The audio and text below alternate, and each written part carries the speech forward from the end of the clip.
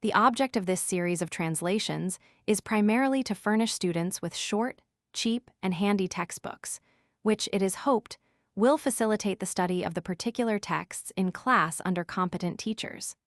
But it is also hoped that the volumes will be acceptable to the general reader who may be interested in the subjects with which they deal. It has been thought advisable, as a general rule, to restrict the notes and comments to a small compass, more especially as, in most cases, excellent works of a more elaborate character are available. Indeed, it is much to be desired that these translations may have the effect of inducing readers to study the larger works. Our principal aim, in a word, is to make some difficult texts, important for the study of Christian origins, more generally accessible in faithful and scholarly translations. In most cases, these texts are not available in a cheap and handy form. In one or two cases, texts have been included of books which are available in the official Apocrypha. But in every such case, reasons exist for putting forth these texts in a new translation, with an introduction in this series. W. O. E. Easterly. G. H. Box. Introduction. The Apocalyptic Literature. As the Book of Enoch is, in some respects, the most notable extant apocalyptic work outside the canonical scriptures, it will not be inappropriate to offer a few remarks here on the apocalyptic literature generally. In writing about the books which belong to this literature, Prof. Burkitt says very pointedly that they are the most characteristic survival of what I will venture to call, with all its narrowness and its incoherence, the heroic age of Jewish history, the age when the nation attempted to realize in action the part of the peculiar people of God. It ended in catastrophe, but the nation left two successors, the Christian Church and the rabbinical schools, each of which carried on some of the old national aims. And of the two, it was the Christian Church that was most faithful to the ideas enshrined in the Apocalypses, and it did consider itself, not without some reason, the fulfillment of those ideas.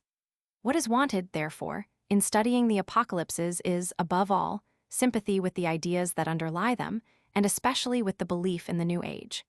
And those who believe that in Christianity a new era really did dawn for us ought, I think, to have that sympathy.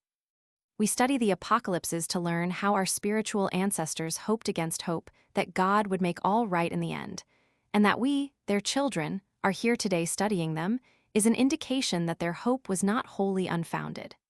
Hope is, indeed, the main underlying motive power which prompted the writers of the Apocalypses. And this hope is the more intensive and ardent in that it shines forth from a background which is dark with despair. For the apocalyptists despaired of the world in which they lived, a world in which the godly were of no account, while the wicked seemed too often triumphant and prosperous. With evil everywhere around, the apocalyptists saw no hope for the world as it was. For such a world there was no remedy, only destruction. If the good were ever to triumph, it must be in a new world. Despairing, therefore, of the world around them, the apocalyptists centered their hope upon a world to come, where the righteous would come to their own, and evil would find no place. It is this thought which underlies the opening words of the Book of Enoch, the words of the blessing of Enoch, wherewith he blessed the elect and righteous, who will be living in the day of tribulation, when all the wicked and godless are to be removed. Nowhere in this book is the essence of this hope more beautifully expressed than in a short metrical piece in the first chapter. But with the righteous he will make peace, and will protect the elect, and mercy shall be upon them. And they shall all belong to God, and they shall all be prospered, and they shall all be blessed. And he will help them all, and light shall appear unto them, and he will make peace with them. 1 Enoch I8. In all the books belonging to this literature which have come down to us, this hope is expressed more or less vividly, nor is the dark background wanting, with prophecies of coming wrath. It will, therefore, be realized that the apocalyptic literature is almost wholly concerned with the future. It is true that again and again the apocalyptist glances at the contemporary history of the world around him, to which many a cryptic reference is made, a fact which necessitates some knowledge of the history of this period, circa 200 BC AD. 100, for a full understanding of the books in question. But these references are only made with a view to comforting the oppressed and afflicted with the thought that even the most mighty of earthly powers are shortly to be overthrown by the advent of the new and glorious era, when every injustice and all the incongruities of life will be done away with, so that every reference to the present is merely a position taken up from which to point to the future. Now, since, as we have seen, the apocalyptists despair of any bettering of the present world, and therefore contemplate its destruction as the preliminary of the new order of things, they look away from this world in their visions of the future. They conceive of otherworldly forces coming into play in the reconstitution of things, and of society generally. And since these are otherworldly forces, the supernatural plays a great part in the apocalyptic literature. This supernatural coloring will often strike the reader of this literature as fantastic, and at times bizarre. But this should not be permitted to obscure the reality which often lies behind these weird shadows. Mental visions are not always easily expressed in words. The seer who in a vision has received a message in some fantastic guise necessarily has the impress upon his mind of what he has seen when giving his message. And when he describes his vision, the picture he presents is, in the nature of the case, more fantastic to the ear of the hearer than to the eye of him who saw it. Allowance should be made for this, especially by us Westerns who are so lacking in the rich imaginativeness of the Oriental. Our love of literalness hinders the play of the imagination because we are so apt to materialize a mental picture presented by another. The apocalypses were written by and for Orientals, and we cannot do justice to them unless we remember this. But it would be best if we could get into the Oriental mind and look at things from that point of view. Another thing which the reader of the apocalyptic literature must be prepared for is the frequent inconsistency of thought to be found there, together with variableness of teaching often involving contradiction. The reason of this is not to be sought simply in the fact that in the apocalypses the hand of more than one author is frequently to be discerned, a fact which would easily account for divergence of views in one and the same book. No, the chief reason is that, on the one hand, the minds of the apocalyptists were saturated with the traditional thoughts and ideas of the Old Testament, and on the other, they were eagerly absorbing the newer conceptions which the spirit of the age had brought into being. This occasioned a continual conflict of thought in their minds. The endeavor to harmonize the old and the new would not always succeed, and in consequence, there often resulted a compromise which was illogical and which presented contradictions.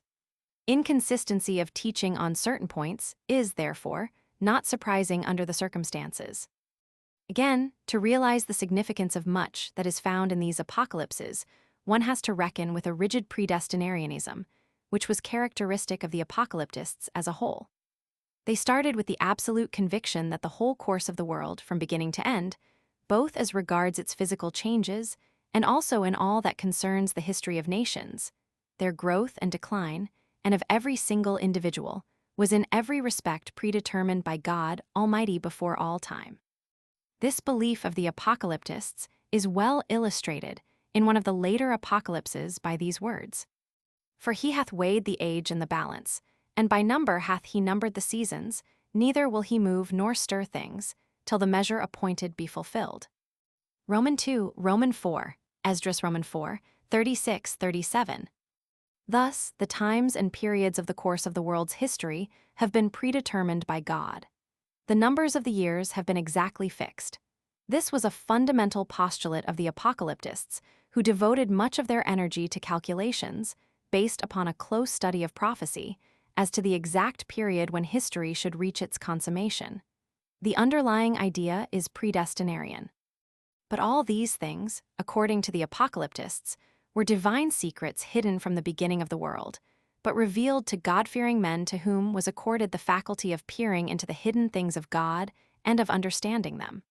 Upon these men was laid the privilege and duty of revealing the divine secrets to others, hence their name of apocalyptists or revealers.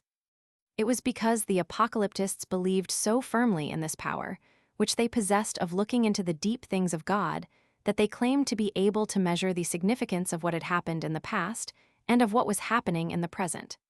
And upon the basis of this knowledge, they believed that they also had the power, given them by God, of foreseeing the march of future events. Above all, of knowing when the end of the world would come, a consummation towards which the whole history of the world had been tending from the beginning. In spite of all the mysticism, sometimes of a rather fantastic kind, and of the frequently supramundane vision with which the apocalyptic literature abounds, the apocalyptists fully realized the need of practical religion. They were upholders of the law, the loyal observance of which they regard as a necessity for all God-fearing men. In this, the apocalyptists were at one, in principle, with Pharisaism. But their conception of what constituted loyal observance of the law differed from that of the Pharisees, for, unlike these, the apocalyptists laid all stress on the spirit of its observance rather than upon the letter. Characteristic of their attitude here are the words in 1 Enoch v. 4. But ye have not been steadfast, nor done the commandments of the Lord, but ye have turned away, and have spoken proud and hard words with your impure mouths against his greatness. O ye hard-hearted, ye shall find no peace. And again in Acts 6:2. Woe to them that pervert the words of uprightness, and transgress the eternal law. We do not find in this literature that insistence on the literal carrying out of the minutest precepts of the law, which was characteristic of Pharisaism. Veneration for the law is wholehearted. It is the real guide of life. Punishment awaits those who ignore its guidance. But the Pharisaic interpretation of the law and its requirements is alien to the spirit of the apocalyptists. As a whole, the apocalyptic literature presents an universalistic attitude very different from the nationalistic narrowness of the Pharisees. It is true, the apocalyptists are not always consistent in this, but normally they embrace the Gentiles equally with the men of their own nation in the divine scheme of salvation. And, in the same way, the wicked who are excluded are not restricted to the Gentiles, but the Jews equally with them shall suffer torment hereafter according to their deserts. The apocalyptic literature, as distinct from the apocalyptic movement owing to which it took its rise, began to come into existence about the period 250 BC. At any rate, the earliest extant example of this literature, the earliest portions of the Book of Enoch, belongs to this period. Works of an apocalyptic character continued to be written for about 3 centuries. The second, fourth book of Esdras, one of the most remarkable apocalypses, belongs to the end of the first Christian century, approximately. There are apocalypses of later date. Some of subordinate interest are of much later date. But the real period of the apocalyptic literature is from about 200 BC to about AD 100. Its beginnings date, therefore, from a time prior to that great landmark in Jewish history, the Maccabean era. The Book of Enoch, its component parts and their dates. The Book of Enoch is now usually designated 1 Enoch, to distinguish it from the later apocalypse, the Secrets of Enoch, known as 2 Enoch. The former is also called the Ethiopic Enoch, the latter the Slavonic Enoch, after the languages of the earliest versions extant of each respectively. No manuscript of the original language of either is known to be in existence. According to Canon Charles, the various elements of which our book in its present form is made up belong to different dates. The following table will show the dates of the different parts of the book. Canon Charles believes that these are approximately correct, without committing himself to the certainty of this in each case. Chapters: Roman 12, Roman 36, the oldest pre-Maccabean. XCI, 1217, the Apocalypse portions of weeks. Roman 6, Roman 11, Liv, 7 LV, fragments of pre-Maccabean at the LX, LXV, LZX, the Book of Latest, CVI, Noah. LXXCI, XC, the 161 BC, Dream Visions. LXXI, the Book of before 110 BC, the Heavenly Luminaries.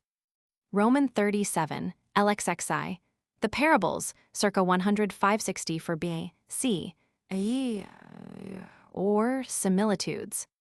XCI, 11118, circa 10560 for BC, Civ. IV, the latest portion, but pre-Christian. Chapter 105, which consists of only 2 verses, cannot be dated, while CVI is in the nature of an appendix, probably added subsequently to the whole work. While these dates may be regarded as approximately correct, it should be pointed out that differences of opinion exist among scholars on the subject. Shearer holds, for example, that, with the exception of chapters Roman 37, LXXI, the Parables, or Similitudes, the entire book belongs to the period 130-100 BC, The parables he assigns to a time not earlier than Herod the Great. Beer thinks that the dream visions, chapters LXXZI, XC, belong to the time of John Hyrcanus, 135–105 BC, and he includes under the pre-Maccabean portions only XCI, 1217, XI, XCI, 114, and holds that the rest of the book was written before 64 BC. Dalman maintains that it cannot be proved that the important section 37, LXXI, the similitudes, is the product of the pre-Christian period. Though he fully recognizes its Jewish character, Burkitt regards the writer as almost contemporary with the philosopher Posidonius, 135–51 BC. There is thus some diversity of opinion as to the date of the book among leading authorities. That it is, as a whole, pre-Christian may be regarded as definitely established. More difficult is the question whether any portions of it are pre-Maccabean. Charles gives various reasons for his belief that considerable parts are pre-Maccabean. We are inclined to agree with him, though it may be questioned whether the last word on the subject has been spoken. Authorship.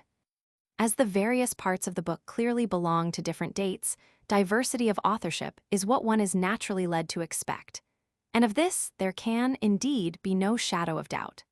The author of the earliest portions was a Jew who lived, as Burkitt has shown, in northern Palestine, in the land of Dan, southwest of the Hermon Range, near the headwaters of the Jordan. This is important, as it tends to show that the book or books is really Palestinian, and one which, therefore, circulated among Jews in Palestine. If, moreover, the author came from the north, that helps to explain the influence the book had upon the religion that was cradled in Galilee. Of the authors of the other three books of which Enoch is made up, viz. the Dream Visions, the Book of the Heavenly Luminaries, and the Similitudes, we know nothing save what can be gathered from their writings as to their religious standpoint.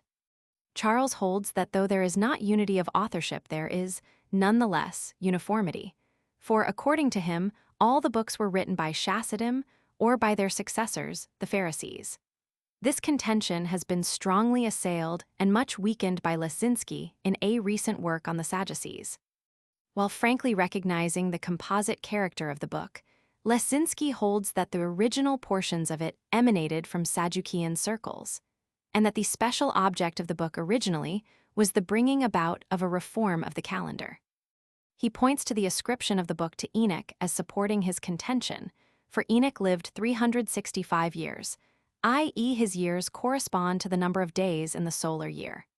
The basis of reckoning time was one of the fundamental points of difference between the Pharisees and Sadducees, for whereas the former reckoned time by the lunar year, 360 days, the latter did so by the solar year. Here a significant remark of Burkitt's is worth recalling. In writing about the false titles given to all the apocalyptic books, he says, "There is another aspect of pseudonymous authorship to which I venture to think sufficient attention has not been given. It is this, that the names were not chosen out of mere caprice. They indicated to a certain extent what subjects would be treated and the point of view of the writer. Further, the fact that Enoch walked with God, and he was not, for God took him, i.e. that he ascended into the heavens, is also significant, for he would thereby be just the one to know all about the heavenly luminaries. He was just the most appropriate author of a book which was to deal with astronomical questions. The Sadducean character of the original work, says Lesinski, is seen most clearly in the discussion regarding the calendar. Chapters LXXI are rightly called the Book of Astronomy. The book of the courses of the luminaries of the heaven, the relations of each, according to their classes, their dominion and their seasons, according to their names and places of origin, and according to their months, with regard to all the years of the world and unto eternity, till the new creation is accomplished which endureth till all eternity. LXI. 1. That sounds almost as though the author of the Book of Jubilees had written it. That it is not a merely scientific interest which impels the writer to give expression to his astronomical theories may be seen from the words at the conclusion of the section. Blessed are all the righteous, blessed are all those who walk in the way of righteousness, and sin not as the sinners in the reckoning of all their days, in which the sun traverseth the heaven, entering into and departing from the portals for 30 days. LXXI.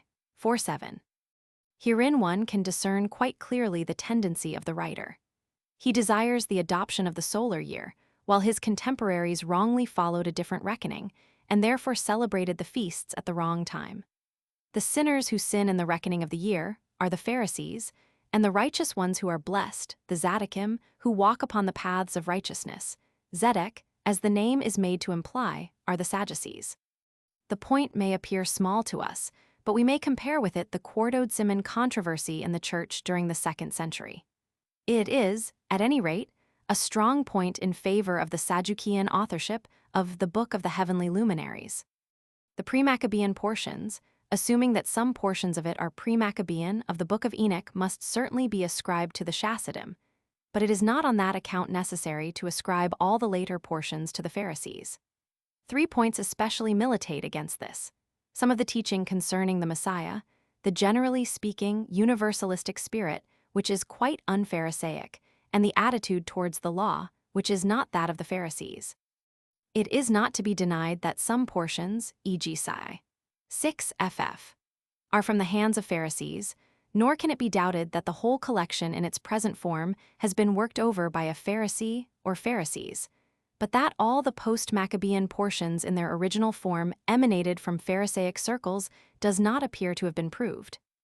It seems more likely that, with the exceptions already referred to, the various component parts of the book were written by apocalyptists who belonged neither to Pharisaic nor yet to Sadducean circles. Language. The Book of Enoch exists only in the Ethiopic version. This was translated from the Greek version, of which only a few portions are extant. The Latin version, which was also made from the Greek, is not extant, with the exception of I-9 and CVI 118. The fragment containing these 2 passages was discovered by the Reverend M.R. James of King's College, Cambridge, in the British Museum. The book was originally written either in Hebrew or Aramaic. Charles thinks that chapters Roman 6, Roman 36, LXXI, XC were Aramaic, the rest Hebrew.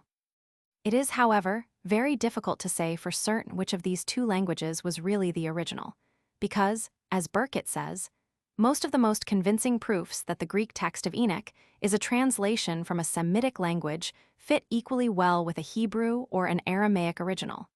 His opinion is that Aramaic was the original language, but that a few passages do seem to suggest a Hebrew origin, yet not decisively. General contents. The reader who comes to peruse the Book of Enoch for the first time will find much that appears to him strange and unattractive. He must not, however, be repelled by this, for in due time he will come to other parts of the book which he will soon see to be of real value from many points of view. But even regarding the less attractive parts, he will find that, when these are carefully studied, they contain more that is of interest than appears upon the surface. Unfortunately, the opening portion, Roman 36, which is naturally read first, contains a good deal of the least important parts of the whole book. Some passages are even repellent. It is well to remember the point, already referred to, that there are at least 4 quite independent books included in the Book of Enoch, exclusive of certain Noah fragments and other pieces, see below. The student is, therefore, advised to treat these as separate works and to read them as such. There is no reason to begin with the book which happens to come first, especially as the first 36 chapters do not all belong together. But, in any case, it will be found most useful to have some general idea of the contents of each of the different books before beginning to read them.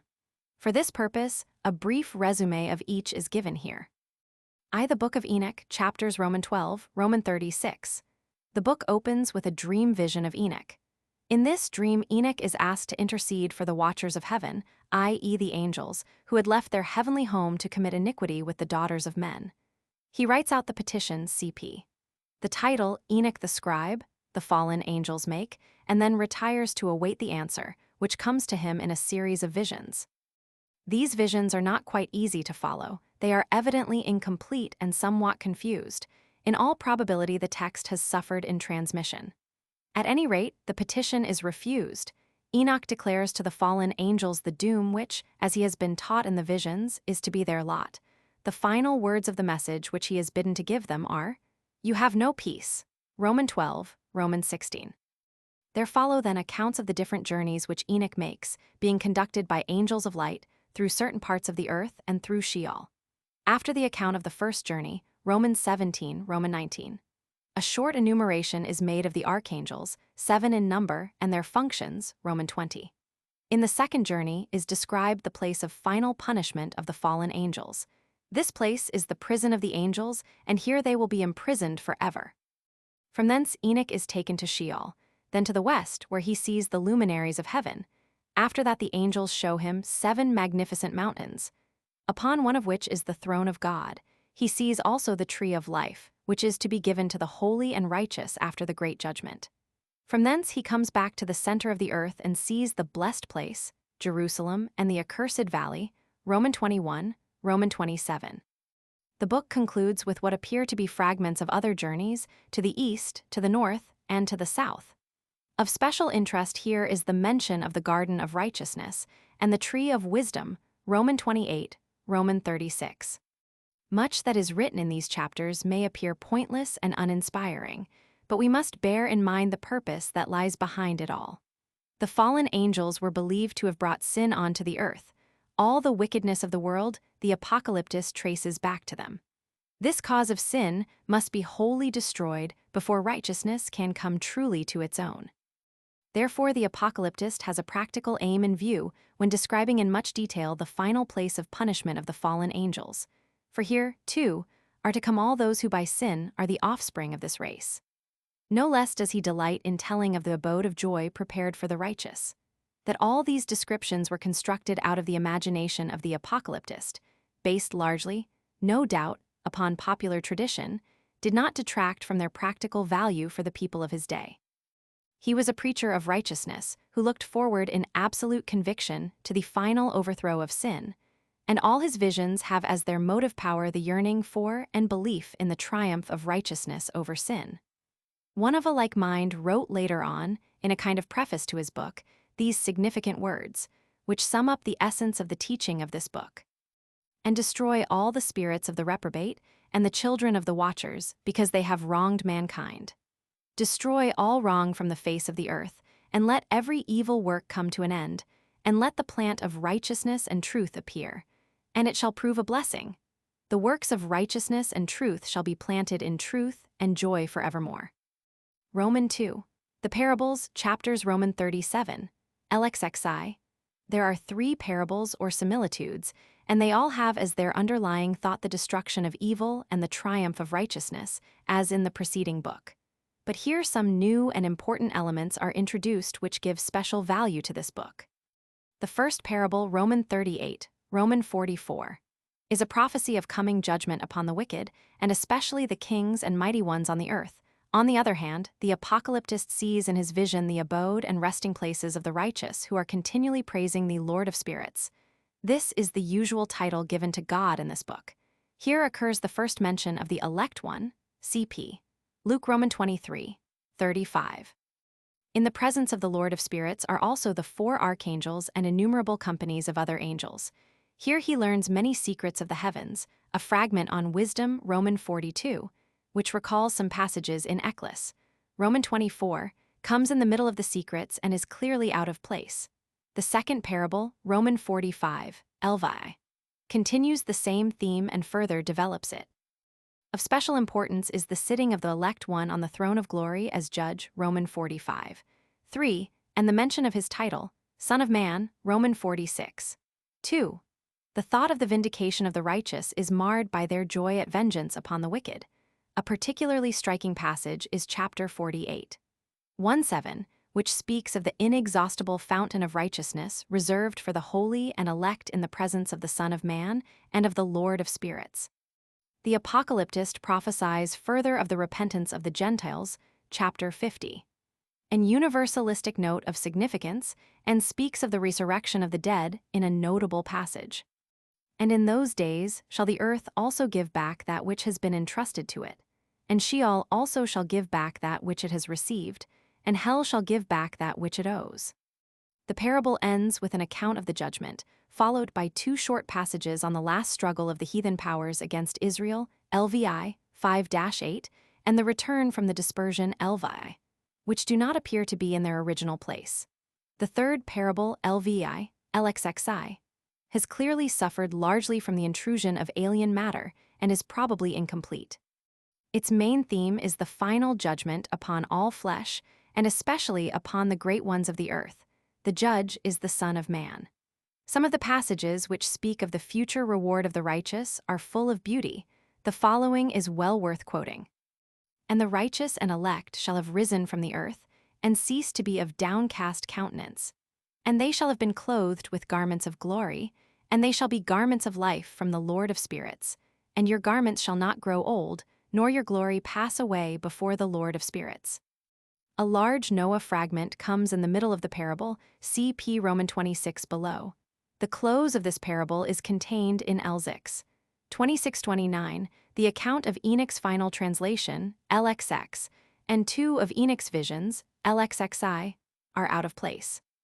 Roman 3, the book of the courses of the heavenly luminaries, chapters LXXI. In LXiv 12 it says, "And the sun and the stars bring in all the years exactly, so that they do not advance or delay their position by a single day unto eternity, but complete the years with perfect justice in 364 days. This gives the keynote of this book, viz. That time is to be reckoned by the sun, not by the moon. See further on this the section on authorship above. Until we come to chapter 80. This book is uninteresting in the extreme. It purports to tell in detail of the laws by which the sun, moon, stars, and the winds are governed. They are described by Uriel, the holy angel, to the apocalyptist. The 4 quarters of the world, the 7 mountains, and the 7 rivers are also dealt with. The author has no other interest save a scientific one colored by Jewish conceptions and beliefs. It is, however, different when we come to chapter 80. 2:8, the whole tone alters in these verses, in which it is said that owing to the sin of men the moon and the sun will mislead them. An ethical thought is thus brought in which is wholly lacking in the previous chapters of this book. This is also true of chapter 81. It is probable that neither of these chapters stood here originally. Regarding the point of the 364 days to the year which the writer of this book makes, Charles says that he did this only through sheer incapacity for appreciating anything better, for he must have been acquainted with the solar year of 365 a quarter days. His acquaintance with the Greek cycles shows this. The author's reckoning of the year at 364 days may be partly due to his opposition to heathen systems, and partly to the fact that 364 is divisible by 7 and amounts to 52 weeks exactly. In any case, he is opposed to the lunar year, the Pharisaic way of reckoning time, and this is an important point in favor of Sadducean authorship. It will be noted that this book was written in post-Maccabean times. It was after the Maccabean struggle that the Sadducees and Pharisees appeared as parties definitely opposed to one another. Roman 4, the Dream Visions, chapters LXXI, XC. This book consists of 2 dream visions. The first deals with the judgment brought upon the world by the deluge on account of sin. The origin of sin is again traced to the angels who fell. It concludes with a hymn of praise to God in which a prayer is offered that all flesh may not be destroyed. LXXI, LXXiv. The second dream vision is much longer. It gives in brief outline the history of the world to the founding of the Messianic kingdom. First, the patriarchs, symbolized by bulls, etc. LXXXV.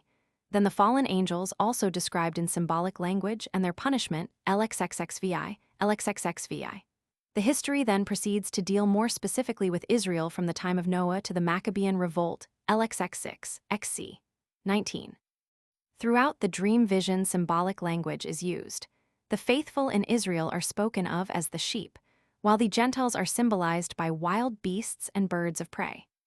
The dream vision concludes with some familiar eschatological notes: the judgment and condemnation of the wicked, the establishment of the New Jerusalem, the conversion of the Gentiles, who become subject to Israel, the gathering in of the dispersed Israelites, the resurrection of the righteous dead, and the setting up of the Messianic kingdom on the appearance of the Messiah, XC. 2038. The concluding section of the book, XI, CV. XCI. 110, 18, 19 also belong here, is a complete, though short, work, but there are some obvious interpolations, and it is quite possible that some parts of the text are dislocated. This makes the understanding of the book difficult, but if we follow Charles's guidance here, the difficulties will disappear. He says that this concluding piece has, in some degree, suffered at the hands of the final editor of the book, both in the way of direct interpolation and of severe dislocations of the text. The interpolations are XCI, 11 XCI, 1114 XCiv, 7D XCVI. 2. The dislocations of the text are a more important feature of the book. They are confined with the exception of XCI, 1314, and of CVI, 17A, which should be read immediately after CVI. 14 to XCI, XCI. All critics are agreed as to the chief of these. XCI, 1217 should undoubtedly be read directly after XCI. Taken together, XCI, 110 XCI, 1217 form an independent whole, the Apocalypse of Weeks, which has been incorporated in XCI, Civ. The remaining dislocations need only to be pointed out in order to be acknowledged. On other grounds, we find that XCI, Civ, is a book of different authorship from that of the rest of the sections. Now, this being so, this section obviously begins with XCI. Written by Enoch the scribe, etc. on XCI, follows XCI, 110, 18, 19 as a natural sequel where Enoch summons his children to receive his parting words. Then comes the Apocalypse of Weeks, XCI, 110, XCI, 1217. The original order of the text, therefore, was XCI, XCI, 110, 18, 19 XCI, 110 XCI, 1217 XCiv. These dislocations were the work of the editor who put the different books of Enoch together and added LXXX and LXXXI. This book is concerned with the question of the final reward of the righteous and the final punishment of the wicked. But a new teaching of great importance is put forth here. Hitherto, it had been taught that although much incongruity and apparent injustice were to be found on this earth owing to the suffering of the righteous and the prosperity of the wicked, nevertheless all things would be righted in the world to come, where the wicked would receive their deserts and the righteous would come to their own. In this book it is taught that retribution will overtake the wicked, and the righteous will have peace and prosperity, even on this earth, with the setting up of the Messianic kingdom, and that at the last there will come, with the final judgment, the destruction of the former heaven and earth, and the creation of a new heaven. Then will follow the resurrection of the spirits of the righteous dead who will live forever in peace and joy, while the wicked will perish everlastingly. The important point, which is a development, is the idea of the punishment of the wicked taking place on this earth, the very scene of their unrighteous triumphs. Romans 6, the Noah fragments Romans 6, Roman 11, LVI, 7 LV, 2 LX, LXV LZIX, 25 CVI, CVI. These fragments are not of much importance.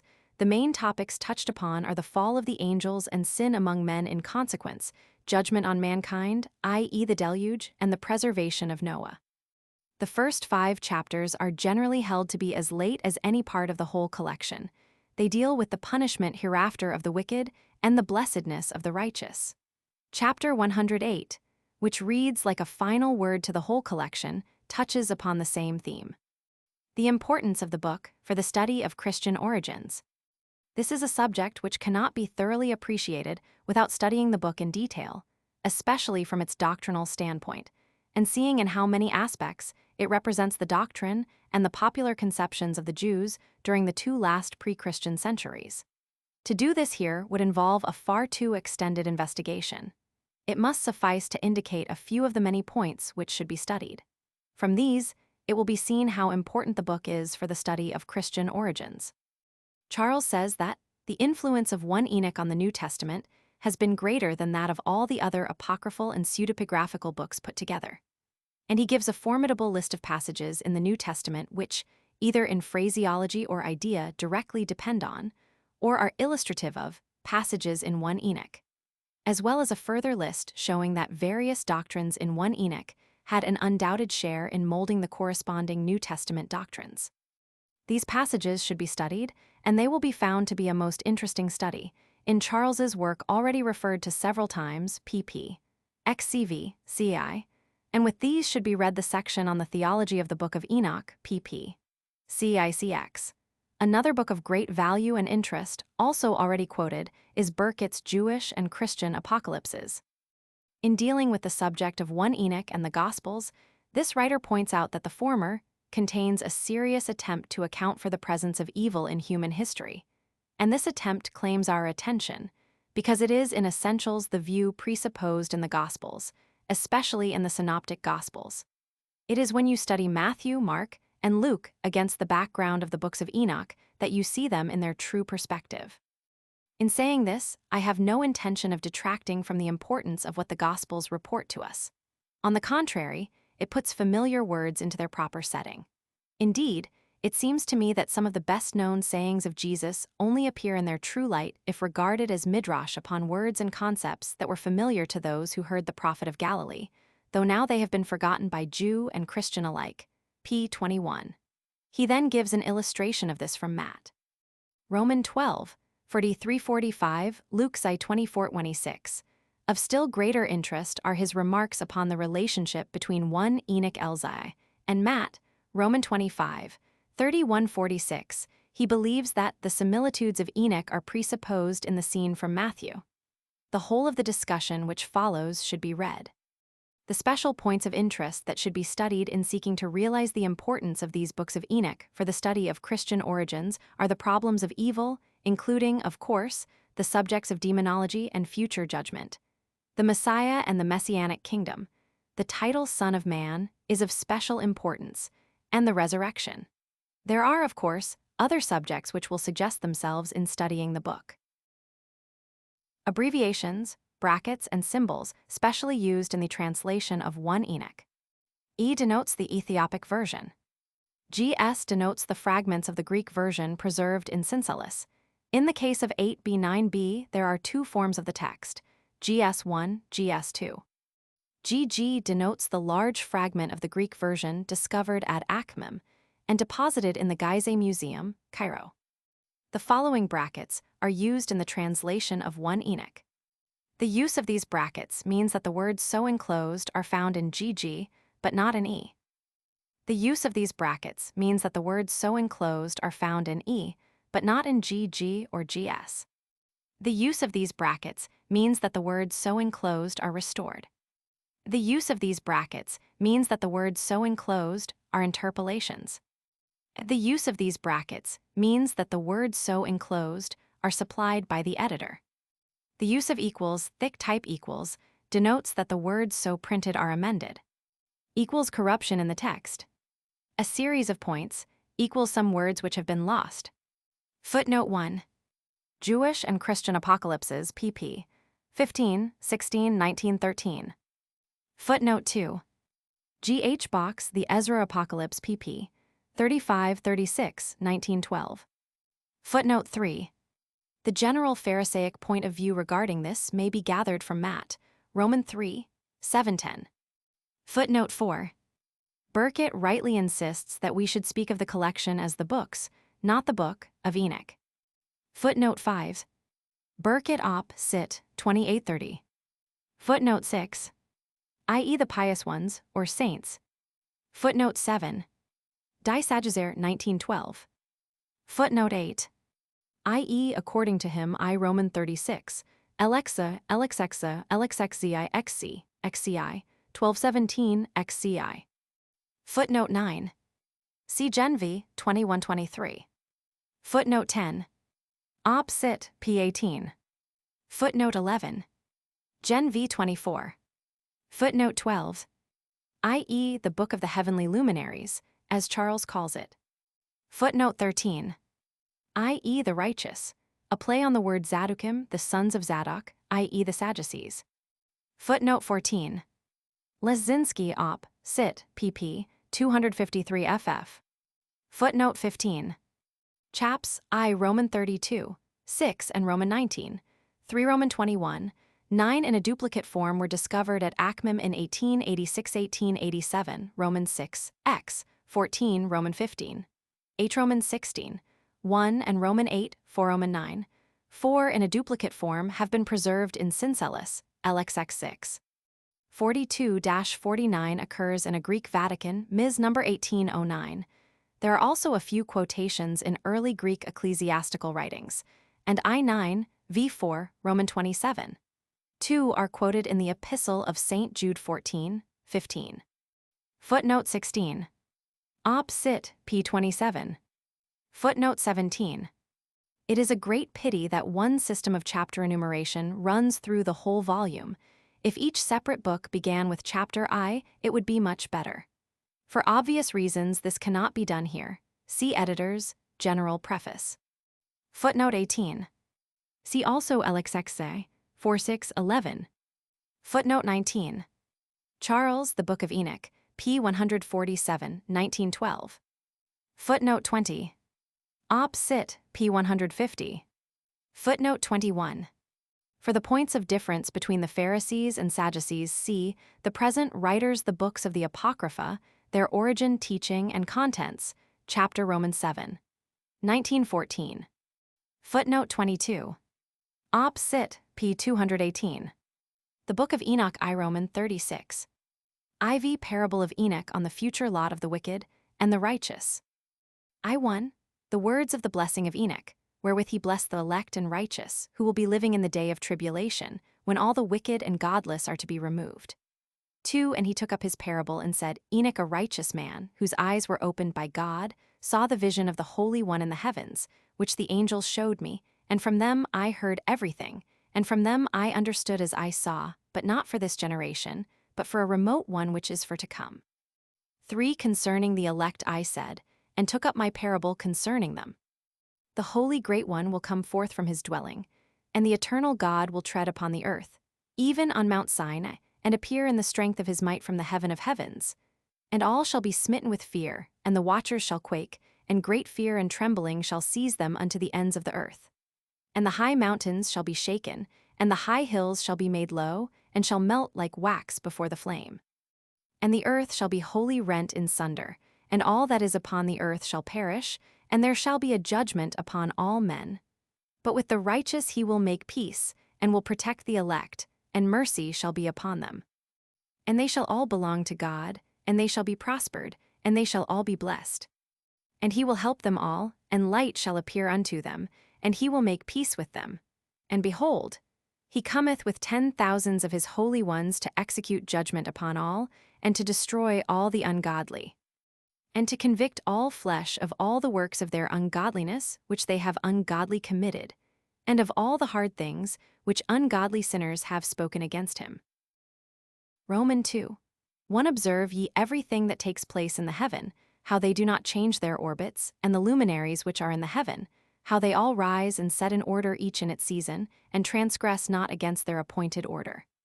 2. Behold ye the earth, and give heed to the things which take place upon it from first to last, how equal steadfast equals they are, how none of the things upon earth change, but all the works of God appear to you.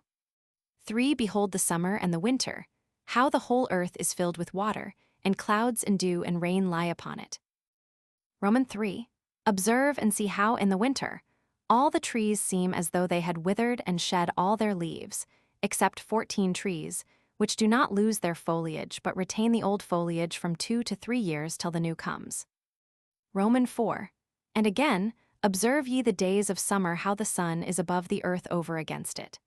And you seek shade and shelter by reason of the heat of the sun, and the earth also burns with glowing heat, and so you cannot tread on the earth or on a rock by reason of its heat. V1. Observe ye how the trees cover themselves with green leaves and bear fruit. Wherefore give ye heed, and know with regard to all his works, and recognize how he that liveth forever hath made them so. 2. And all his works go on thus from year to year forever, and all the tasks which they accomplish for him, and their tasks change not, but according as God hath ordained so is it done. 3. And behold how the sea and the rivers in like manner accomplish, and change not their tasks from his commandments. But ye have not been steadfast, nor done the commandments of the Lord, but ye have turned away and spoken proud and hard words with your impure mouths against his greatness. O, ye hard-hearted, ye shall find no peace. Therefore shall ye execrate your days, and the years of your life shall perish, and the years of your destruction shall be multiplied in eternal execration, and ye shall find no mercy. In those days ye shall make your names an eternal execration unto all the righteous, B. And by you shall all who curse, curse, C. And all the sinners and godless shall imprecate by you, C. And for you, the godless, there shall be a curse, D. And all shall rejoice, E. And there shall be forgiveness of sins, F. And every mercy and peace and forbearance, There shall be salvation unto them, a goodly light. And for all of you sinners there shall be no salvation, but on you all shall abide a curse. But for the elect there shall be light and grace and peace, and they shall inherit the earth. And then there shall be bestowed upon the elect wisdom, and they shall all live and never again sin, either through ungodliness or through pride, but they who are wise shall be humble. And they shall not again transgress, nor shall they sin all the days of their life, nor shall they die of the divine anger or wrath, but they shall complete the number of the days of their life. And their lives shall be increased in peace, and the years of their joy shall be multiplied, in eternal gladness and peace all the days of their life. Romans 6, Romans 11. The fall of the angels, the demoralization of mankind, the intercession of the angels on behalf of mankind. The dooms pronounced by God on the angels, the messianic kingdom, a Noah fragment. Romans 6, 1. And it came to pass when the children of men had multiplied that in those days were born unto them beautiful and comely daughters. 2. And the angels, the children of the heaven, saw and lusted after them, and said to one another, Come, let us choose us wives from among the children of men, and beget us children. 3. And Semjaza, who was their leader, said unto them, I fear you will not indeed agree to do this deed, and I alone shall have to pay the penalty of a great sin. 4. And they all answered him and said, Let us all swear an oath, and all bind ourselves by mutual imprecations not to abandon this plan, but to do this thing. 5. Then swear they all together, and bound themselves by mutual imprecations upon it. 6. And they were in all 200, who descended in the days of equals, Jared equals on the summit of Mount Hermon, and they called it Mount Hermon, because they had sworn and bound themselves by mutual imprecations upon it. 7. And these are the names of their leaders: Sermiazas, their leader, Arakiba, Ramarel, Kakabierel, Tamierel, Ramierel, Danerel, Erzerkerel, Barakijel, Asairel, Armaros, Badarel, Ananerel, Zakierel, Samsaperel, Sadarel, Turel, Jomjerel, equals Sarierel equals. 8. These are their chiefs of tens. Romans 7. 1. And all the others together with them took unto themselves wives, and each chose for himself one, and they began to go in unto them, and to defile themselves with them. And they taught them charms and enchantments, and the cutting of roots, and made them acquainted with plants. 2. And they became pregnant, and they bare great giants, whose height was 3,000 ells, 3 who consumed all the acquisitions of men. And when men could no longer sustain them, 4. The giants turned against them and devoured mankind. 5. And they began to sin against birds, and beasts, and reptiles, and fish, and to devour one another's flesh, and drink the blood. 6. Then the earth laid accusation against the lawless ones. Romans 8, 1. And Azazel taught men to make swords, and knives, and shields, and breastplates, and made known to them equals the metals equals of the earth, and the art of working them, and bracelets, and ornaments, and the use of antimony, and the beautifying of the eyelids, and all kinds of costly stones, and all coloring tinctures. 2. And there arose much godlessness, and they committed fornication, and they were led astray, and became corrupt in all their ways. 3. Semjaza taught enchantments, and root cuttings, Armaros the resolving of enchantments, Barakijel taught astrology, Kakabierel the constellations, equals Ezerkerel the knowledge of the clouds equals, Erekierel the signs of the earth, Shamsierel the signs of the sun, and Sarierel the course of the moon. 4. And as men perished, they cried, and their cry went up to heaven. Romans 9. 1. And then Michael, Uriel, Raphael, and Gabriel looked down from heaven and saw much blood being shed upon the earth, and all lawlessness being wrought upon the earth. 2. And they said one to another, The earth, made without inhabitant, cries the voice of their crying up to the gates of heaven. 3. And now to you, the holy ones of heaven, the souls of men make their suit, saying, Bring our cause before the Most High. 4. And they said to the Lord equals of the ages equals, Lord of lords, God of gods, King of kings, and God of the ages, the throne of thy glory standeth unto all the generations of the ages, and thy name holy and glorious and blessed unto all the ages. 5. Thou hast made all things, and power over all things hast thou, and all things are naked and open in thy sight, and all things thou seest, and nothing can hide itself from thee. 6. Thou seest what Azazel hath done, who hath taught all unrighteousness on earth, and revealed the eternal secrets which were preserved in heaven, which men were striving to equals learn equals. 7. And Semjaza, to whom thou hast given authority to bear rule over his associates. 8. And they have gone to the daughters of men upon the earth, and have slept with the women, and have defiled themselves, and revealed to them all kinds of sins. 9 And the women have borne giants, and the whole earth has thereby been filled with blood and unrighteousness. 10 And now, behold, the souls of those who have died are crying and making their suit to the gates of heaven, and their lamentations have ascended, and cannot cease because of the lawless deeds which are wrought on the earth. 11 And thou knowest all things before they come to pass, and thou seest these things, and thou dost suffer them, and thou dost not say to us what we are to do to them in regard to these.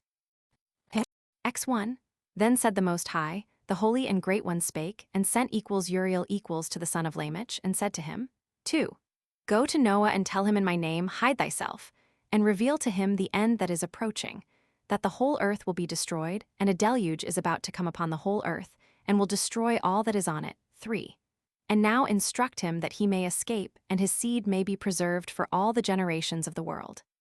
4 And again the Lord said to Raphael, Bind Azazel hand and foot, and cast him into the darkness, and make an opening in the desert, which is in Deuteral, and cast him therein.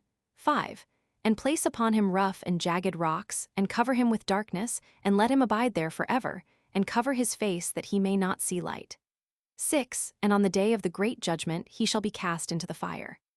7 And heal the earth which the angels have corrupted, and proclaim the healing of the earth, that they may heal the plague, and that all the children of men may not perish through all the secret things that the watchers have disclosed and have taught their sons. 8 And the whole earth has been corrupted through the works that were taught by Azazel. To him ascribe all sin. 9 And to Gabriel said the Lord, Proceed against the bastards and the reprobates, and against the children of fornication, and destroy the children of fornication and the children of the watchers from amongst men, and cause them to go forth. Send them one against the other, that they may destroy each other in battle. For length of days shall they not have. 10 And no request that they, i.e. their fathers, make of thee shall be granted unto their fathers on their behalf, for they hope to live in eternal life, and that each one of them will live 500 years. 11 And the Lord said unto Michael, Go, bind Semjaza and his associates who have united themselves with women, so as to have defiled themselves with them in all their uncleanness. 12 And when their sons have slain one another, and they have seen the destruction of their beloved ones, bind them fast for 70 generations in the valleys of the earth, till the day of their judgment and of their consummation, till the judgment that is forever and ever is consummated. 13 In those days they shall be led off to the abyss of fire, and to the torment and the prison in which they shall be confined forever. 14 And whosoever shall be condemned and destroyed will from thenceforth be bound together with them to the end of all generations.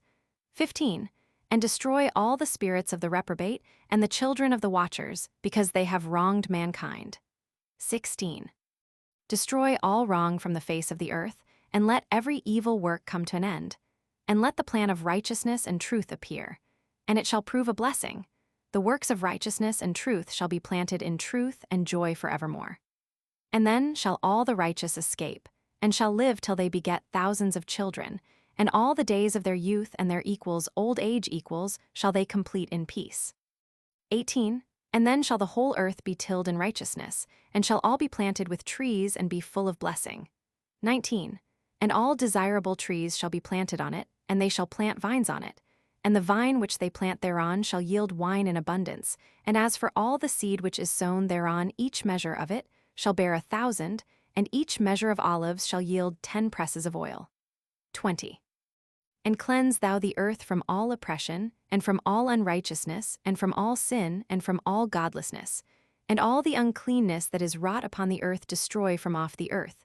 21 And all the children of men shall become righteous, and all nations shall offer adoration and shall praise me, and all shall worship me. 22 And the earth shall be cleansed from all defilement, and from all sin, and from all punishment, and from all torment, and I will never again send them upon it from generation to generation and forever.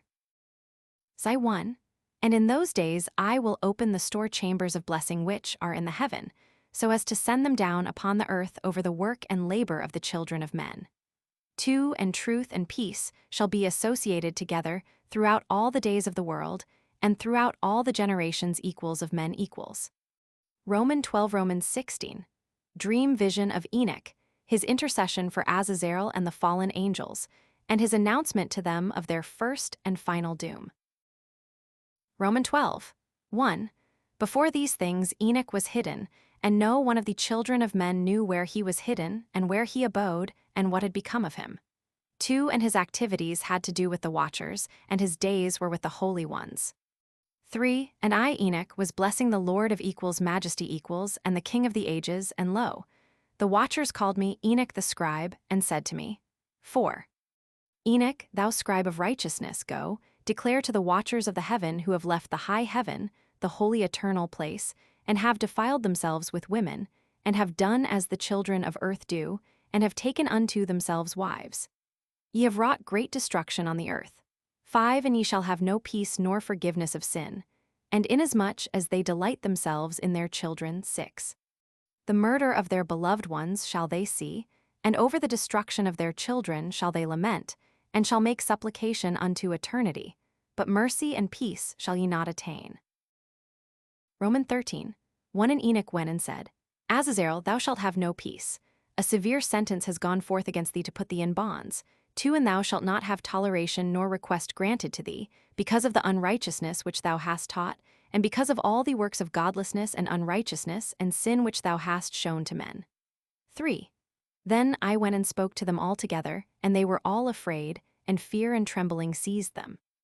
4. And they besought me to draw up a petition for them that they might find forgiveness, and to read their petition in the presence of the Lord of heaven. 5. For from thenceforward they could not speak with him, nor lift up their eyes to heaven for shame of their sins for which they had been condemned. 6. Then I wrote out their petition, and the prayer in regard to their spirits and their deeds individually, and in regard to their requests that they should have forgiveness and length of days. 7. And I went off and sat down at the waters of Dan, in the land of Dan, to the south of the west of Hermon. I read their petition till I fell asleep. 8. And behold, a dream came to me, and visions fell down upon me, and I saw visions of chastisement, and a voice came bidding me to tell it to the sons of heaven, and reprimand them.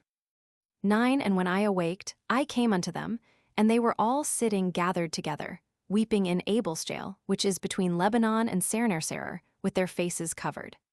10. And I recounted before them all the visions which I had seen in sleep, and I began to speak the words of righteousness, and to reprimand the heavenly watchers. Romans 14, 1. The book of the words of righteousness, and of the reprimand of the eternal watchers, in accordance with the command of the Holy Great One in that vision.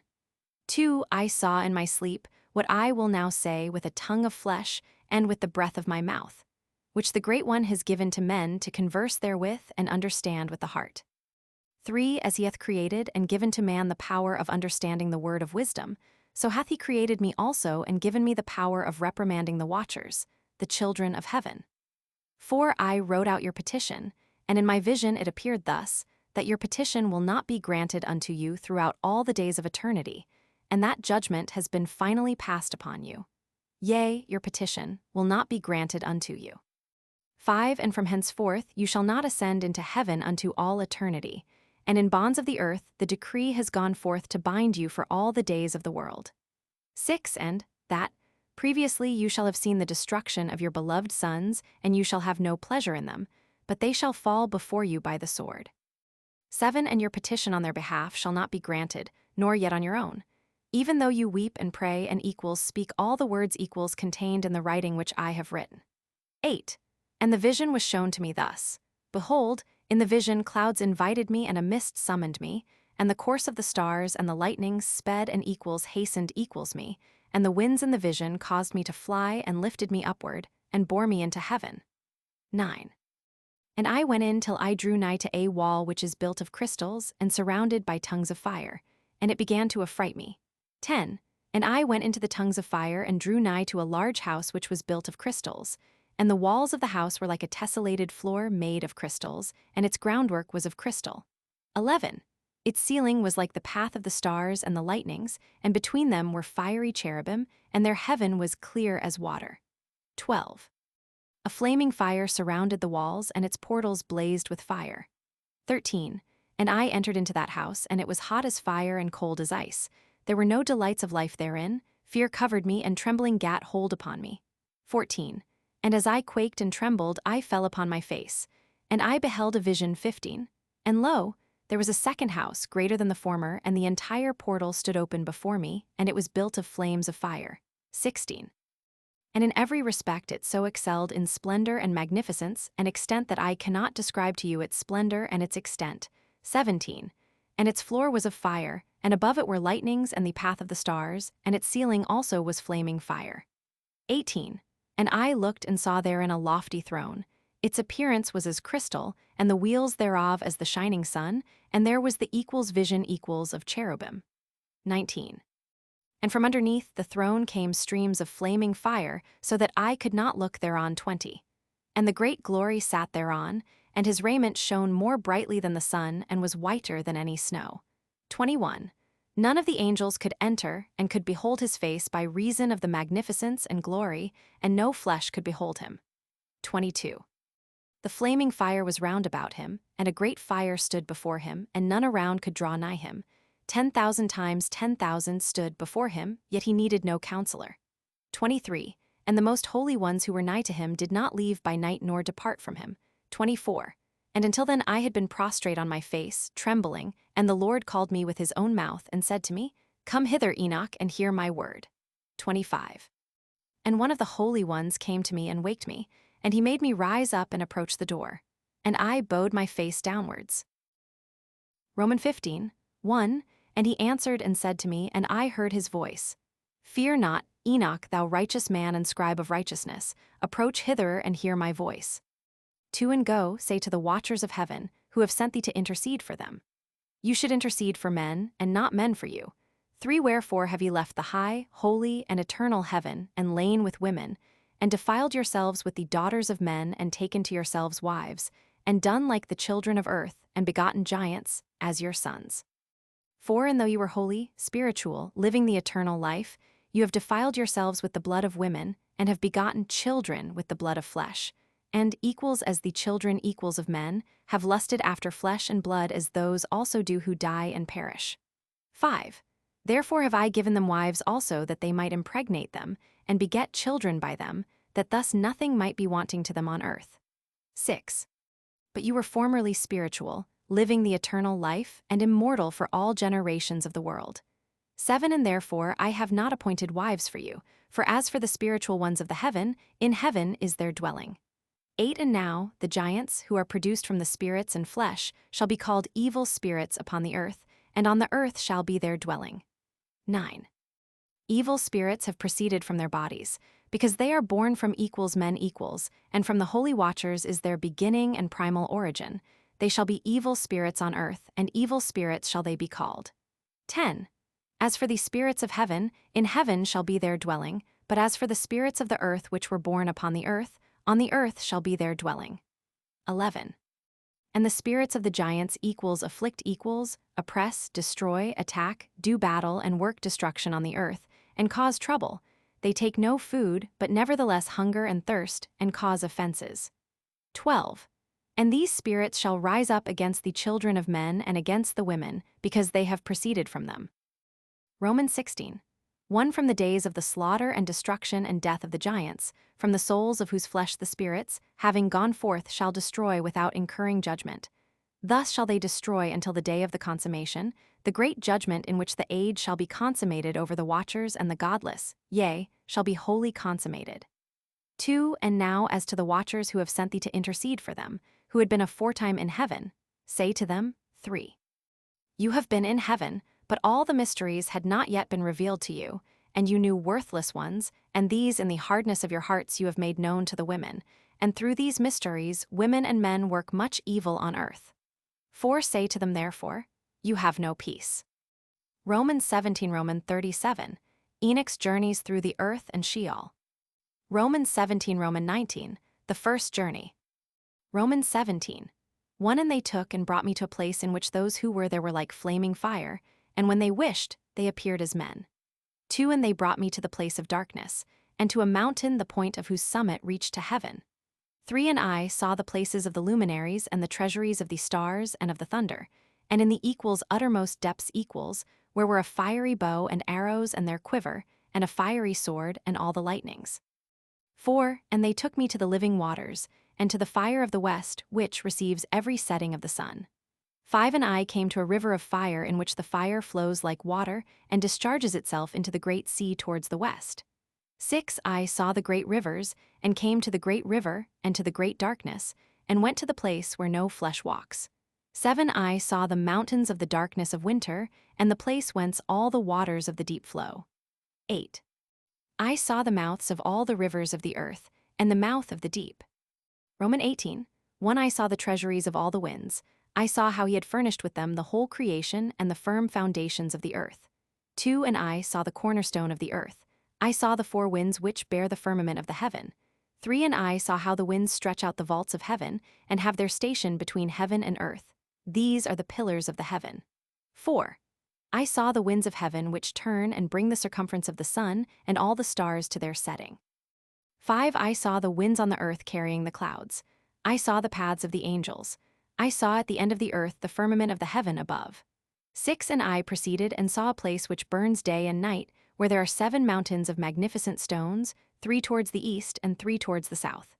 7. And as for those towards the east, one was of colored stone, and one of pearl, and one of equals jacinth equals, and those towards the south of red stone. 8. But the middle one reached to heaven like the throne of God, of alabaster, and the summit of the throne was of sapphire. 9. And I saw a flaming fire. And beyond these mountains 10 is a region, the end of the great earth, there the heavens were completed. 11. And I saw a deep abyss with columns of heavenly fire, and among them I saw columns of fire fall, which were beyond measure alike towards the height and towards the depth. 12. And beyond that abyss I saw a place which had no firmament of the heaven above, and no firmly founded earth beneath it. There was no water upon it, and no birds, but it was a waste and horrible place. 13. I saw there 7 stars like great burning mountains, and to me, when I inquired regarding them, 14. The angel said, This place is the end of heaven and earth. This has become a prison for the stars and the host of heaven. 15. And the stars which roll over the fire are they which have transgressed the commandment of the Lord in the beginning of their rising, because they did not come forth at their appointed times. 16. And he was wroth with them, and bound them till the time when their guilt should be consummated, even for 10,000 years. Romans 19. 1. And Uriel said to me, Here shall stand the angels who have connected themselves with women, and their spirits, assuming many different forms, are defiling mankind, and shall lead them astray into sacrificing to demons as gods. Here shall they stand, till the day of the great judgment in which they shall be judged, till they are made an end of 2, and the women also of the angels who went astray shall become sirens. 3. And I, Enoch, alone saw the vision, the ends of all things, and no man shall see as I have seen. Romans 20. Names and functions of the 7 archangels. Romans 20. 1. And these are the names of the holy angels who watch. 2. Uriel, one of the holy angels, who is over the world and over Tartarus. 3. Raphael, one of the holy angels, who is over the spirits of men. 4. Raguel, one of the holy angels who takes vengeance on the world of the luminaries. 5. Michael, one of the holy angels, to wit, he that is set over the best part of mankind and over chaos. 6. Sarachael, one of the holy angels, who is set over the spirits who sin in the spirit. 7. Gabriel, one of the holy angels, who is over paradise and the serpents and the cherubim. 8. Remiel, one of the holy angels, whom God set over those who rise. Romans 21. Romans 36. The second journey of Enoch. Romans 21.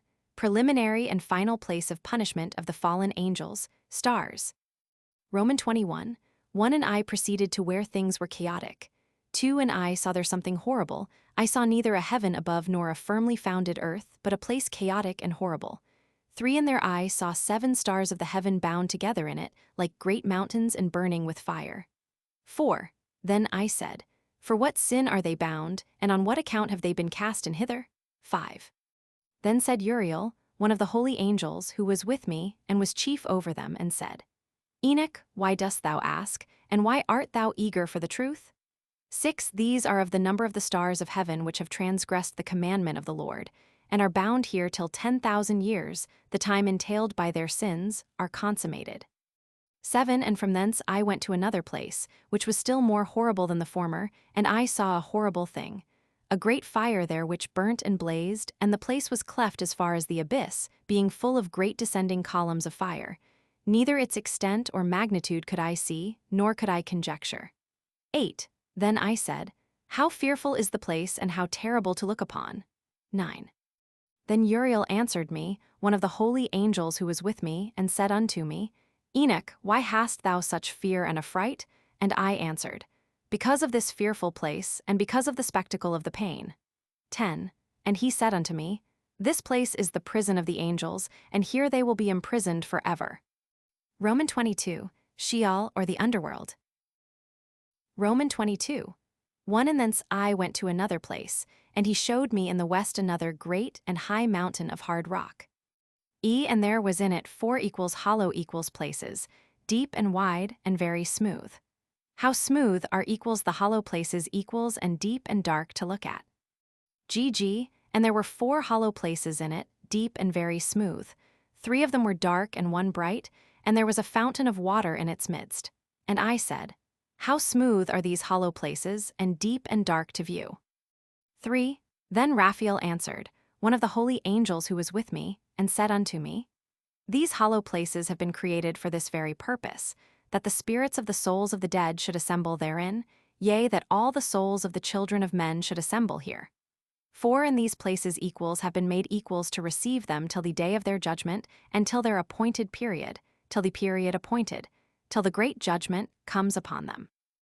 I saw the spirits of the children of men who were dead, and their voice went forth to heaven and made suit. Then I asked Raphael the angel who was with me, and I said unto him, This spirit, whose is it whose voice goeth forth and maketh suit? I saw the spirit of a dead man making suit, and his voice went forth to heaven and made suit. 6. And I asked Raphael the angel who was with me, and I said unto him, This spirit which maketh suit, whose is it, whose voice goeth forth and maketh suit to heaven? 7. And he answered me, saying, This is the spirit which went forth from Abel, whom his brother Cain slew, and he makes his suit against him till his seed is destroyed from the face of the earth, and his seed is annihilated from amongst the seed of men. Then I asked regarding it, and regarding all the hollow places, Why is one separated from the other? Then I asked regarding all the hollow places Why is one separated from the other? And he answered me, and said unto me, These 3 have been made that the spirits of the dead might be separated, and such a division has been made for the spirits of the righteous, in which there is the bright spring of water. 10. Such has been made for sinners when they die, and are buried in the earth, and judgment has not been executed on them in their lifetime. 11. Here their spirits shall be set apart in this great pain, till the great day of judgment and punishment and torment of those who curse forever, and retribution for their spirits. There he shall bind them forever. 12. And such a division has been made for the spirits of those who make their suit, who make disclosures concerning their destruction, when they were slain in the days of the sinners. 13. Such has been made for the spirits of men who were not righteous but sinners, who were complete in transgression, and of the transgressors they shall be companions. But their spirits shall not be slain in the day of judgment, nor shall they be raised from thence. Then I blessed the Lord of glory, and said, Blessed be my Lord, the Lord of righteousness, who ruleth forever. And he answered me, saying, These 3 have been made that the spirits of the dead might be separated, and this division has been made for the spirits of the righteous, in which there is the bright spring of water. 10. And this has been made for sinners when they die, and are buried in the earth, and judgment has not been executed upon them in their lifetime. 11. Here their spirits shall be set apart in this great pain, till the great day of judgment, scourgings, and torments of the accursed forever, so that there may be retribution for their spirits. There he shall bind them forever. And this division has been made for the spirits of those who make their suit, who make disclosures concerning their destruction, when they were slain in the days of the sinners. 13. And this has been made for the spirits of men who shall not be righteous but sinners, who are godless, and of the lawless they shall be companions. But their spirits shall not be punished in the day of judgment, nor shall they be raised from thence. 14. Then I blessed the Lord of glory, and said, Blessed art thou, Lord of righteousness, who rulest over the world. Roman 23. The fire that deals with the luminaries of heaven. Roman 23. 1 From thence I went to another place to the west of the ends of the earth. 2 And I saw a burning fire which ran without resting, and paused not from its course day or night, but ran regularly. 3 And I asked, saying, What is this which rests not? 4 Then Raguel, one of the holy angels who was with me, answered me and said unto me, This course of fire which thou hast seen is the fire in the west which persecutes all the luminaries of heaven. Roman 24. Roman 25. The 7 mountains in the northwest and the tree of life. Roman 24. 1 And from thence I went to another place of the earth, and he showed me a mountain range of fire which burnt day and night. 2 And I went beyond it and saw 7 magnificent mountains, all differing each from the other, and the stones thereof were magnificent and beautiful, magnificent as a whole, of glorious appearance and fair exterior. 3 towards the east, 1 founded on the other, and 3 towards the south, 1 upon the other, and deep rough ravines, no one of which joined with any other. 3 And the 7th mountain was in the midst of these, and it excelled them in height, resembling the seat of a throne, and fragrant trees encircled the throne. 4 And amongst them was a tree such as I had never yet smelt, neither was any amongst them, nor were others like it. It had a fragrance beyond all fragrance, and its leaves and blooms and wood wither not forever, and its fruit is beautiful, and its fruit resembles the dates of a palm. 5 Then I said, How beautiful is this tree, and fragrant, and its leaves are fair, and its blooms very delightful in appearance. 6 Then answered Michael, one of the holy and honored angels who was with me, and was their leader. Roman 25. 1 And he said unto me, Enoch, why dost thou ask me regarding the fragrance of the tree, and why dost thou wish to learn the truth? 2 Then I answered him, saying, I wish to know about everything, but especially about this tree. 3 And he answered, saying, This high mountain which thou hast seen, whose summit is like the throne of God, is his throne, where the Holy Great One, the Lord of glory, the eternal King, will sit, when he shall come down to visit the earth with goodness. 4 And as for this fragrant tree, no mortal is permitted to touch it till the great judgment, when he shall take vengeance on all and bring everything to its consummation forever. It shall then be given to the righteous, and wholly 5 its fruit equals shall be equals for food to the elect. It shall be transplanted to the holy place, to the temple of the Lord, the eternal King. Then shall they rejoice with joy and be glad. And into the holy place shall they enter, and its fragrance shall be in their bones, and they shall live a long life on earth, such as thy fathers lived. And in their days shall no sorrow or plague or torment or calamity touch them. 7 Then blessed I the God of glory, the eternal King, who hath prepared such things for the righteous, and hath created them and promised to give to them. Jerusalem and the mountains, ravines and streams. Roman 26. 1 And I went from thence to the middle of the earth, and I saw a blessed place in which there were trees with branches abiding and blooming. 2 And there I saw a holy mountain, and underneath the mountain to the east there was a stream, and it flowed towards the south. 3 And I saw towards the east another mountain higher than this, and between them a deep and narrow ravine. In it also ran a stream underneath the mountain. 4 And to the west thereof there was another mountain, lower than the former and of small elevation, and a ravine deep and dry between them. And another deep and dry ravine was at the extremities of the 3 mountains. 5 And all the ravines were deep and narrow, being formed of hard rock, and trees were not planted upon them. 6 And I marveled at the rocks, and I marveled at the ravine, yea, I marveled very much. Roman 27. The purpose of the accursed valley. Roman 27.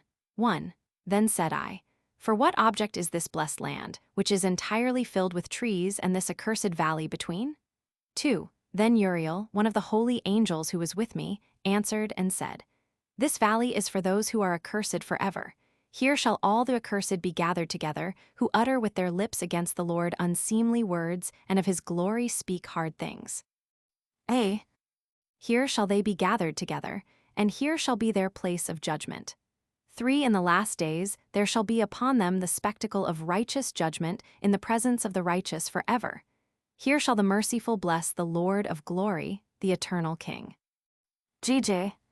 Here shall they be gathered together, and here shall be the place of their habitation. 3 in the last times, in the days of the true judgment, in the presence of the righteous forever. Here shall the equals, godly equals, bless the Lord of glory, the eternal King.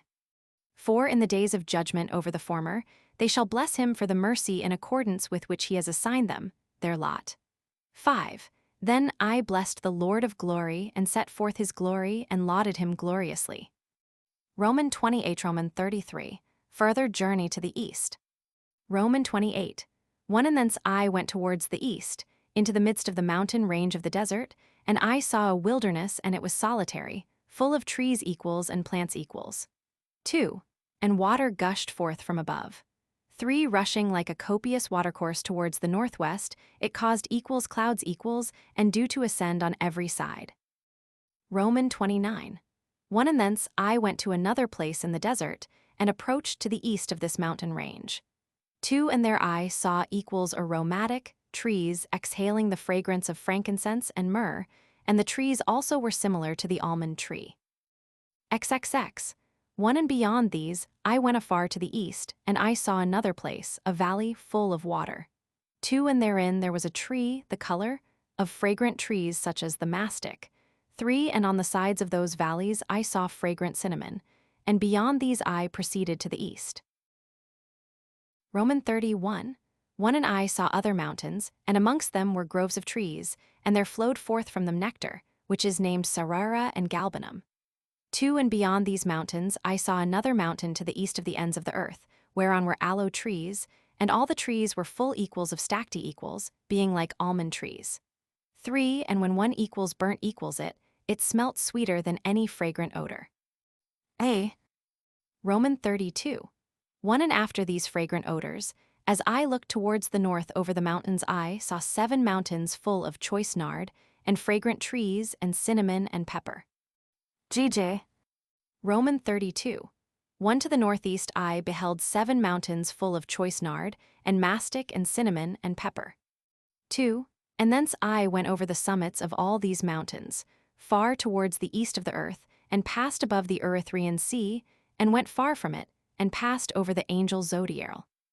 And I came to the garden of righteousness, and saw beyond those trees many large trees growing there, and of goodly fragrance, large, very beautiful and glorious, and the tree of wisdom whereof they eat and know great wisdom. And I came to the garden of righteousness, and from afar off trees more numerous than these trees and great, 2 trees there, very great, beautiful and glorious and magnificent, and the tree of knowledge, whose holy fruit they eat and know great wisdom. 4 That tree is in height like the fir, and its leaves are like those of the carob tree, and its fruit is like the clusters of the vine, very beautiful, and the fragrance of the tree penetrates afar. 5 Then I said, how beautiful is the tree, and how attractive is its look. 6 Then Raphael, the holy angel who was with me, answered me and said, this is the tree of wisdom, of which thy father old in years, and thy aged mother who were before thee have eaten, and they learnt wisdom, and their eyes were opened, and they knew that they were naked, and they were driven out of the garden. Roman 33. 1 And from thence I went to the ends of the earth, and saw their great beasts, and each differed from the other.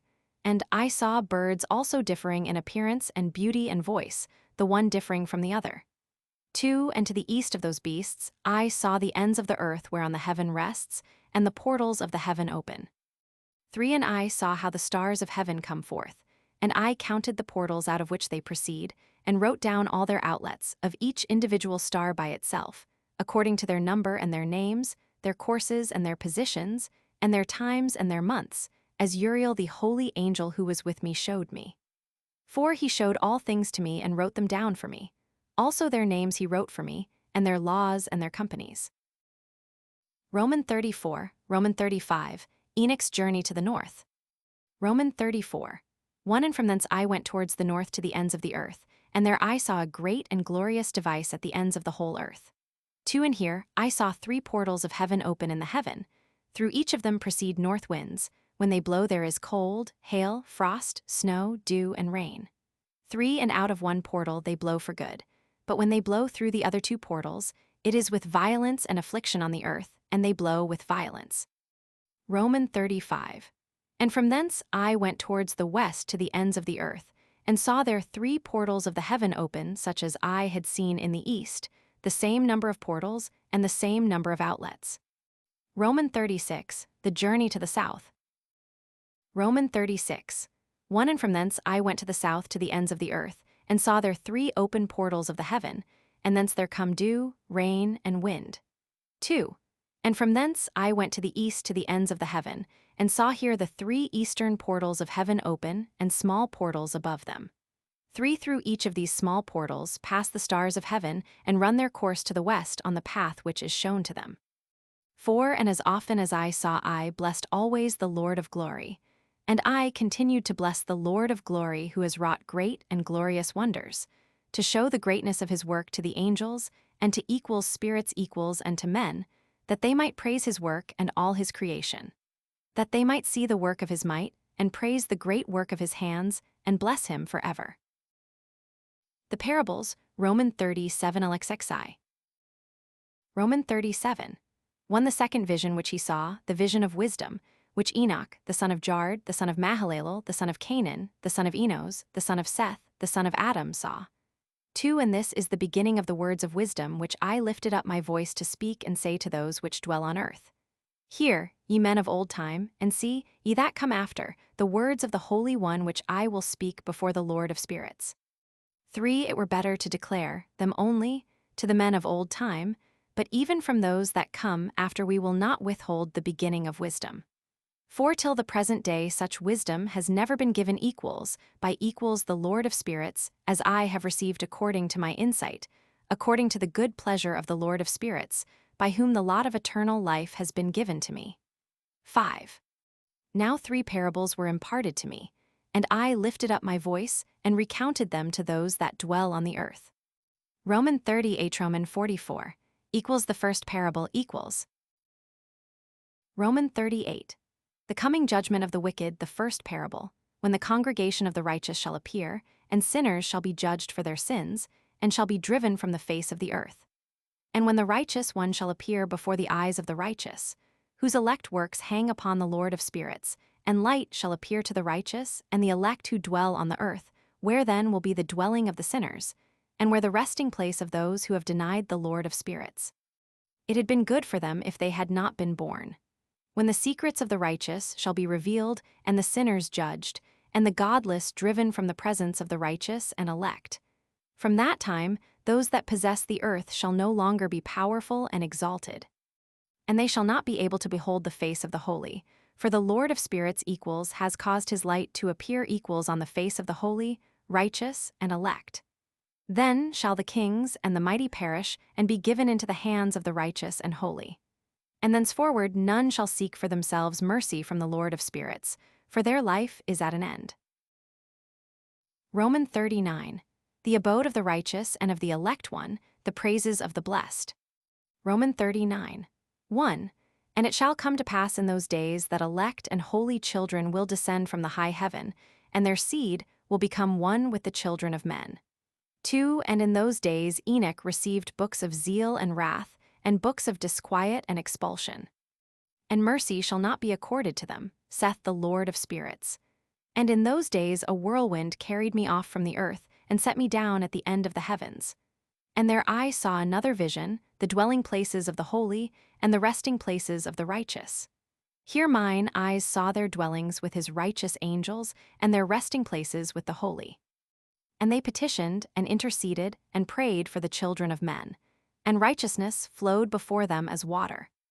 And mercy like dew upon the earth, thus it is amongst them for ever and ever. And in that place mine I saw the elect one of righteousness and of faith. And I saw his dwelling place under the wings of the Lord of spirits. And righteousness shall prevail in his days, and the righteous and elect shall be without number before him for ever and ever.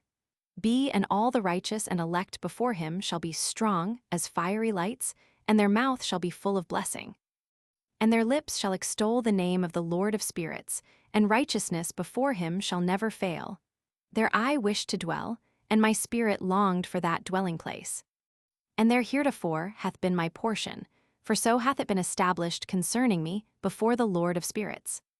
9. In those days I praised and extolled the name of the Lord of spirits with blessings and praises, because he hath destined me for blessing and glory according to the good pleasure of the Lord of spirits. 10.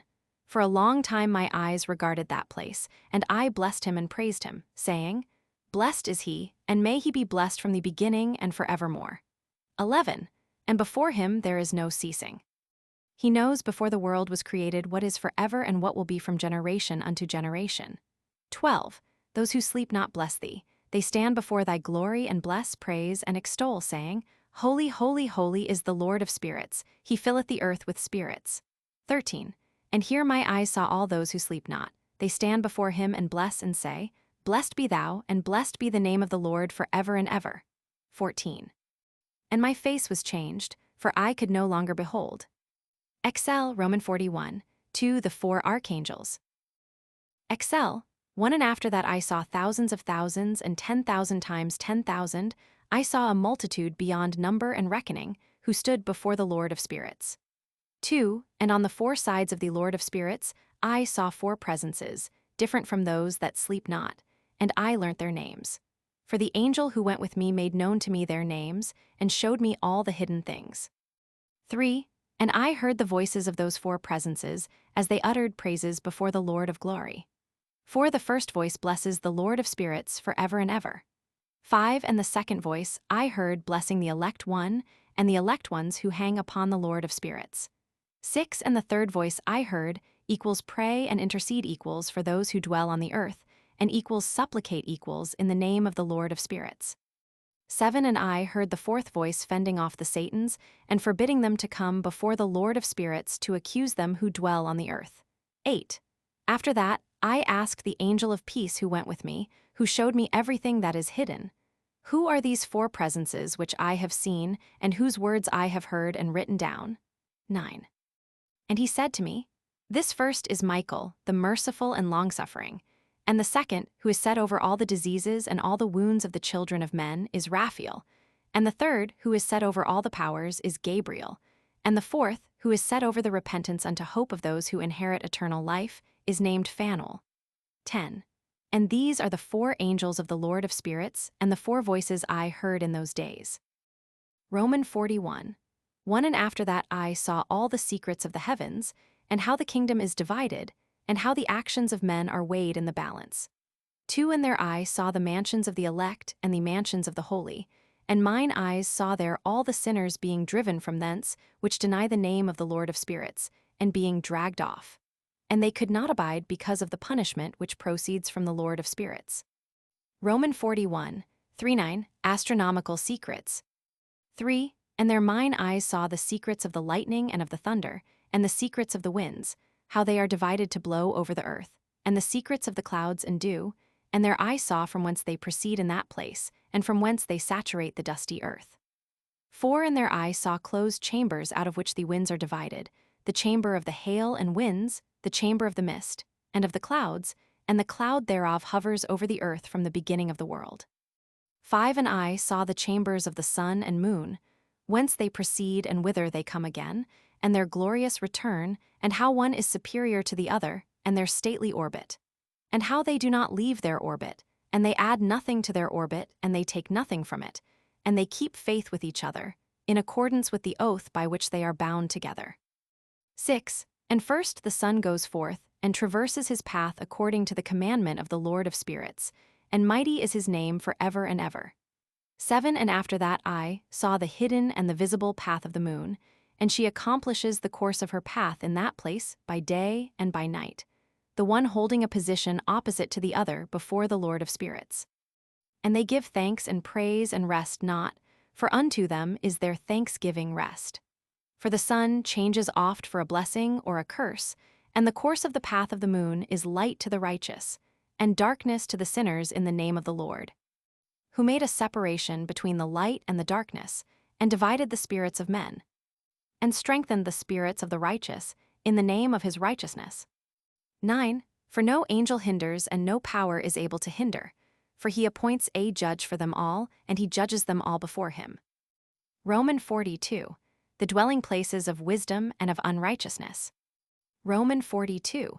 1. Wisdom found no place where she might dwell, Then a dwelling place was assigned her in the heavens. Wisdom went forth to make her dwelling among the children of men, and found no dwelling place. Wisdom returned to her place and took her seat among the angels. And unrighteousness went forth from her chambers, whom she sought not she found, and dwelt with them as rain in a desert, and dew on a thirsty land. Roman 43, Roman 44, Astronomical Secrets. Roman 43, 1. And I saw other lightnings and the stars of heaven, and I saw how he called them all by their names, and they hearkened unto him. 2. And I saw how they are weighed in a righteous balance according to their proportions of light. I saw the width of their spaces and the day of their appearing, and how their revolution produces lightning. And I saw their revolution according to the number of the angels, and how they keep faith with each other. 3. And I asked the angel who went with me, who showed me what was hidden, What are these? 4. And he said to me, The Lord of spirits hath showed thee their parabolic meaning, lit, their parable. These are the names of the holy who dwell on the earth and believe in the name of the Lord of spirits forever and ever. Roman 44. Also another phenomenon I saw in regard to the lightnings, how some of the stars arise and become lightnings and cannot part with their new form. Roman 45 Elvi equals the second parable equals the lot of the apostates, the new heaven and the new earth. Roman 45. 1. And this is the second parable concerning those who deny the name of the dwelling of the holy ones and the Lord of spirits. And into the heaven they shall not ascend, and on the earth they shall not come. Such shall be the lot of the sinners who have denied the name of the Lord of spirits, who are thus preserved for the day of suffering and tribulation. On that day mine elect, one shall sit on the throne of glory, and shall equals try equals their works, and their places of rest shall be innumerable. And their souls shall grow strong within them when they see mine elect ones, and those who have called upon my glorious name. Then will I cause mine elect one to dwell among them. And I will transform the heaven, and make it an eternal blessing and light. And I will transform the earth, and make it a blessing. And I will cause mine elect ones to dwell upon it, but the sinners and evildoers shall not set foot thereon. For I have provided and satisfied with peace my righteous ones, and have caused them to dwell before me. But for the sinners there is judgment impending with me, so that I shall destroy them from the face of the earth. Roman 46, the head of days and the Son of Man. Roman 46. 1. And there I saw one, who had a head of days, and his head was white like wool, and with him was another being whose countenance had the appearance of a man, and his face was full of graciousness, like one of the holy angels. 2. And I asked the angel equals who went with me and showed me all the hidden things, concerning that Son of Man, who he was, and whence he was, and why he went with the head of days. 3. And he answered and said unto me, This is the Son of Man who hath righteousness, with whom dwelleth righteousness, and who revealeth all the treasures of that which is hidden. Because the Lord of spirits hath chosen him, and whose lot hath the preeminence before the Lord of spirits in uprightness forever. And this Son of Man, whom thou hast seen, shall raise up the kings and the mighty from their seats, and shall loosen the reins of the strong and break the teeth of the sinners, because they do not extol and praise him, nor humbly acknowledge whence the kingdom was bestowed upon them. And he shall put down the countenance of the strong, and shall fill them with shame. And darkness shall be their dwelling, and worms shall be their bed. And they shall have no hope of rising from their beds, because they do not extol the name of the Lord of spirits. And these are they who judge the stars of heaven, and tread upon the earth, and dwell upon it. And all their deeds manifest unrighteousness, and their power rests upon their riches. And their faith is in the gods which they have made with their hands, and they deny the name of the Lord of spirits. And they persecute the houses of his congregations, and the faithful who hang upon the name of the Lord of spirits. Roman 47, the prayer of the righteous for vengeance and their joy at its coming. Roman 47. 1. And in those days shall have ascended the prayer of the righteous, and the blood of the righteous from the earth before the Lord of spirits. In those days the holy ones who dwell above in the heavens shall unite with one voice and supplicate and pray and praise, and give thanks and bless the name of the Lord of spirits, on behalf of the blood of the righteous which has been shed, and that the prayer of the righteous may not be in vain before the Lord of spirits, that judgment may be done unto them, and that they may not have to suffer forever. In those days I saw the head of days when he seated himself upon the throne of his glory, and the books of the living were opened before him, and all his host which is in heaven above, and his counselors stood before him. And the hearts of the holy were filled with joy. Because the number of the righteous equals had been offered equals, and the prayer of the righteous had been heard, and the blood of the righteous been required before the Lord of spirits. Romans 48, the fount of righteousness, the Son of Man, the stay of the righteous, judgment of the kings and the mighty. Romans 48, 1. And in that place I saw the fountain of righteousness, which was inexhaustible, and around it were many fountains of wisdom. And all the thirsty drank of them, and were filled with wisdom, and their dwellings were with the righteous and holy and elect. And at that hour, that Son of Man was named in the presence of the Lord of spirits, and his name before the head of days. Yea, before the sun and the signs were created, before the stars of the heaven were made, his name was named before the Lord of spirits. He shall be a staff to the righteous whereon to stay themselves and not fall, and he shall be the light of the Gentiles, and the hope of those who are troubled of heart. All who dwell on earth shall fall down and worship before him, and will praise and bless and celebrate with song the Lord of spirits. And for this reason hath he been chosen and hidden before him, before the creation of the world, and forevermore. And the wisdom of the Lord of spirits hath revealed him to the holy and righteous, for he hath preserved the lot of the righteous. Because they have hated and despised this world of unrighteousness, and have hated all its works and ways in the name of the Lord of spirits. For in his name they are saved, and according to his good pleasure hath it been in regard to their life. In those days downcast in countenance shall the kings of the earth have become, and the strong who possess the land, because of the works of their hands. For on the day of their anguish and affliction they shall not be able to save themselves. And I will give them over into the hands of mine elect. As straw in the fire, so shall they burn before the face of the holy. As lead in the water shall they sink before the face of the righteous, and no trace of them shall any more be found. And on the day of their affliction there shall be rest on the earth, and before them they shall fall and not rise again. And there shall be no one to take them with his hands and raise them, for they have denied the Lord of spirits and his anointed. The name of the Lord of spirits be blessed. Romans 49, the power and wisdom of the elect one. Romans 49, 1. For wisdom is poured out like water, and glory faileth not before him for evermore. For he is mighty in all the secrets of righteousness, and unrighteousness shall disappear as a shadow, and have no continuance, because the elect one standeth before the Lord of spirits, and his glory is for ever and ever, and his might unto all generations. And in him dwells the spirit of wisdom, and the spirit which gives insight, and the spirit of understanding and of might, and the spirit of those who have fallen asleep in righteousness.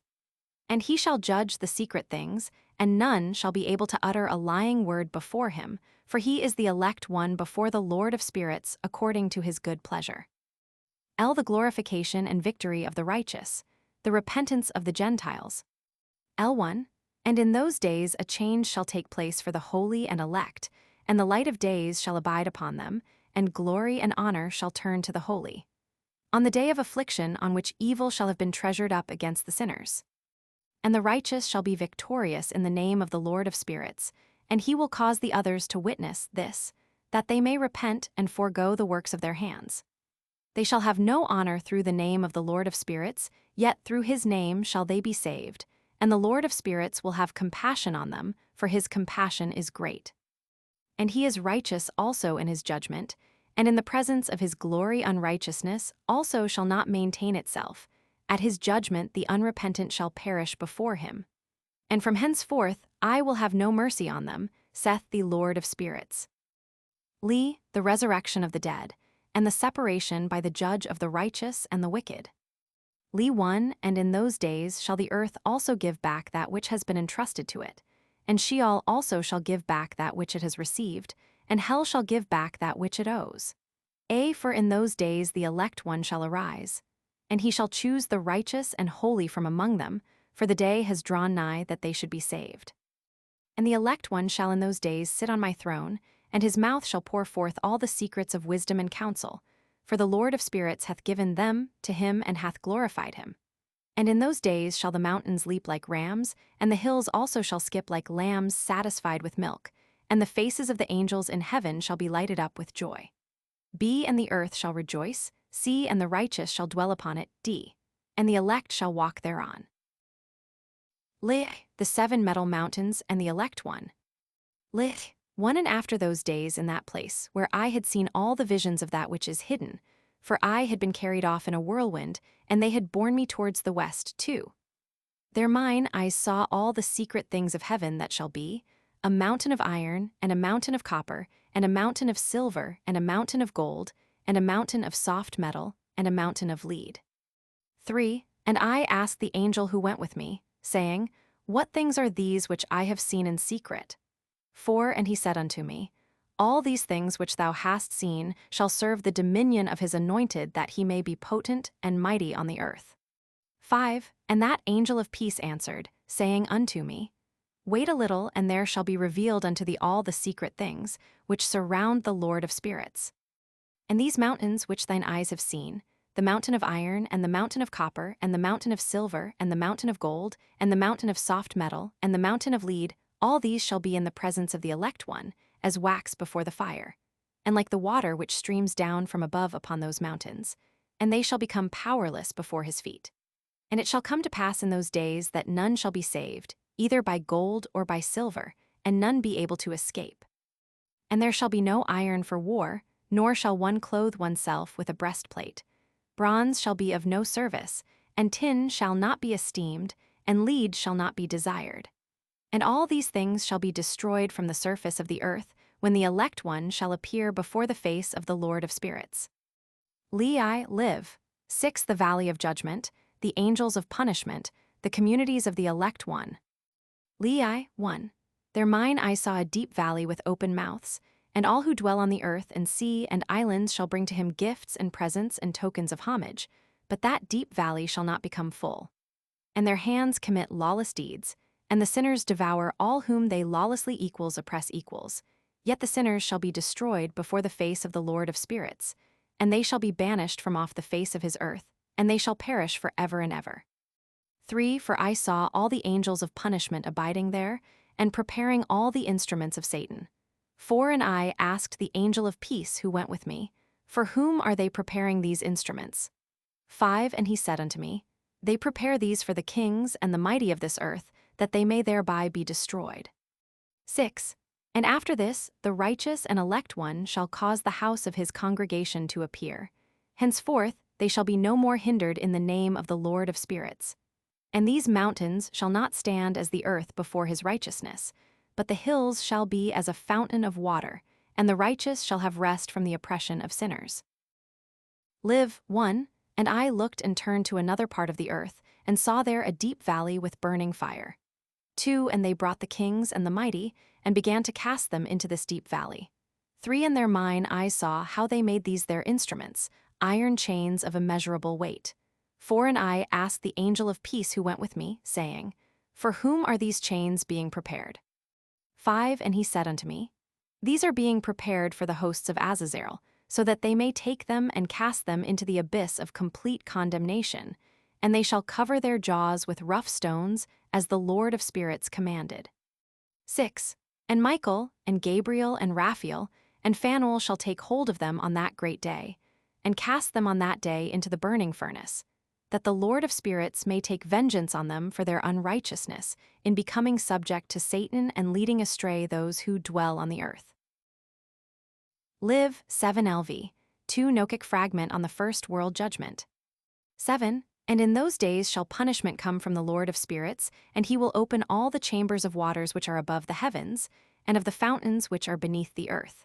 8. And all the waters shall be joined with the waters. That which is above the heavens is the masculine, and the water which is beneath the earth is the feminine. 9. And they shall destroy all who dwell on the earth, and those who dwell under the ends of the heaven. 10. And when equals they have recognized their unrighteousness, which they have wrought on the earth, then by these shall they perish. 1. And after that the head of days repented and said, In vain have I destroyed all who dwell on the earth. 2. And he sware by his great name. Henceforth I will not do so to all who dwell on the earth, and I will set a sign in the heaven, and this shall be a pledge of good faith between me and them forever, so long as heaven is above the earth. And this is in accordance with my command. LV 3 LVI 4 Final judgment of Azazel, the watchers and their children. 3. When I have desired to take hold of them by the hand of the angels on the day of tribulation and pain equals because of equals this, I will cause my chastisement and my wrath to abide upon them, saith God, the Lord of spirits. For ye mighty kings who dwell on the earth, ye shall have to behold mine elect one, how he sits on the throne of glory and judges Azazel, and all his associates, and all his hosts in the name of the Lord of spirits. LVI 1. And I saw there the hosts of the angels of punishment going, and they held scourges and chains of iron and bronze. 2. And I asked the angel of peace who went with me, saying, To whom are these who hold the scourges going? 3. And he said unto me, To their elect and beloved ones, that they may be cast into the chasm of the abyss of the valley. And then that valley shall be filled with their elect and beloved, and the days of their lives shall be at an end, and the days of their leading astray shall not thenceforward be reckoned. LVI 5:8. Last struggle of heathen powers against Israel, and in those days the angels shall return and hurl themselves to the east upon the Parthians and Medes. They shall stir up the kings, so that a spirit of unrest shall come upon them, and they shall rouse them from their thrones, that they may break forth as lions from their lairs, and as hungry wolves among their flocks. And they shall go up and tread under foot the land of his elect ones, and the land of his elect ones shall be before them a threshing floor and a highway. But the city of my righteous shall be a hindrance to their horses, and they shall begin to fight among themselves, and their right hand shall be strong against themselves. And a man shall not know his brother, nor a son his father or his mother, till there be no number of the corpses through their slaughter, and their punishment be not in vain. In those days Sheol shall open its jaws, and they shall be swallowed up therein. And their destruction shall be at an end. Sheol shall devour the sinners in the presence of the elect. LVI, the return from the dispersion. LVI 1. And it came to pass after this that I saw another host of wagons, and men riding thereon, and coming on the winds from the east, and from the west to the south. 2. And the noise of their wagons was heard, and when this turmoil took place, the holy ones from heaven remarked it, and the pillars of the earth were moved from their place, and the sound thereof was heard from the one end of heaven to the other, in one day. 3. And they shall all fall down and worship the Lord of spirits. And this is the end of the second parable. LVILXXI equals the third parable equals. LVI, the blessedness of the saints. LVI 1. And I began to speak the third parable concerning the righteous and elect. Blessed are ye, ye righteous and elect, for glorious shall be your lot.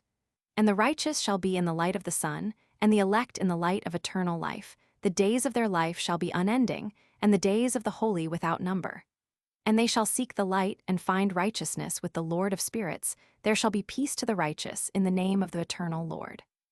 And after this it shall be said to the holy in heaven that they should seek out the secrets of righteousness, the heritage of faith, for it has become bright as the sun upon earth, and the darkness is past. And there shall be a light that never equals endeth equals, and to a limit lit. Number of days they shall not come, for the darkness shall first have been destroyed, and the light of uprightness established forever before the Lord of spirits. Licks, the lights and the thunder. Licks, 1. In those days mine eye saw the secrets of the lightnings, and of the lights, and the judgments they execute lit. Their judgment, and they lighten for a blessing or a curse as the Lord of spirits willeth. 2. And their eye saw the secrets of the thunder, and how when it resounds above in the heaven, the sound thereof is heard. And he caused me to see the equals judgments equals executed on the earth, whether they be for well-being and blessing, or for a curse, according to the word of the Lord of spirits. 3. And after that all the secrets of the lights and lightnings were shown to me, and they lighten for blessing and for satisfying. LX equals Book of Noah, a fragment equals quaking of the heaven, behemoth and leviathan, the elements. LX 1. In the year 500, in the 7th month, on the 14th day of the month in the life of Enoch. In that parable I saw how a mighty quaking made the heaven of heavens to quake, and the host of the Most High, and the angels, 1,000 thousands and 10,000 times 10,000 were disquieted with a great disquiet. 2 and the head of days sat on the throne of his glory, and the angels and the righteous stood around him. And a great trembling seized me, and fear took hold of me, and my loins gave way, and dissolved were my reins, and I fell upon my face. 4. And Michael sent another angel from among the holy ones, and he raised me up, and when he had raised me up my spirit returned. For I had not been able to endure the look of this host, and the commotion and the quaking of the heaven. 5. And Michael said unto me, Why art thou disquieted with such a vision? Until this day lasted the day of his mercy, and he hath been merciful and long-suffering towards those who dwell on the earth. 6. And when the day, and the power, and the punishment, and the judgment come, which the Lord of spirits hath prepared for those who worship not the righteous equals law equals, and for those who deny the righteous judgment, and for those who take his name in vain, that day is prepared. For the elect a covenant, but for sinners an inquisition. 5. When the punishment of the Lord of spirits shall rest upon them, it shall rest in order that the punishment of the Lord of spirits may not come in vain, and it shall slay the children with their mothers, and the children with their fathers. Afterwards the judgment shall take place according to his mercy and his patience. 7. And on that day were 2 monsters parted, a female monster named Leviathan, to dwell in the abysses of the ocean over the fountains of the waters. 8. But the male is named Behemoth, who occupied with his breast a waste wilderness named Duodain, on the east of the garden where the elect and righteous dwell, where my grandfather was taken up, the 7th from Adam, the first man whom the Lord of spirits created. 9. And I besought the other angel that he should show me the might of those monsters, how they were parted on one day and cast, the one into the abysses of the sea, and the other unto the dry land of the wilderness. 10. And he said to me, Thou son of man, herein thou dost seek to know what is hidden. 11. And the other angel who went with me and showed me what was hidden told me, what is first and last in the heaven in the height, and beneath the earth in the depth, and at the ends of the heaven, and on the foundation of the heaven. 12. And the chambers of the winds, and how the winds are divided, and how they are weighed, and how the portals of the winds are reckoned, each according to the power of the wind, and the power of the lights of the moon, and according to the power that is fitting, and the divisions of the stars according to their names, and how all the divisions are divided. 13. And the thunders according to the places where they fall, and all the divisions that are made among the lightnings that it may lighten, and their hosts that they may at once obey. 14. For the thunder has places of rest, which are assigned to it, while it is waiting for its peal, and the thunder and lightning are inseparable, and although not one and undivided, they both go together through the spirit and separate not. 15. For when the lightning lightens, the thunder utters its voice, and the spirit enforces a pause during the peal, and divides equally between them. For the treasury of their peals is like the sand, and each one of them as it peals is held in with a bridle, and turned back by the power of the Spirit, and pushed forward according to the many quarters of the earth. 16. And the spirit of the sea is masculine and strong, and according to the might of his strength he draws it back with a rein, and in like manner it is driven forward and disperses amid all the mountains of the earth. 17. And the spirit of the hoarfrost is his own angel, and the spirit of the hail is a good angel. 18. And the spirit of the snow has forsaken his chamber on account of his strength. There is a special spirit therein, and that which ascends from it is like smoke, and its name is frost. 19. And the spirit of the mist is not united with them in their chambers, but it is a special chamber. For its course is glorious both in light and in darkness, and in winter and in summer, and in its chamber is an angel. 20. And the spirit of the dew has its dwelling at the ends of the heaven, and is connected with the chambers of the rain, and its course is in winter and summer. And its clouds and the clouds of the mist are connected, and the one gives to the other. 21. And when the spirit of the rain goes forth from its chamber, the angels come and open the chamber and lead it out, and when it is diffused over the whole earth it unites with the water on the earth. And whensoever it unites with the water on the earth. 22. For the waters are for those who dwell on the earth, for they are nourishment for the earth from the Most High who is in heaven. Therefore there is a measure for the rain, and the angels take it in charge. 23. And these things I saw towards the garden of the righteous. 24. And the angel of peace who was with me said to me, These two monsters, prepared conformably to the greatness of God, shall feed. LXI. Angels go off to measure paradise, the judgment of the righteous by the elect one, the praise of the elect one and of God. LXI. 1. And I saw in those days how long cords were given to those angels, and they took to themselves wings and flew, and they went towards the north. 2. And I asked the angel, saying unto him, Why have those angels taken these cords and gone off? And he said unto me, They have gone to measure. And the angel who went with me said unto me, These shall bring the measures of the righteous, and the ropes of the righteous to the righteous, that they may stay themselves on the name of the Lord of spirits forever and ever. The elect shall begin to dwell with the elect, and those are the measures which shall be given to faith, and which shall strengthen righteousness. And these measures shall reveal all the secrets of the depths of the earth, and those who have been destroyed by the desert, and those who have been devoured by the beasts, and those who have been devoured by the fish of the sea, that they may return and stay themselves on the day of the elect one, for none shall be destroyed before the Lord of spirits, and none can be destroyed. 6. And all who dwell above in the heaven received a command and power and one voice and one light like unto fire. And that one, with their first words they blessed, and extolled and lauded with wisdom, and they were wise in utterance and in the spirit of life. And the Lord of spirits placed the elect one on the throne of glory, and he shall judge all the works of the holy above in the heaven, and in the balance shall their deeds be weighed. And when he shall lift up his countenance to judge their secret ways, according to the word of the name of the Lord of spirits, and their path according to the way of the righteous judgment of the Lord of spirits, then shall they all with one voice speak, and bless, and glorify, and extol, and sanctify the name of the Lord of spirits. 10. And he will summon all the host of the heavens, and all the holy ones above, and the host of God, the cherubim, seraphim, and Ophanim, and all the angels of power, and all the angels of principalities, and the elect one, and the other powers on the earth, and over the water. 11.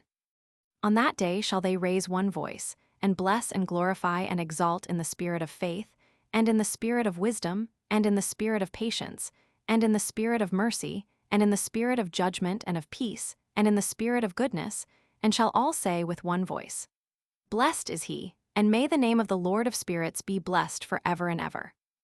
All who sleep not above in heaven shall bless him, all the holy ones who are in heaven shall bless him, and all the elect who dwell in the garden of life.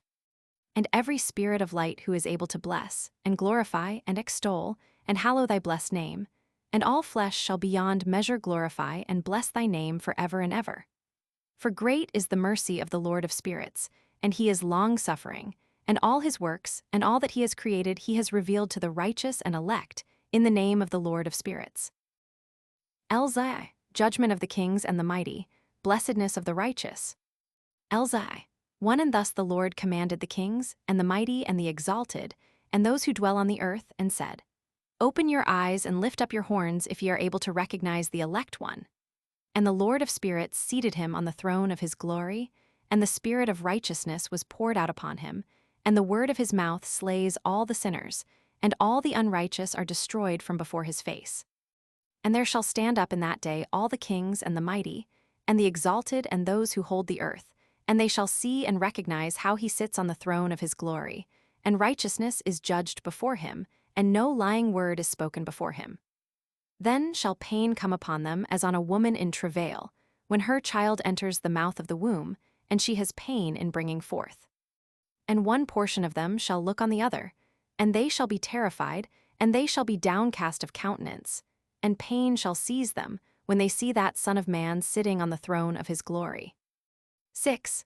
And the kings and the mighty and all who possess the earth shall bless and glorify and extol him who rules over all, who was hidden.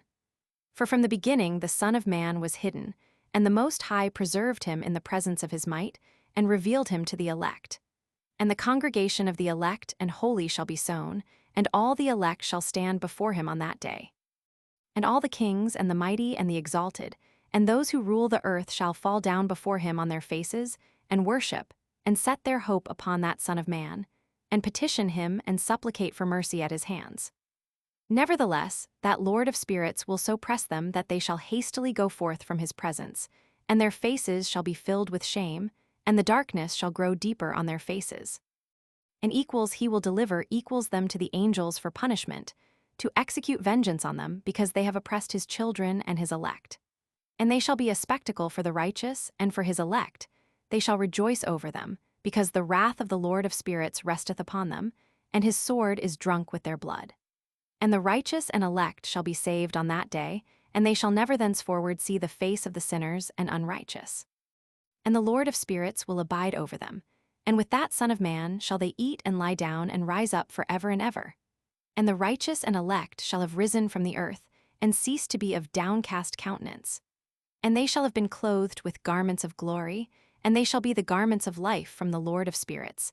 And your garments shall not grow old, nor your glory pass away before the Lord of spirits. LZI, the unavailing repentance of the kings and the mighty. LZI, one in those days shall the mighty and the kings who possess the earth implore him, to grant them a little respite from his angels of punishment to whom they were delivered, that they might fall down and worship before the Lord of spirits, and confess their sins before him. 2. And they shall bless and glorify the Lord of spirits, and say, Blessed is the Lord of spirits, and the Lord of kings, and the Lord of the mighty, and the Lord of the rich, and the Lord of glory, and the Lord of wisdom. And splendid in every secret thing is thy power from generation to generation, and thy glory forever and ever. Deep are all thy secrets and innumerable, and thy righteousness is beyond reckoning.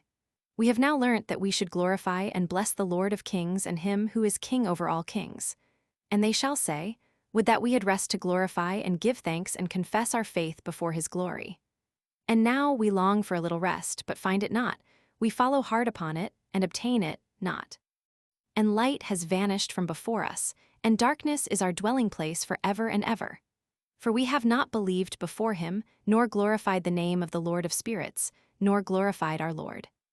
But our hope was in the scepter of our kingdom, and in our glory. And in the day of our suffering and tribulation he saves us not, and we find no respite for confession. That our Lord is true in all his works, and in his judgments and his justice, and his judgments have no respect of persons. And we pass away from before his face on account of our works, and all our sins are reckoned up in righteousness. 10. Now they will say unto themselves, Our souls are full of unrighteous gain, but it does not prevent us from descending from the midst thereof into the burden of Sheol. And after that their faces shall be filled with darkness and shame before that Son of Man, and they shall be driven from his presence, and the sword shall abide before his face in their midst. 12. Thus spake the Lord of spirits. This is the ordinance and judgment with respect to the mighty and the kings and the exalted, and those who possess the earth before the Lord of spirits. Elziv, vision of the fallen angels in the place of punishment. Elziv, one and other forms I saw hidden in that place. 2. I heard the voice of the angel saying, These are the angels who descended to the earth, and revealed what was hidden to the children of men, and seduced the children of men into committing sin. LXV, Enoch foretells to Noah the deluge and his own preservation. LXV, one and in those days Noah saw the earth that it had sunk down and its destruction was nigh. 2. And he arose from thence and went to the ends of the earth, and cried aloud to his grandfather Enoch, and Noah said 3 times with an embittered voice, Hear me, hear me, hear me. 3. And I said unto him, Tell me what it is that is falling out on the earth, that the earth is in such evil plight and shaken, lest perchance I shall perish with it. 4. And thereupon there was a great commotion on the earth, and a voice was heard from heaven, and I fell on my face. 5. And Enoch my grandfather came and stood by me, and said unto me, Why hast thou cried unto me with a bitter cry and weeping? 6. And a command has gone forth from the presence of the Lord concerning those who dwell on the earth, that their ruin is accomplished, because they have learnt all the secrets of the angels, and all the violence of the Satans and all their powers, the most secret ones, and all the power of those who practice sorcery, and the power of witchcraft, and the power of those who make molten images for the whole earth. 7. And how silver is produced from the dust of the earth, and how soft metal originates in the earth. 8. For lead and tin are not produced from the earth like the first. It is a fountain that produces them, and an angel stands therein, and that angel is preeminent. 9. And after that my grandfather Enoch took hold of me by my hand and raised me up, and said unto me, Go, for I have asked the Lord of spirits as touching this commotion on the earth.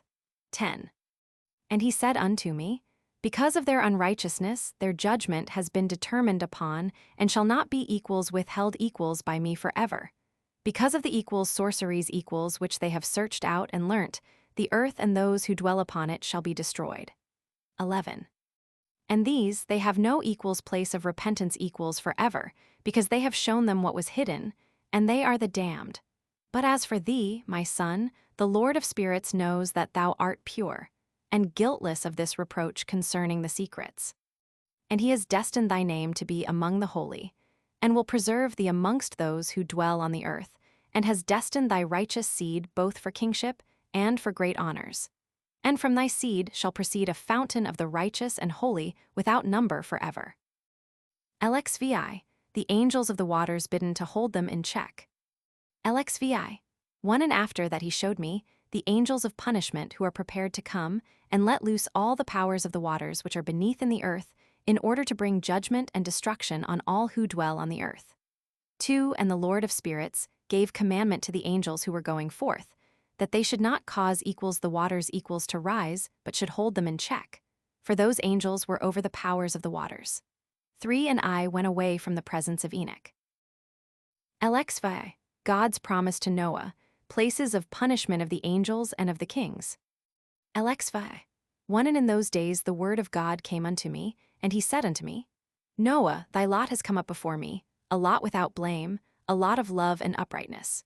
2. And now the angels are making a wooden building, and when they have completed that task I will place my hand upon it and preserve it, and there shall come forth from it the seed of life, and a change shall set in so that the earth will not remain without inhabitant.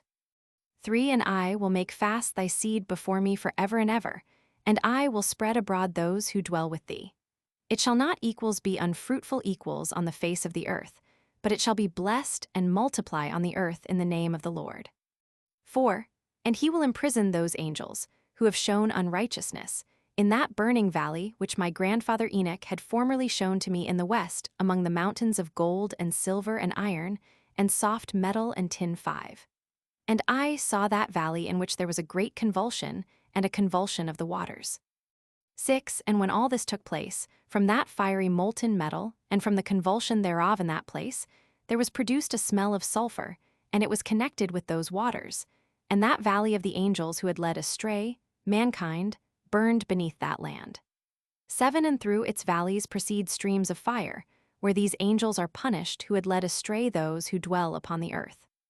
8. But those waters shall in those days serve for the kings and the mighty and the exalted, and those who dwell on the earth, for the healing of the body, but for the punishment of the spirit.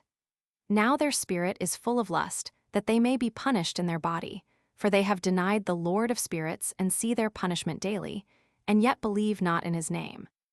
9. And in proportion as the burning of their bodies becomes severe, a corresponding change shall take place in their spirit for ever and ever, for before the Lord of spirits none shall utter an idle word. 10. For the judgment shall come upon them, because they believe in the lust of their body and deny the Spirit of the Lord. 11. And those same waters shall undergo a change in those days, for when those angels are punished in these water springs shall change their temperature, and when the angels ascend, this water of the springs shall change and become cold. 12. And I heard Michael answering and saying, This judgment wherewith the angels are judged is a testimony for the kings and the mighty who possess the earth. 13. Because these waters of judgment minister to the healing of the body of the equals kings equals, and the lust of their body. Therefore they will not see, and will not believe that those waters will change, and become a fire which burns forever. LXVI, Michael and Raphael astonied at the severity of the judgment. LXVI, 1. And after that my grandfather Enoch gave me the teaching of all the secrets in the book, and in the parables which had been given to him. And he put them together for me in the words of the book of the parables. 2. And on that day Michael answered Raphael and said, The power of the Spirit transports, and makes me to tremble equals because of the severity of the judgment of the secrets, the judgment of the angels. Who can endure the severe judgment which has been executed, and before which they melt away? 3. And Michael answered again, and said to Raphael, Who is he whose heart is not softened concerning it, and whose reins are not troubled by this word of judgment, that has gone forth upon them because of those who have thus led them out.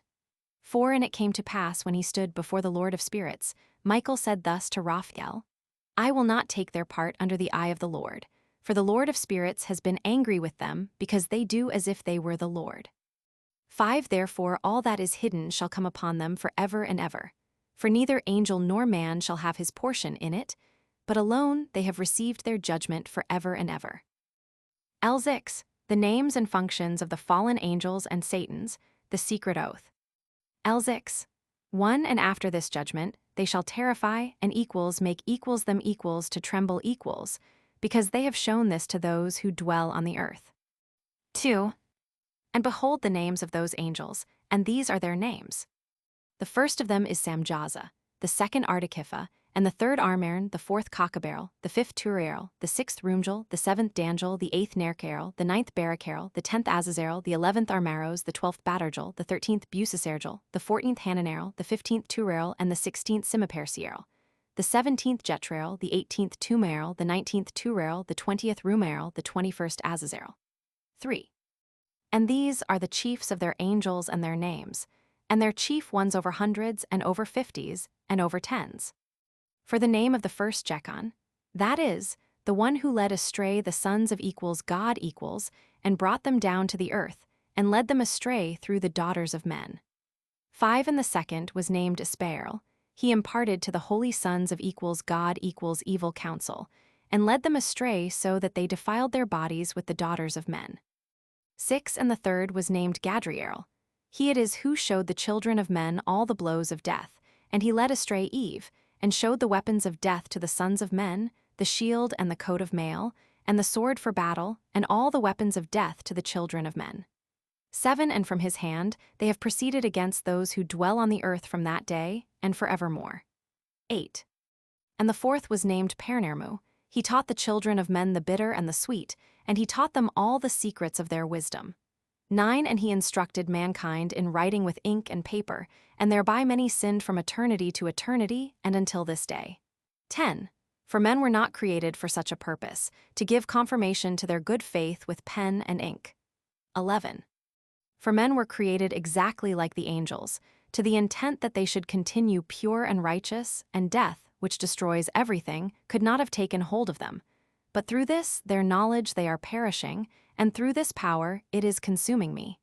12 And the fifth was named Castaja. This is he who showed the children of men all the wicked smitings of spirits and demons, and the smitings of the embryo in the womb, that it may pass away, and the bites of the serpent, and the smitings which befall through the noontide heat, the son of the serpent named Tabet. 13 And this is the equals task equals of Caspiel, the chief of the oath which he showed to the holy ones when he dwelt high above in glory, and its name is Beka. 14 This angel requested Michael to show him the hidden name, that he might enunciate it in the oath, so that those might quake before that name and oath who revealed all that was in secret to the children of men. 15 And this is the power of this oath, for it is powerful and strong, and he placed this oath Aki in the hand of Michael. 16 And these are the secrets of this oath. And they are strong through his oath, and the heaven was suspended before the world was created, and forever. And through it the earth was founded upon the water, and from the secret recesses of the mountains come beautiful waters from the creation of the world and unto eternity. And through that oath the sea was created, and as its foundation he set for it the sand against the time of its anger, and it dare not pass beyond it from the creation of the world unto eternity. And through that oath are the depths made fast, and abide and stir not from their place from eternity to eternity. And through that oath the sun and moon complete their course, and deviate not from their ordinance from eternity to eternity. And through that oath the stars complete their course, and he calls them by their names, and they answer him from eternity to eternity. 22 And in like manner the spirits of the water, and of the winds, and of all zephyrs, and their paths from all the quarters of the winds. 23 And there are preserved the voices of the thunder and the light of the lightnings. And there are preserved the chambers of the hail and the chambers of the hoarfrost, and the chambers of the mist, and the chambers of the rain and the dew. 24 And all these believe and give thanks before the Lord of spirits, and glorify him with all their power, and their food is in every act of thanksgiving. they thank and glorify and extol the name of the Lord of spirits forever and ever. And this oath is mighty over them, and through it their paths are preserved, and their course is not destroyed. Close of the third parable, and there was great joy amongst them, and they blessed and glorified and extolled, because the name of that Son of Man had been revealed unto them. And he sat on the throne of his glory, and the sum of judgment was given unto the Son of Man, and he caused the sinners to pass away and be destroyed from off the face of the earth, and those who have led the world astray. With chains shall they be bound, and in their assemblage place of destruction shall they be imprisoned, and all their works vanish from the face of the earth.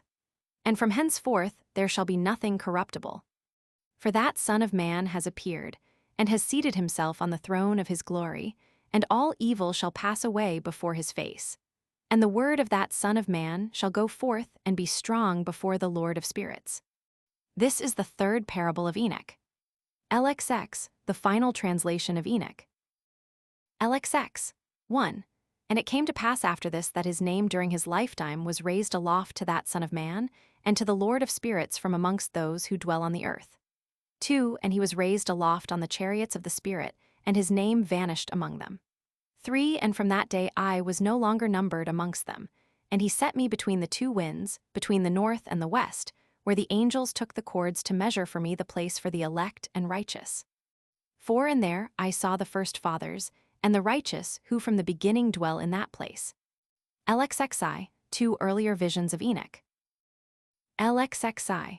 1. And it came to pass after this that my spirit was translated, and it ascended into the heavens, and I saw the equals holy sons of God equals. They were stepping on flames of fire, their garments were white, and their faces shone like snow. And I saw 2 streams of fire, and the light of that fire shone like hyacinth, and I fell on my face before the Lord of spirits. And the angel Michael seized me by my right hand, and lifted me up and led me forth into all the secrets, and he showed me all the secrets of righteousness.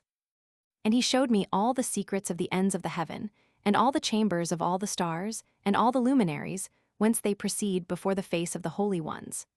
And he translated my spirit into the heaven of heavens, and I saw there as it were a structure built of crystals, and between those crystals tongues of living fire.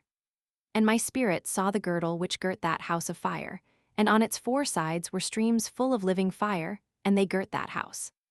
And round about were seraphim, cherubim, and ophanim, and these are they who sleep not and guard the throne of his glory. And I saw angels who could not be counted, 1,000 thousands, and 10,000 times 10,000, encircling that house. And Michael, and Raphael, and Gabriel, and Phanuel, and the holy angels who are above the heavens, go in and out of that house. And they came forth from that house, and Michael, and Gabriel, Raphael, and Phanuel, and many holy angels without number. And with them the head of days, his head white and pure as wool, and his raiment indescribable. And I fell on my face, and my whole body became relaxed, and my spirit was transfigured. And I cried with a loud voice with the spirit of power, and blessed and glorified and extolled. 12. And these blessings which went forth out of my mouth were well-pleasing before that head of days. 13. And that head of days came with Michael and Gabriel, Raphael and Phanuel, thousands and 10,000s of angels without number. Lost passage wherein the Son of Man was described as accompanying the head of days, and Enoch asked one of the angels, as in 46:3, concerning the Son of Man as to who he was. 14. And he, i.e. the angel, came to me and greeted me with his voice, and said unto me, This is the Son of Man who is born unto righteousness, and righteousness abides over him equals, and the righteousness of the head of days forsakes him not. And he said unto me, He proclaims unto thee peace in the name of the world to come, for from hence has proceeded peace since the creation of the world, and so shall it be unto thee forever and forever and ever. And all shall walk in his ways, since righteousness never forsakes him equals. With him equals will be their dwelling places, and with him equals their heritage, and they shall not be separated from him equals forever and ever and ever. And so there shall be length of days with that Son of Man, and the righteous shall have peace and an upright way, in the name of the Lord of spirits forever and ever. The Book of the Courses of the Heavenly Luminaries, LXA. LXXI. LXA, the Son. Alexei. 1. The book of the courses of the luminaries of the heaven, the relations of each according to their classes, their dominion and their seasons, according to their names and places of origin, and according to their months, which Uriel, the holy angel who was with me, who is their guide, showed me. And he showed me all their laws exactly as they are, and how it is with regard to all the years of the world and unto eternity, till the new creation is accomplished which dureth till eternity. 2. And this is the first law of the luminaries. The luminary, the sun, has its rising in the eastern portals of the heaven, and its setting in the western portals of the heaven. 3. And I saw 6 portals in which the sun rises, and 6 portals in which the sun sets. And the moon rises and sets in these portals, and the leaders of the stars and those whom they lead. 6 in the east and 6 in the west, and all following each other in accurately corresponding order. Also many windows to the right and left of these portals. 4. And first there goes forth the great luminary, named the sun, and his circumference is like the circumference of the heaven, and he is quite filled with illuminating and heating fire. 5. The chariot on which he ascends, the wind drives, and the sun goes down from the heaven and returns through the north in order to reach the east, and is so guided that he comes to the appropriate lit. That portal and shines in the face of the heaven. 6. In this way he rises in the first month in the great portal, which is the 4th. 7. And in that 4th portal from which the sun rises in the first month are 12 window openings, from which proceed a flame when they are opened in their season. 8. When the sun rises in the heaven, he comes forth through that 4th portal 30 mornings in succession, and sets accurately in the 4th portal in the west of the heaven. 9. And during this period the day becomes daily longer, and the night nightly shorter to the 30th morning. 10. On that day the day is longer than the night by a 9th part, and the day amounts exactly to 10 parts and the night to 8 parts. 11. And the sun rises from that 4th portal, and sets in the 4th and returns to the 5th portal of the east 30 mornings, and rises from it and sets in the 5th portal. 12. And then the day becomes longer by 2 parts and amounts to 11 parts, and the night becomes shorter and amounts to 7 parts. 13. And it returns to the east and enters into the 6th portal, and rises and sets in the 6th portal 31 mornings on account of its sign. 14. On that day the day becomes longer than the night, and the day becomes double the night, and the day becomes 12 parts, and the night is shortened and becomes 6 parts. 15. And the sun mounts up to make the day shorter and the night longer, and the sun returns to the east and enters into the 6th portal, and rises from it and sets 30 mornings. 16. And when 30 mornings are accomplished, the day decreases by exactly 1 part, and becomes 11 parts, and the night 7. 17. And the sun goes forth from that 6th portal in the west, and goes to the east and rises in the 5th portal for 30 mornings, and sets in the west again in the 5th western portal. 18. On that day the day decreases by 2 parts, and amounts to 10 parts and the night to 8 parts. 19. And the sun goes forth from that 5th portal and sets in the 5th portal of the west, and rises in the 4th portal for 31 mornings on account of its sign, and sets in the west. 20. On that day the day is equalized with the night, and the night amounts to 9 parts and the day to 9 parts. 21. And the sun rises from that portal and sets in the west, and returns to the east and rises 30 mornings in the 3rd portal, and sets in the west in the 3rd portal. 22. And on that day the night becomes longer than the day, and night becomes longer than night, and day shorter than day till the 30th morning, and the night amounts exactly to 10 parts and the day to 8 parts. 23. And the sun rises from that 3rd portal, and sets in the 3rd portal in the west and returns to the east, and for 30 mornings rises in the 2nd portal in the east, and in like manner sets in the 2nd portal in the west of the heaven. 24. And on that day the night amounts to 11 parts and the day to 7 parts. 25. And the sun rises on that day from that 2nd portal, and sets in the west in the 2nd portal, and returns to the east into the 1st portal for 31 mornings, and sets in the 1st portal in the west of the heaven. 26. And on that day the night becomes longer and amounts to the double of the day, and the night amounts exactly to 12 parts and the day to 6. 27. And the sun has, therewith, traversed the divisions of his orbit and turns again on those divisions of his orbit, and enters that portal 30 mornings and sets also in the west opposite to it. 28. And on that night has the night decreased in length by a 9th part, and the night has become 11 parts and the day 7 parts. 29. And the sun has returned and entered into the second portal in the east, and returns on those his divisions of his orbit for 30 mornings, rising and setting. 30. And on that day the night decreases in length, and the night amounts to 10 parts and the day to 8. 31. And on that day the sun rises from that portal, and sets in the west, and returns to the east, and rises in the third portal for 1 and 30 mornings, and sets in the west of the heaven. 32. On that day the night decreases and amounts to 9 parts, and the day to 9 parts, and the night is equal to the day, and the year is exactly as to its days 364. 33. And the length of the day and of the night, and the shortness of the day and of the night arise. Through the course of the sun these distinctions are made lit. They are separated. 34. So it comes that its course becomes daily longer, and its course nightly shorter. 35. And this is the law and the course of the sun, and his return as often as he returns 60 times and rises, i.e. the great luminary which is named the sun, for ever and ever. 36. And that which thus rises is the great luminary, and is so named according to its appearance, according as the Lord commanded. 37. As he rises, so he sets and decreases not, and rests not, but runs day and night, and his light is sevenfold brighter than that of the moon. But as regards size, they are both equal. Alexei, the moon and its phases. Alexei.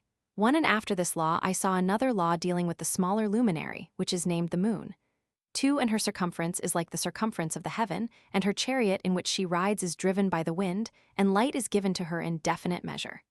3. And her rising and setting changes every month, and her days are like the days of the sun, and when her light is uniform, i.e. full, it amounts to the 7th part of the light of the sun. 4. And thus she rises.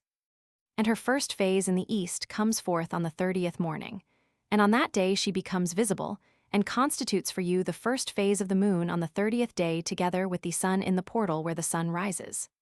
5. And the 1/2 of her goes forth by a 7th part, and her whole circumference is empty, without light, with the exception of 1/7 part of it, and the 14th part of her light. 6. And when she receives 1/7 part of the half of her light amounts to 1/7 part and the half thereof. 7. And she sets with the sun, and when the sun rises the moon rises with him, and receives the half of 1 part of light. And in that night in the beginning of her morning, the moon sets with the sun, and is invisible that night with the 14 parts and the half of 1 of them. 8. And she rises on that day with exactly a 7th part, and comes forth and recedes from the rising of the sun. And in her remaining days she becomes bright in the remaining 13 parts. Alexexv, the lunar year. Alexiv. 1. And I saw another course, a law for her, and how according to that law she performs her monthly revolution.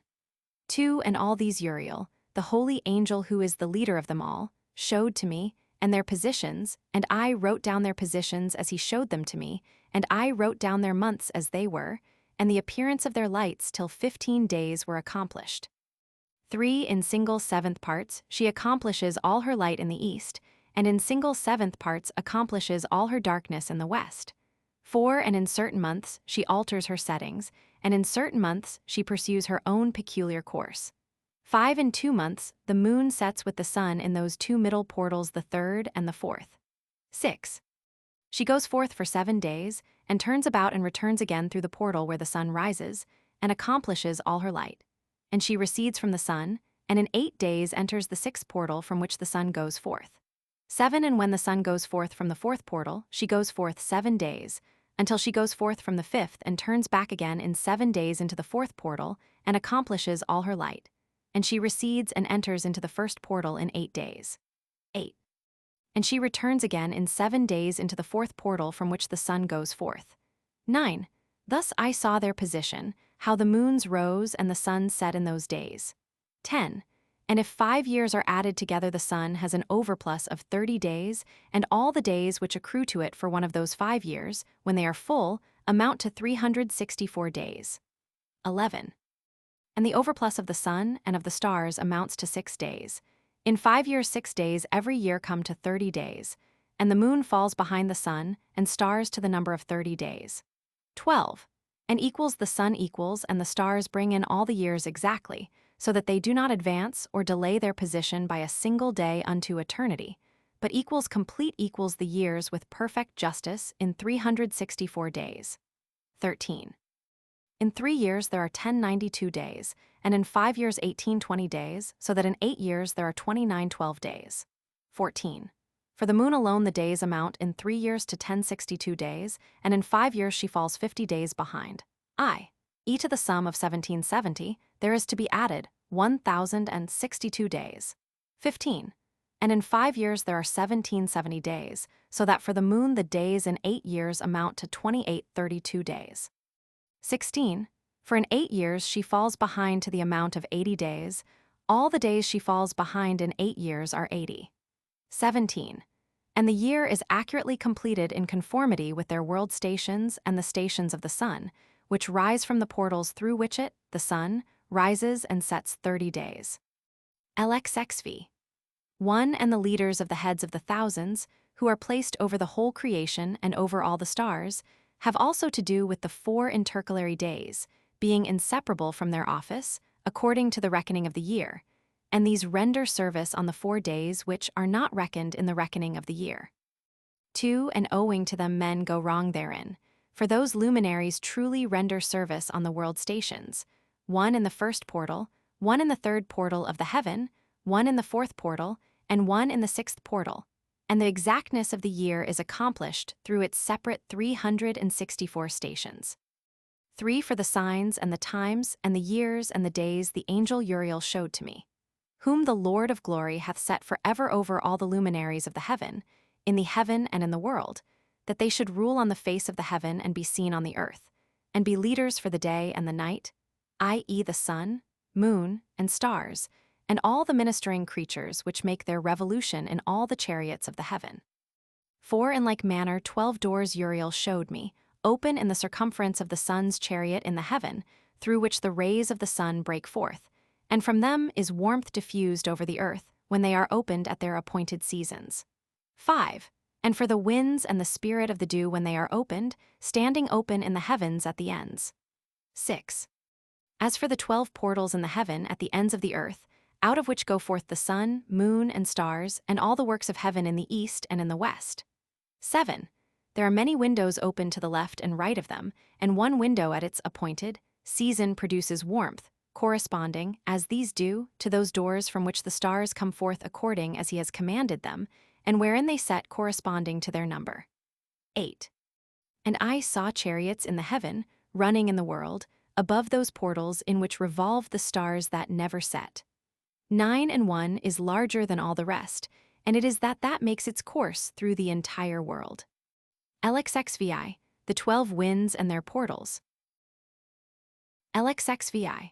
1. And at the ends of the earth I saw 12 portals open to all the quarters equals of the heaven, from which the winds go forth and blow over the earth. 2. 3 of them are open on the face, i.e. the east of the heavens, and 3 in the west, and 3 on the right, i.e. the south of the heaven, and 3 on the left, i.e. the north. 3. And the 3 first are those of the east, and 3 are of the north, and 3 of the south, and 3 of the west. 4 through 4 of these come winds of blessing and prosperity, and from those 8 come hurtful winds. When they are sent, they bring destruction on all the earth and on the water upon it, and on all who dwell thereon, and on everything which is in the water and on the land. 5. And the first wind from those portals, called the east wind, comes forth through the first portal which is in the east, inclining towards the south. From it come forth desolation, drought, heat, and destruction. 6. And through the second portal in the middle comes what is fitting, and from it there come rain and fruitfulness and prosperity and dew, and through the third portal which lies toward the north come cold and drought. 7. And after these come forth the south winds through 3 portals. Through the first portal of them inclining to the east comes forth a hot wind.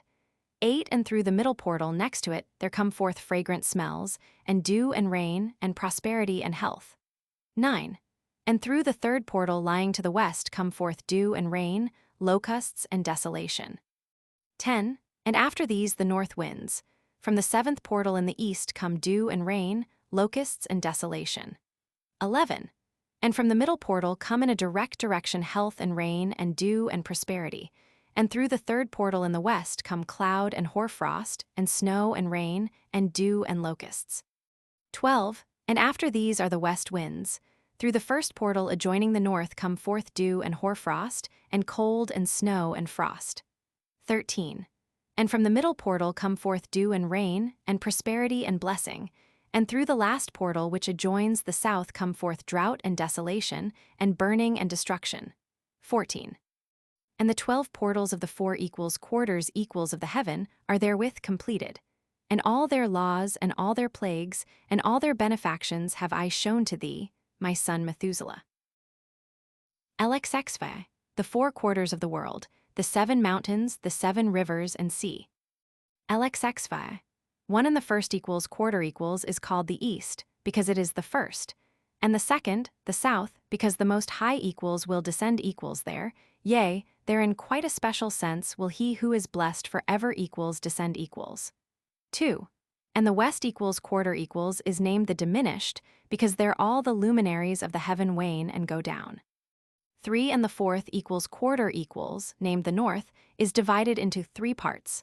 The first of them is for the dwelling of men, and the second contains seas of water, and the abysses and forests and rivers, and darkness and clouds, and the third part contains the garden of righteousness. 4. I saw 7 high mountains, higher than all the mountains which are on the earth, and thence comes forth hoarfrost, and days, seasons, and years pass away. 5. I saw 7 rivers on the earth larger than all the rivers. One of them coming from the west pours its waters into the great sea. 6 and these 2 come from the north to the sea, and pour their waters into the Erythraean Sea in the east.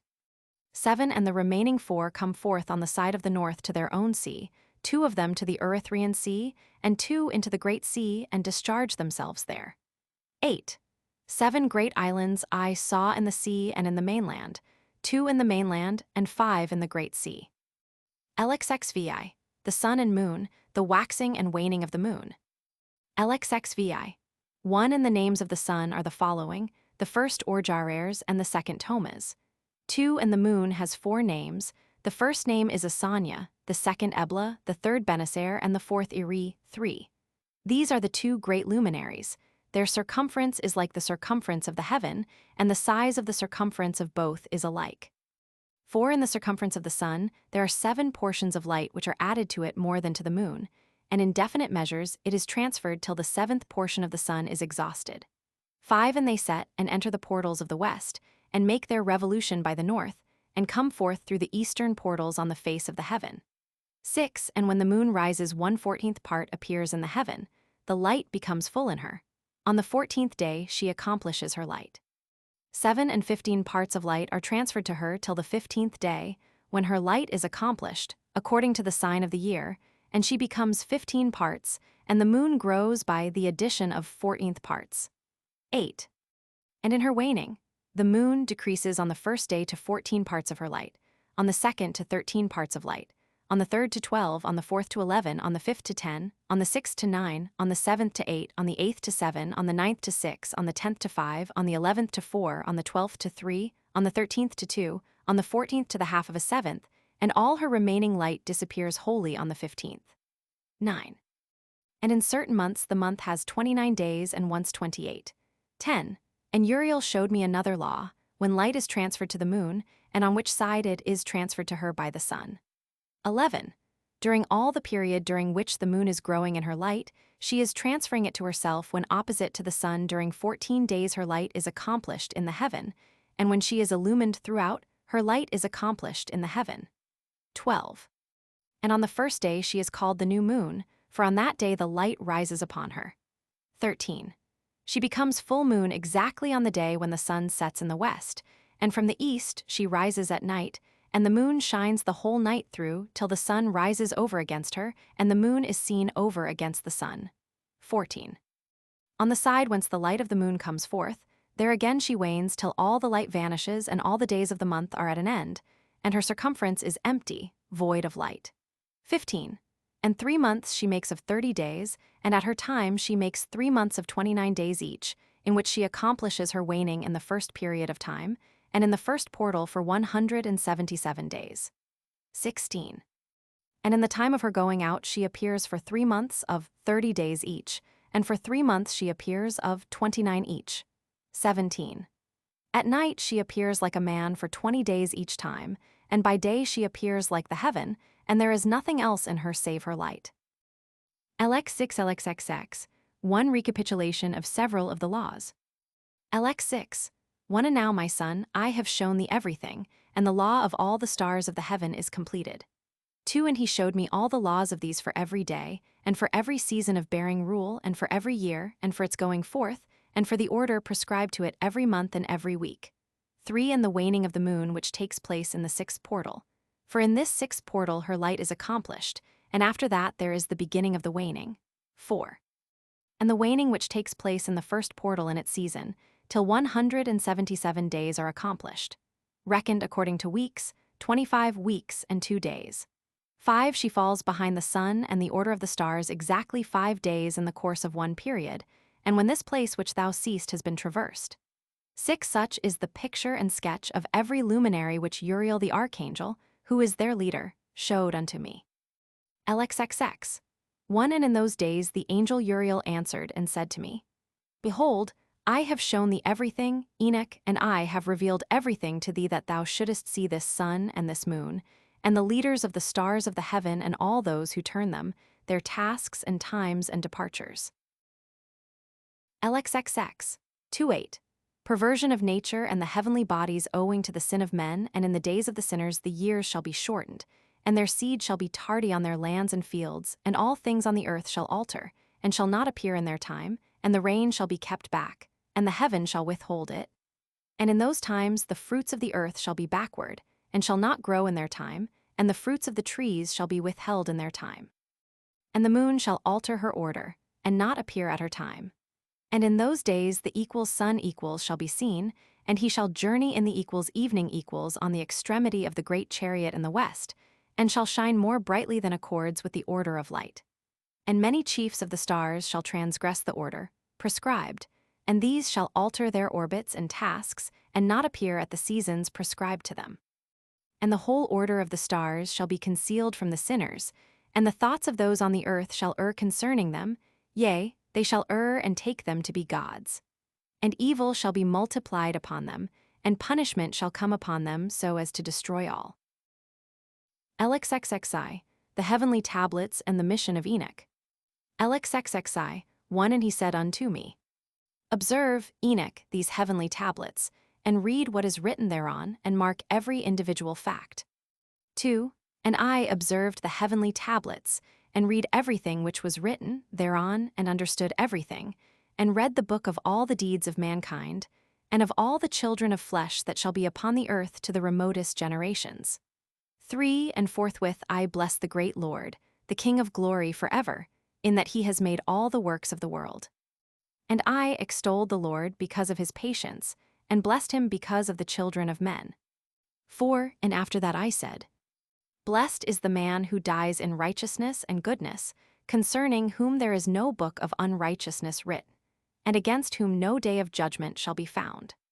5 And those 7 holy ones brought me and placed me on the earth before the door of my house, and said to me, Declare everything to thy son Methuselah, and show to all thy children that no flesh is righteous in the sight of the Lord, for he is their creator.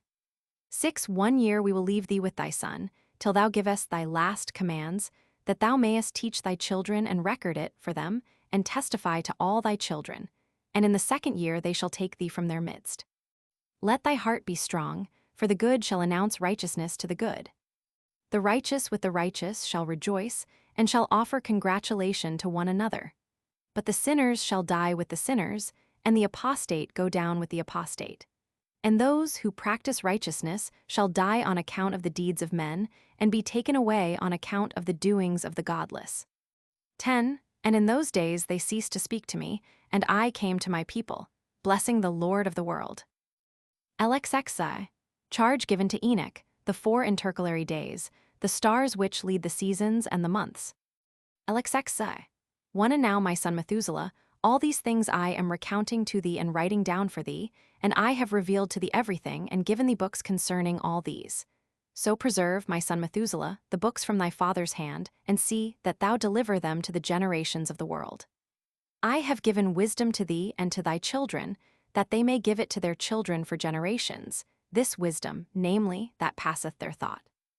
And those who understand it shall not sleep, but shall listen with the ear that they may learn this wisdom. And it shall please those that eat thereof better than good food. For blessed are all the righteous.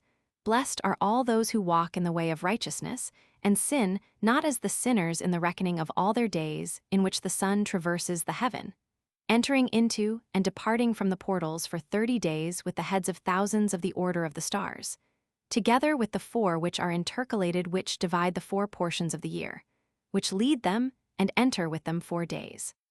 5 owing to them men shall be at fault, and not reckon them in the equals whole reckoning of the year equals.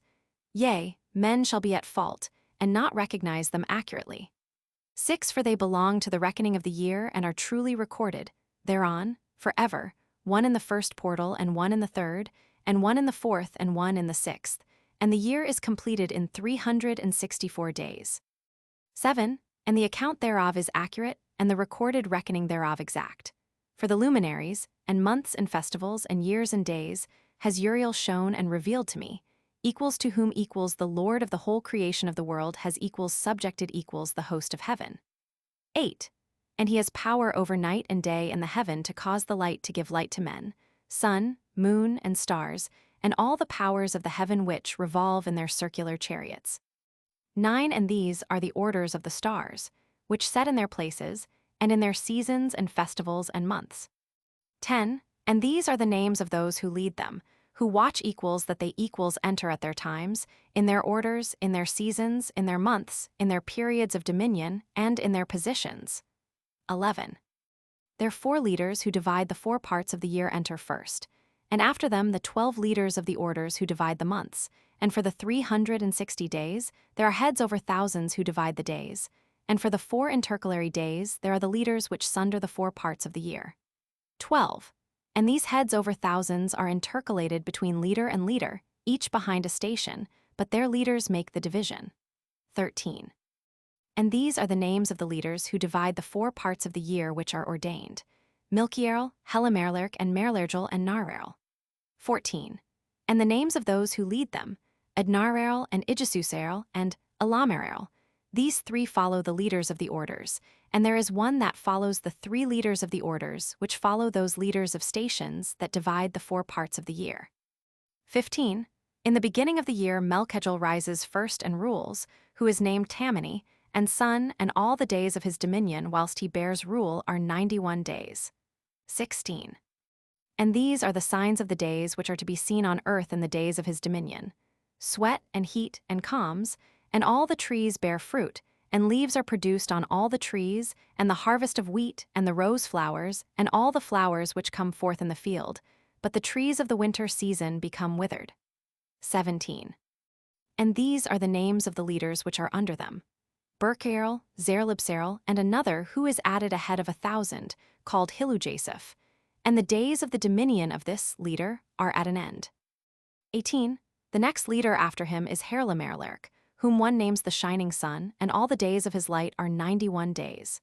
19 and these are the signs of his days on the earth: glowing heat and dryness, and the trees ripen their fruits and produce all their fruits ripe and ready, and the sheep pair and become pregnant, and all the fruits of the earth are gathered in, and everything that is in the fields and the winepress. These things take place in the days of his dominion. 20 these are the names, and the orders, and the leaders of those heads of thousands: Gidigel, Kererl, and Hererl, and the name of the head of 1,000 which is added to them, Asphaerl, and the days of his dominion are at an end. The dream visions, LXXZIXC. LXXZI, LXXIV, first dream vision on the deluge. LXXZI, one and now, my son Methuselah, I will show thee all my visions which I have seen, recounting them before thee. 2 visions I saw before I took a wife, and the one was quite unlike the other. The first when I was learning to write, the second before I took thy mother, when I saw a terrible vision, and regarding them I prayed to the Lord. 3 I had laid me down in the house of my grandfather Mahalalel, when I saw in a vision how the heaven collapsed and was borne off and fell to the earth. 4 and when it fell to the earth, I saw how the earth was swallowed up in a great abyss, and mountains were suspended on mountains, and hills sank down on hills, and high trees were rent from their stems, and hurled down and sunk in the abyss. 5 and thereupon a word fell into my mouth, and I lifted up my voice to cry aloud and said, The earth is destroyed. 6 And my grandfather Mahalalel waked me as I lay near him, and said unto me, Why dost thou cry so, my son, and why dost thou make such lamentation? 7 And I recounted to him the whole vision which I had seen, and he said unto me, A terrible thing hast thou seen, my son, and of grave moment is thy dream vision as to the secrets of all the sin of the earth. It must sink into the abyss and be destroyed with a great destruction. 8 And now, my son, arise and make petition to the Lord of glory, since thou art a believer, that a remnant may remain on the earth, and that he may not destroy the whole earth. 9 My son, from heaven all this will come upon the earth, and upon the earth there will be great destruction. 10 After that I arose and prayed and implored and besought, and wrote down my prayer for the generations of the world, and I will show everything to thee, my son Methuselah. 11 And when I had gone forth below and seen the heaven, and the sun rising in the east, and the moon setting in the west, and a few stars, and the whole earth, and everything as he had known it in the beginning, then I blessed the Lord of judgment and extolled him, because he had made the sun to go forth from the windows of the east. And he ascended and rose on the face of the heaven, and set out and kept traversing the path shown unto him. LXX 1 And I lifted up my hands in righteousness and blessed the Holy and Great One, and spake with the breath of my mouth, and with the tongue of flesh, which God has made for the children of the flesh of men, that they should speak therewith. And he gave them breath and a tongue and a mouth that they should speak therewith. Blessed be thou, O Lord, King, great and mighty in thy greatness, Lord of the whole creation of the heaven, King of kings and God of the whole world. And thy power and kingship and greatness abide for ever and ever, and throughout all generations thy dominion. And all the heavens are thy throne forever, and the whole earth thy footstool forever and ever. For thou hast made and thou rulest all things, and nothing is too hard for thee. Wisdom departs not equals from the place of thy throne equals nor turns away equals from thy presence. And thou knowest and seest and hearest everything, and there is nothing hidden from thee. And now the angels of thy heavens are guilty of trespass, and upon the flesh of men abideth thy wrath until the great day of judgment. And now, O God and Lord and great King, I implore and beseech thee to fulfill my prayer, to leave me a posterity on earth, and not to destroy all the flesh of man, and make the earth without inhabitant, so that there should be an eternal destruction. And now, my Lord, destroy from the earth the flesh which has aroused thy wrath, but the flesh of righteousness and uprightness establish as a plant of the eternal seed, and hide not thy face from the prayer of thy servant, O Lord. LXXXVXC, the second dream vision of Enoch, the history of the world to the founding of the Messianic kingdom. LXXXV, 1 And after this I saw another dream, and I will show the whole dream to thee, my son. 2 And Enoch lifted up his voice and spake to his son Methuselah, To thee, my son, will I speak. Hear my words, incline thine ear to the dream vision of thy father. 3 Before I took thy mother Edna, I saw in a vision on my bed, and behold a bull came forth from the earth, and that bull was white. And after it came forth a heifer, and along with this latter came forth 2 bulls, one of them black and the other red. 4 And that black bull gored the red one and pursued him over the earth, and thereupon I could no longer see that red bull. 5 But that black bull grew, and that heifer went with him, and I saw that many oxen proceeded from him which resembled and followed him. 6 And that cow, that first one, went from the presence of that first bull in order to seek that red one, but found him not, and lamented with a great lamentation over him and sought him. 7 And I looked till that first bull came to her and quieted her, and from that time onward she cried no more. 8 And after that she bore another white bull, and after him she bore many bulls and black cows. 9 And I saw in my sleep that white bull likewise grow and become a great white bull, and from him proceeded many white bulls, and they resembled him. 10 And they began to beget many white bulls, which resembled them, one following the other, even many. LXXXVI, the fall of the angels and the demoralization of mankind. LXXXVI, 1 And again I saw with mine eyes as I slept, and I saw the heaven above, and behold a star fell from heaven, and it arose and ate and pastured amongst those oxen. 2 And after that I saw the large and the black oxen, and behold they all changed their stalls and pastures and their cattle, and began to live with each other. 3 And again I saw in the vision, and looked towards the heaven, and behold I saw many stars descend and cast themselves down from heaven to that first star, and they became bulls amongst those cattle and pastured with them. 4 And I looked at them and saw, and behold they all let out their privy members, like horses, and began to cover the cows of the oxen, and they all became pregnant and bare elephants, camels and asses. 5 And all the oxen feared them and were affrighted at them, and began to bite with their teeth and to devour, and to gore with their horns. 6 And they began moreover to devour those oxen, and behold all the children of the earth began to tremble and quake before them, and to flee from them. LXXXV, the advent of the 7 archangels. LXXXV. 1 And again I saw how they began to gore each other and to devour each other, and the earth began to cry aloud. 2 And I raised mine eyes again to heaven, and I saw in the vision, and behold there came forth from heaven beings who were like white men, and 4 went forth from that place, and 3 with them. 3 And those 3 that had last come forth grasped me by my hand, and took me up, away from the generations of the earth, and raised me up to a lofty place, and showed me a tower raised high above the earth, and all the hills were lower. 4 And one said unto me, Remain here till thou seest everything that befalls those elephants, camels, and asses, and the stars, and the oxen, and all of them. LXXXVI, the punishment of the fallen angels by the archangels. LXXXVI. 1 And I saw one of those 4 who had come forth first, and he seized that first star which had fallen from the heaven, and bound it hand and foot, and cast it into an abyss. Now that abyss was narrow and deep, and horrible and dark. 2 And one of them drew a sword, and gave it to those elephants and camels and asses. Then they began to smite each other, and the whole earth quaked because of them. 3 And as I was beholding in the vision, lo, one of the 4 who had come forth stoned them from heaven, and gathered and took all the great stars whose privy members were like those of horses, and bound them all hand and foot, and cast them in an abyss of the earth. LXX6, 19, the deluge and the deliverance of Noah. LXX6. 1 And one of those 4 went to that white bull and instructed him in a secret, without his being terrified. He was born a bull and became a man, and built for himself a great vessel and dwelt thereon. And 3 bulls dwelt with him in that vessel, and they were covered in 2.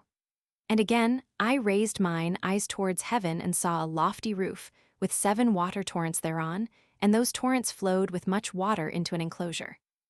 3 And I saw again, and behold fountains were opened on the surface of that great enclosure, and that water began to swell and rise upon the surface, and I saw that enclosure till all its surface was covered with water. 4 And the water, the darkness and mist increased upon it, and as I looked at the height of that water had risen above the height of that enclosure, and was streaming over that enclosure, and it stood upon the earth.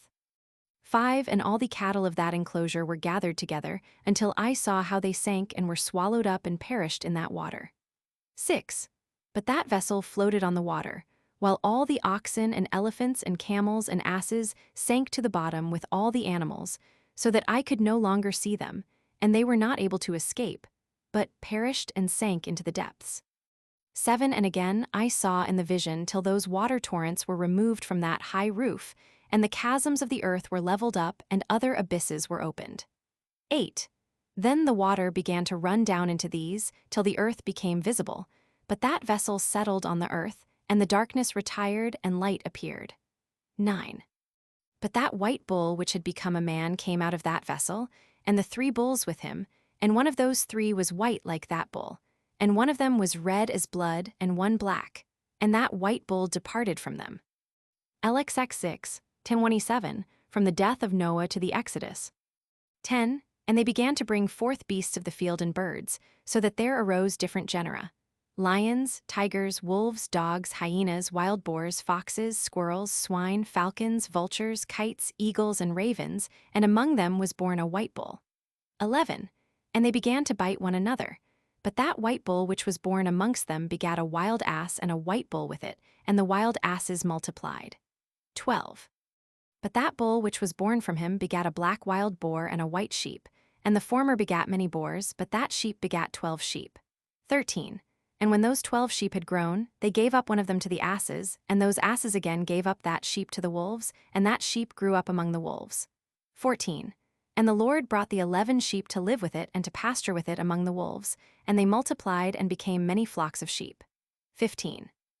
And the wolves began to fear them, and they oppressed them until they destroyed their little ones, and they cast their young into a river of much water. But those sheep began to cry aloud on account of their little ones, and to complain unto their Lord. 16. And a sheep which had been saved from the wolves fled and escaped to the wild asses. And I saw the sheep how they lamented and cried, and besought their Lord with all their might, till that Lord of the sheep descended at the voice of the sheep from a lofty abode, and came to them and pastured them. 17. And he called that sheep which had escaped the wolves, and spake with it concerning the wolves that it should admonish them not to touch the sheep. 18. And the sheep went to the wolves according to the word of the Lord, and another sheep met it and went with it. And the two went and entered together into the assembly of those wolves, and spake with them and admonished them not to touch the sheep from henceforth. 19. And thereupon I saw the wolves, and how they oppressed the sheep exceedingly with all their power, and the sheep cried aloud. 20. And the Lord came to the sheep, and they began to smite those wolves, and the wolves began to make lamentation, but the sheep became quiet and forthwith ceased to cry out. 21. And I saw the sheep till they departed from amongst the wolves, but the eyes of the wolves were blinded, and those wolves departed in pursuit of the sheep with all their power. 22. And the Lord of the sheep went with them, as their leader, and all his sheep followed him, and his face was dazzling and glorious and terrible to behold. 23. But the wolves began to pursue those sheep till they reached a sea of water. 24. And that sea was divided, and the water stood on this side, and on that before their face, and their Lord led them and placed himself between them and the wolves. 25. And as those wolves did not yet see the sheep, they proceeded into the midst of that sea, and the wolves followed the sheep, and ran after them into that sea. 26.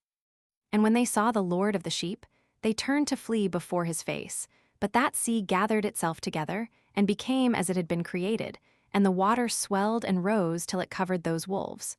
27. And I saw till all the wolves who pursued those sheep perished and were drowned. LXX 6, 2840, Israel in the desert, the giving of the law, the entrance into Palestine. 28. But the sheep escaped from that water and went forth into a wilderness, where there was no water and no grass, and they began to open their eyes and to see, and I saw the Lord of the sheep pasturing them and giving them water and grass, and that sheep going and leading them. 29. And that sheep ascended to the summit of that lofty rock, and the Lord of the sheep sent it to them. 30. And after that I saw the Lord of the sheep who stood before them, and his appearance was great and terrible and majestic, and all those sheep saw him and were afraid before his face. 31. And they all feared and trembled because of him, and they cried to that sheep with them, We are not able to stand before our Lord or to behold him. 32. And that sheep which led them again ascended to the summit of that rock, but the sheep began to be blinded and to wander from the way which he had showed them, but that sheep wot not thereof. 33. And the Lord of the sheep was wrathful exceedingly against them, and that sheep discovered it, and went down from the summit of the rock, and came to the sheep, and found the greatest part of them blinded and fallen away. 34. And when they saw it, they feared and trembled at its presence, and desired to return to their folds. 35. And that sheep took other sheep with it, and came to those sheep which had fallen away, and began to slay them. And the sheep feared its presence, and thus that sheep brought back those sheep that had fallen away, and they returned to their folds. 36. And I saw in this vision till that sheep became a man and built a house for the Lord of the sheep, and placed all the sheep in that house. 37. And I saw till this sheep which had met that sheep which led them fell asleep. And I saw till all the great sheep perished, and little ones arose in their place, and they came to a pasture, and approached a stream of water. 38. Then that sheep, their leader which had become a man, withdrew from them and fell asleep, and all the sheep sought it and cried over it with a great crying. 39. And I saw till they left off crying for that sheep and crossed that stream of water, and there arose the equals 2 equals sheep as leaders in the place of those which had led them and fallen asleep had fallen asleep and led them. 40. And I saw till the sheep came to a goodly place, and a pleasant and glorious land, and I saw till those sheep were satisfied, and that house stood amongst them in the pleasant land. LXX 6, 4150, from the time of the judges till the building of the temple. 41. And sometimes their eyes were opened, and sometimes blinded, till another sheep arose and led them and brought them all back, and their eyes were opened. 42. And the dogs and the foxes and the wild boars began to devour those sheep, till the Lord of the sheep raised up a ram from their midst, which led them. 43. And that ram began to butt on either side those dogs, foxes, and wild boars till he had destroyed them all. 44. And that sheep whose eyes were opened saw that ram, which was amongst the sheep, equals till it forsook its glory and began to butt those sheep, and trampled upon them, and behaved itself unseemly. 45. And the Lord of the sheep sent the equals lamb equals to another equals lamb equals, and raised it to being a ram and leader of the sheep, instead of that ram which had forsaken its glory. 46. And it went to it and spake to it alone, and raised it to being a ram, and made it the prince and leader of the sheep. But during all these things those dogs oppressed the sheep. 47. And the first ram pursued that second ram, and that second ram arose and fled before it. And I saw till those dogs pulled down the first ram. 48. And that second ram arose and led the sheep. 49. And those sheep grew and multiplied, but all the dogs and foxes and wild boars feared and fled before it, and that ram butted and killed the wild beasts, and those wild beasts had no longer any power among the sheep and robbed them no more of aught. 48b. And that ram begat many sheep and fell asleep, and a little sheep became ram in its stead, and became prince and leader of those sheep. 50. And that house became great and broad, and it was built for those sheep. And a tower lofty and great was built on the house for the Lord of the sheep, and that house was low, but the tower was elevated and lofty, and the Lord of the sheep stood on that tower, and they offered a full table before him. LXX 6, 5167, the two kingdoms of Israel and Judah to the destruction of Jerusalem. 51. And again I saw those sheep that they again erred and went many ways and forsook that their house, and the Lord of the sheep called some from amongst the sheep and sent them to the sheep, but the sheep began to slay them. 52. And one of them was saved and was not slain, and it sped away and cried aloud over the sheep, and they sought to slay it, but the Lord of the sheep saved it from the sheep, and brought it up to me, and caused it to dwell there. 53. And many other sheep he sent to those sheep to testify unto them and lament over them. 54. And after that I saw that when they forsook the house of the Lord and his tower they fell away entirely, and their eyes were blinded. And I saw the Lord of the sheep how he wrought much slaughter amongst them in their herds, until those sheep invited that slaughter and betrayed his place. 55. And he gave them over into the hands of the lions and tigers and wolves and hyenas, and into the hand of the foxes, and to all the wild beasts, and those wild beasts began to tear in pieces those sheep. 56. And I saw that he forsook that their house and their tower, and gave them all into the hand of the lions, to tear and devour them, into the hand of all the wild beasts. 57. And I began to cry aloud with all my power, and to appeal to the Lord of the sheep, and to represent to him in regard to the sheep that they were devoured by all the wild beasts. 58. But he remained unmoved, though he saw it, and rejoiced that they were devoured and swallowed and robbed, and left them to be devoured in the hand of all the beasts. 59.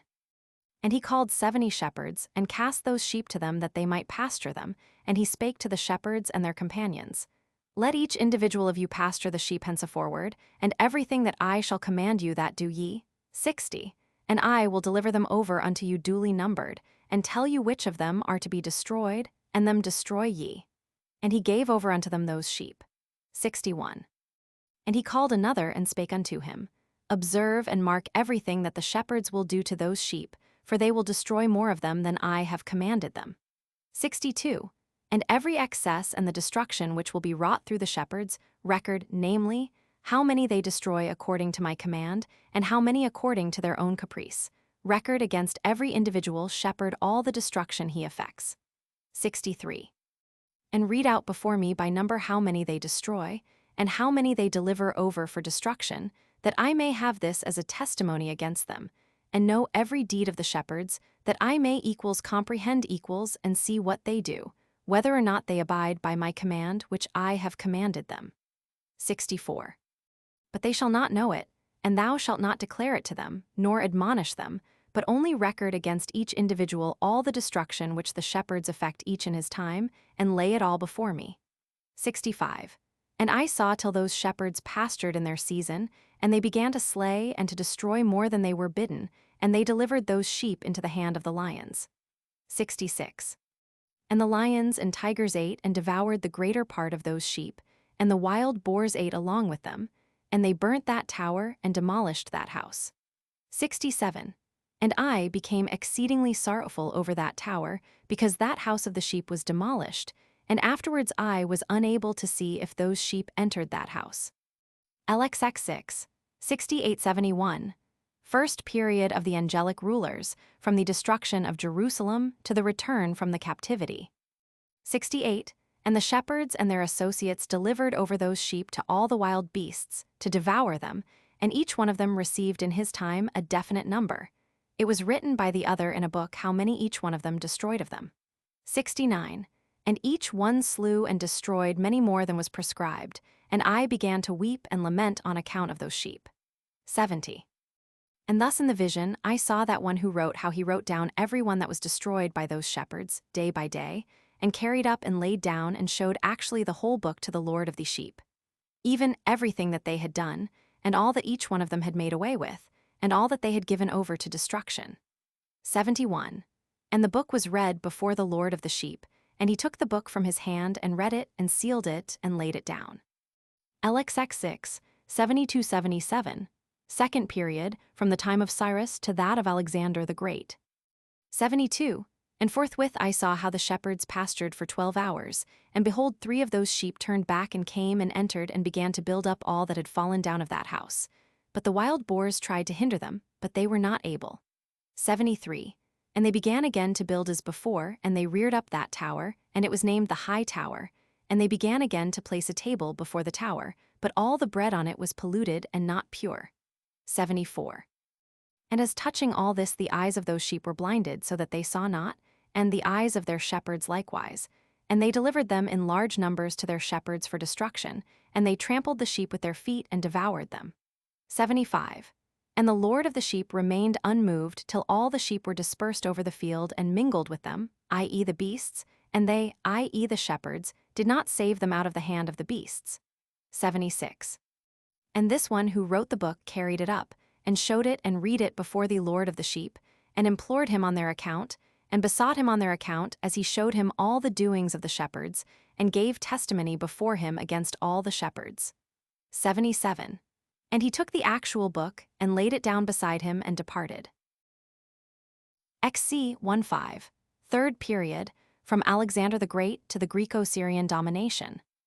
XC 1. And I saw till that in this manner 35 equals shepherds undertook the pasturing of the sheep, and they severally completed their periods as did the first, and others received them into their hands to pasture them for their period, each shepherd in his own period. 2. And after that I saw in my vision all the birds of heaven coming, the eagles, the vultures, the kites, the ravens, but the eagles led all the birds, and they began to devour those sheep, and to pick out their eyes and to devour their flesh.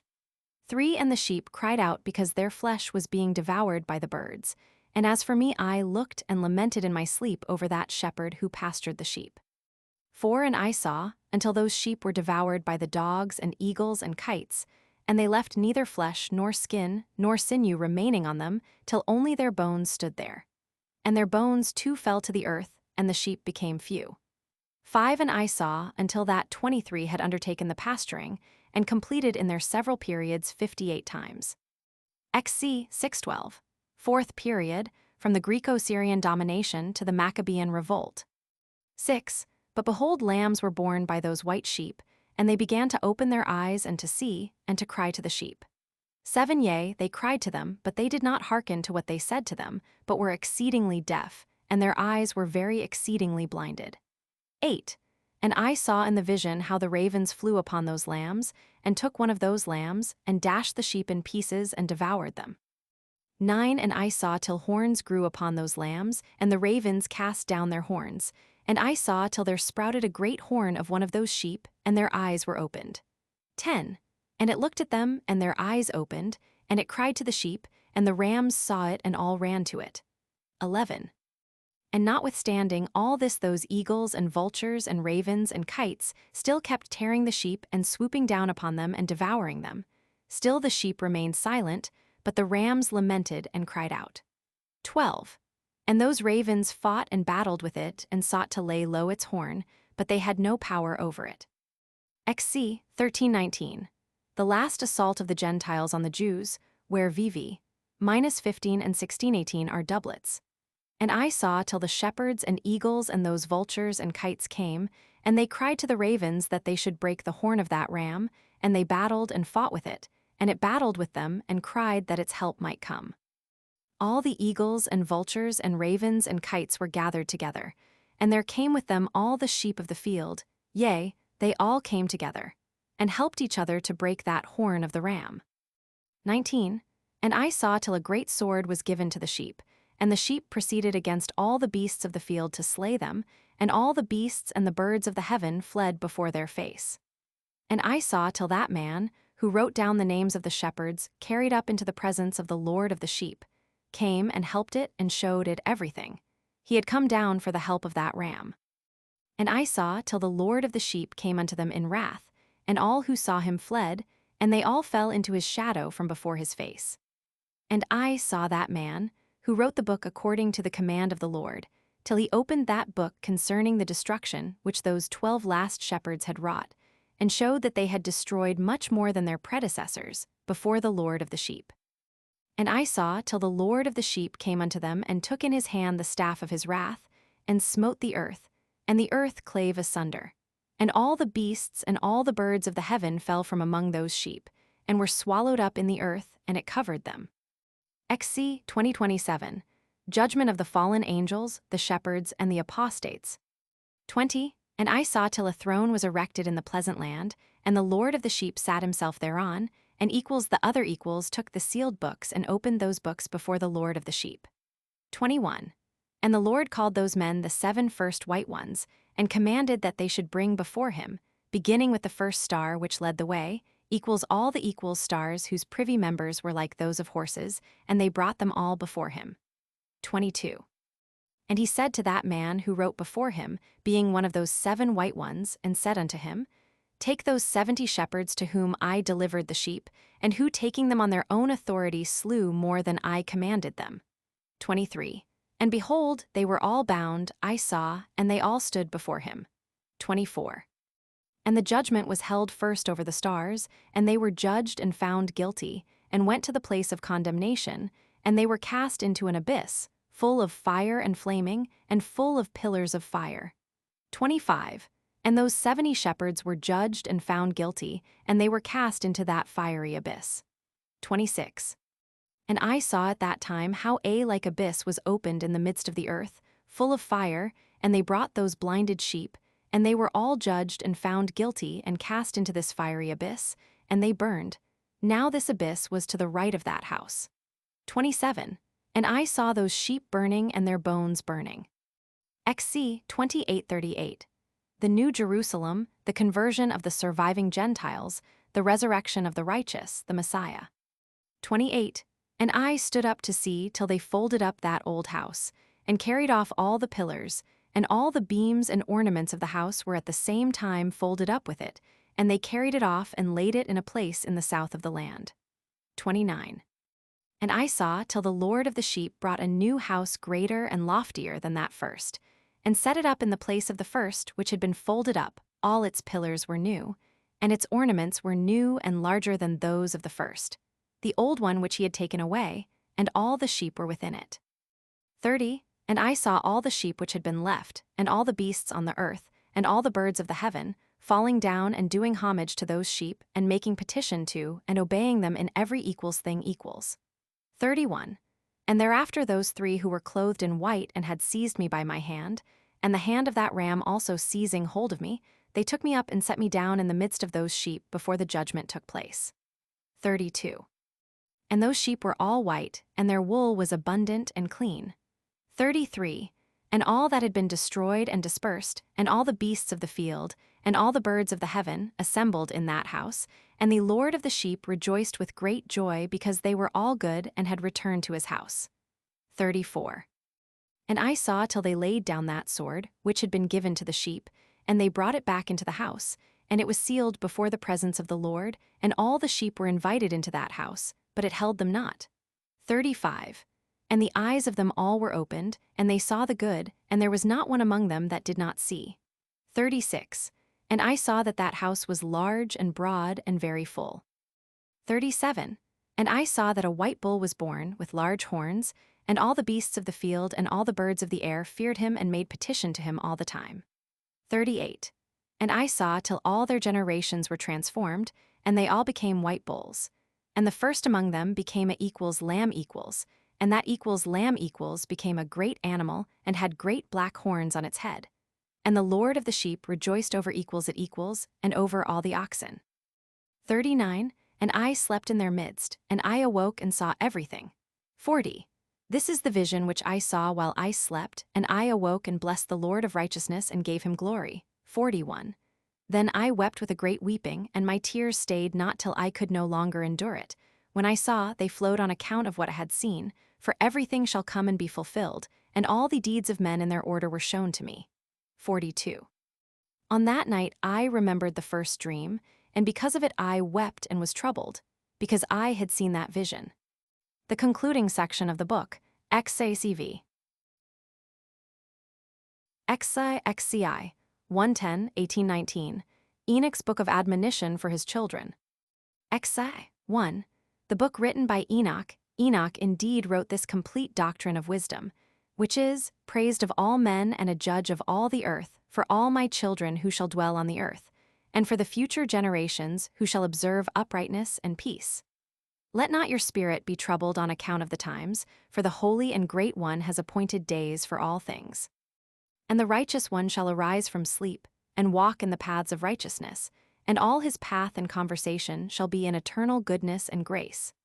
He will be gracious to the righteous, and give him eternal uprightness, and he will give him power so that he shall be endowed with goodness and righteousness, and he shall walk in eternal light.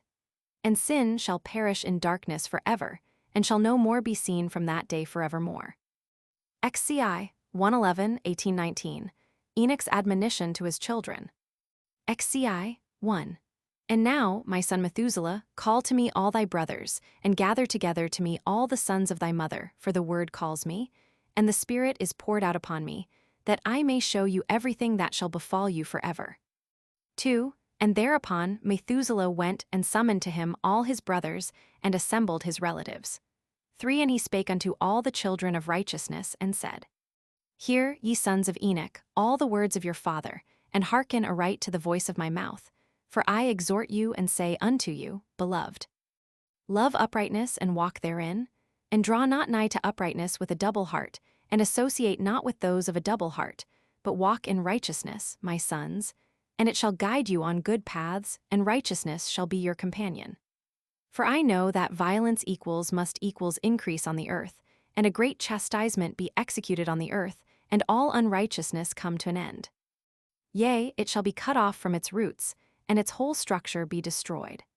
And unrighteousness shall again be consummated on the earth, and all the deeds of unrighteousness and of violence and transgression shall prevail in a twofold degree. And when sin and unrighteousness and blasphemy and violence in all kinds of deeds increase, and apostasy and transgression and uncleanness increase, a great chastisement shall come from heaven upon all these, and the Holy Lord will come forth with wrath and chastisement to execute judgment on earth. In those days violence shall be cut off from its roots, and the roots of unrighteousness together with deceit, and they shall be destroyed from under heaven. And all the idols of the heathen shall be abandoned, and the temples burned with fire, and they shall remove them from the whole earth. And they, i.e. the heathen, shall be cast into the judgment of fire, and shall perish in wrath and in grievous judgment forever. And the righteous shall arise from their sleep, and wisdom shall arise and be given unto them. 11. And after that the roots of unrighteousness shall be cut off, and the sinners shall be destroyed by the sword, shall be cut off from the blasphemers in every place, and those who plan violence and those who commit blasphemy shall perish by the sword. And now I tell you, my sons, and show you the paths of righteousness, and the paths of violence. Yea, I will show them to you again, that ye may know what will come to pass. And now hearken unto me, my sons, and walk in the paths of righteousness, and walk not in the paths of violence. For all who walk in the paths of unrighteousness shall perish for equals ever equals. XCI 1217, The Apocalypse of Weeks. XCI 1. And after that Enoch both gave and began to recount from the books. 2. And Enoch said, concerning the children of righteousness, and concerning the elect of the world, and concerning the plan of uprightness, I will speak these things, yea, I Enoch will declare them unto you, my sons, according to that which appeared to me in the heavenly vision, and which I have known through the word of the holy angels, and have learnt from the heavenly tablets. And Enoch began to recount from the books, and said, I was born the 7th in the 1st week, while judgment and righteousness still endured. And after me there shall arise in the 2nd week great wickedness, and deceit shall have sprung up, and in it there shall be the first end. And in it a man shall be saved, and after it is ended unrighteousness shall grow up, and a law shall be made for the sinners. And after that in the 3rd week at its close a man shall be elected as the plant of righteous judgment, and equals his posterity equals shall become the plant of righteousness forevermore. And after that in the 4th week, at its close, visions of the holy and righteous shall be seen, and a law for all generations and an enclosure shall be made for them. And after that in the 5th week, at its close, the house of glory and dominion shall be built forever. And after that in the 6th week all who live in it shall be blinded, and the hearts of all of them shall godlessly forsake wisdom. And in it a man shall ascend, and at its close the house of dominion shall be burnt with fire, and the whole race of the chosen root shall be dispersed. And after that in the 7th week shall an apostate generation arise, and many shall be its deeds, and all its deeds shall be apostate. And at its close shall be elected the elect righteous of the eternal plant of righteousness, to receive 7-fold instruction concerning all his creation. 11. For who is there of all the children of men that is able to hear the voice of the Holy One without being troubled? And who can think his thoughts? And who is there that can behold all the works of heaven? 12. And how should there be one who could behold the heaven? And who is there that could understand the things of heaven, and see a soul or a spirit, and could tell thereof, or ascend and see all their ends, and think them or do like them? 13. And who is there of all men that could know what is the breadth and the length of the earth, and to whom has been shown the measure of all of them? 14.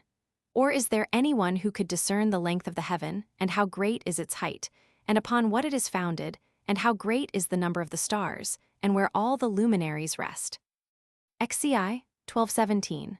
The last 3 weeks, and after that there shall be another, the 8th week, that of righteousness. And a sword shall be given to it, that a righteous judgment may be executed on the oppressors, and sinners shall be delivered into the hands of the righteous.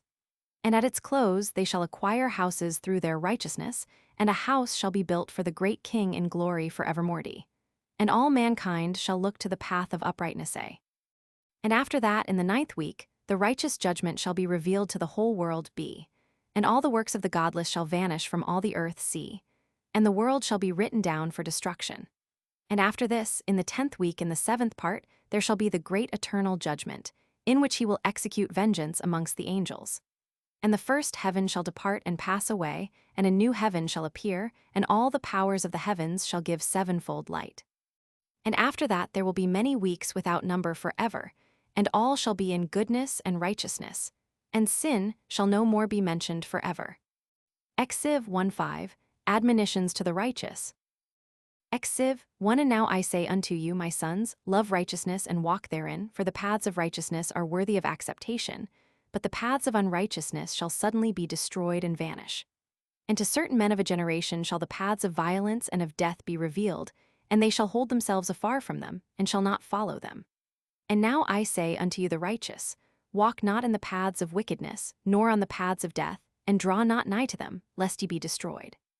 But seek and choose for yourselves righteousness and an elect life, and walk in the paths of peace, and ye shall live and prosper. And hold fast my words in the thoughts of your hearts, and suffer them not to be effaced from your hearts. For know that sinners will tempt men to equals evilly entreat equals wisdom, so that no place may be found for her, and no manner of temptation may minish. Exciv 6:11. Woes for the sinners, woe to those who build unrighteousness and oppression, and lay deceit as a foundation, for they shall be suddenly overthrown, and they shall have no peace. Woe to those who build their houses with sin, for from all their foundations shall they be overthrown, and by the sword shall they fall. And those who acquire gold and silver in judgment suddenly shall perish. Woe to you, ye rich, for ye have trusted in your riches, and from your riches shall ye depart, because ye have not remembered the Most High in the days of your riches. Ye have committed blasphemy and unrighteousness, and have become ready for the day of slaughter, and the day of darkness, and the day of the great judgment. Thus I speak and declare unto you, he who hath created you will overthrow you, and for your fall there shall be no compassion, and your Creator will rejoice at your destruction. And your righteous ones in those days shall be a reproach to the sinners and the godless. XCV, Enoch's grief, fresh woes against the sinners. XCV, 1. Oh, that mine eyes were waters that I might weep over you, and pour down my tears as a cloud of waters, that so I might rest from my trouble of heart. Who has permitted you to practice reproaches and wickedness, and so judgment shall overtake you, sinners? Fear not the sinners, ye righteous, for again will the Lord deliver them into your hands, that ye may execute judgment upon them according to your desires. Woe to you who fulminate anathemas which cannot be reversed, healing shall therefore be far from you because of your sins. Woe to you who requite your neighbor with evil, for ye shall be requited according to your works. Woe to you, lying witnesses, and to those who weigh out injustice, for suddenly shall ye perish. Woe to you, sinners, for ye persecute the righteous, for ye shall be delivered up and persecuted because of injustice, and heavy shall its yoke be upon you. XCVI, grounds of hopefulness for the righteous, woes for the wicked. XCVI, 1. Be hopeful, ye righteous, for suddenly shall the sinners perish before you, and ye shall have lordship over them according to your desires. 2. And in the day of the tribulation of the sinners, your children shall mount and rise as eagles, and higher than the vultures will be your nest. And ye shall ascend and enter the crevices of the earth, and the clefts of the rock forever as conies before the unrighteous, and the sirens shall sigh because of you and weep. Wherefore fear not, ye that have suffered, for healing shall be your portion, and a bright light shall enlighten you, and the voice of rest ye shall hear from heaven. Woe unto you, ye sinners, for your riches make you appear like the righteous, but your hearts convict you of being sinners, and this fact shall be a testimony against you for a memorial of your evil deeds. Woe to you who devour the finest of the wheat, and drink equals wine in large bowls equals, and tread under foot the lowly with your might. Woe to you who drink water equals from every fountain equals, for suddenly shall ye be consumed and wither away, because ye have forsaken the fountain of life. Woe to you who work unrighteousness, and deceit and blasphemy, it shall be a memorial against you for evil. Woe to you, ye mighty, who with might oppress the righteous, for the day of your destruction is coming. In those days many and good days shall come to the righteous, in the day of your judgment. XCVI, the evils in store for sinners and the possessors of unrighteous wealth. XCVI, 1. Believe, ye righteous, that the sinners will become a shame and perish in the day of unrighteousness. Be it known unto you, ye sinners, that the Most High is mindful of your destruction, and the angels of heaven rejoice over your destruction. What will ye do, ye sinners, and whither will ye flee on that day of judgment, when ye hear the voice of the prayer of the righteous? Yea, ye shall fare like unto them, against whom this word shall be a testimony, ye have been companions of sinners. And in those days the prayer of the righteous shall reach unto the Lord, and for you the days of your judgment shall come, and all the words of your unrighteousness shall be read out before the great Holy One, and your faces shall be covered with shame, and he will reject every work which is grounded on unrighteousness. Woe to you, ye sinners, who live on the mid-ocean and on the dry land, whose remembrance is evil against you. Woe to you who acquire silver and gold in unrighteousness, and say, We have become rich with riches and have possessions, and have acquired everything we have desired. And now let us do what we purposed, for we have gathered silver, and many are the husbandmen in our houses, and our granaries are brim full as with water. Yea, and like water your lies shall flow away, for your riches shall not abide, but speedily ascend from you. For ye have acquired it all in unrighteousness, and ye shall be given over to a great curse. XCVI, self-indulgence of sinners, sin originated by man, all sin recorded in heaven, woes for the sinners. XCVI, 1. And now I swear unto you, to the wise and to the foolish, for ye shall have manifold experiences on the earth. For ye men shall put on more adornments than a woman, and colored garments more than a virgin, in royalty and in grandeur and in power, and in silver and in gold and in purple, and in splendor and in food they shall be poured out as water. Therefore they shall be wanting in doctrine and wisdom, and they shall perish thereby together with their possessions, and with all their glory and their splendor, and in shame and in slaughter and in great destitution, their spirits shall be cast into the furnace of fire.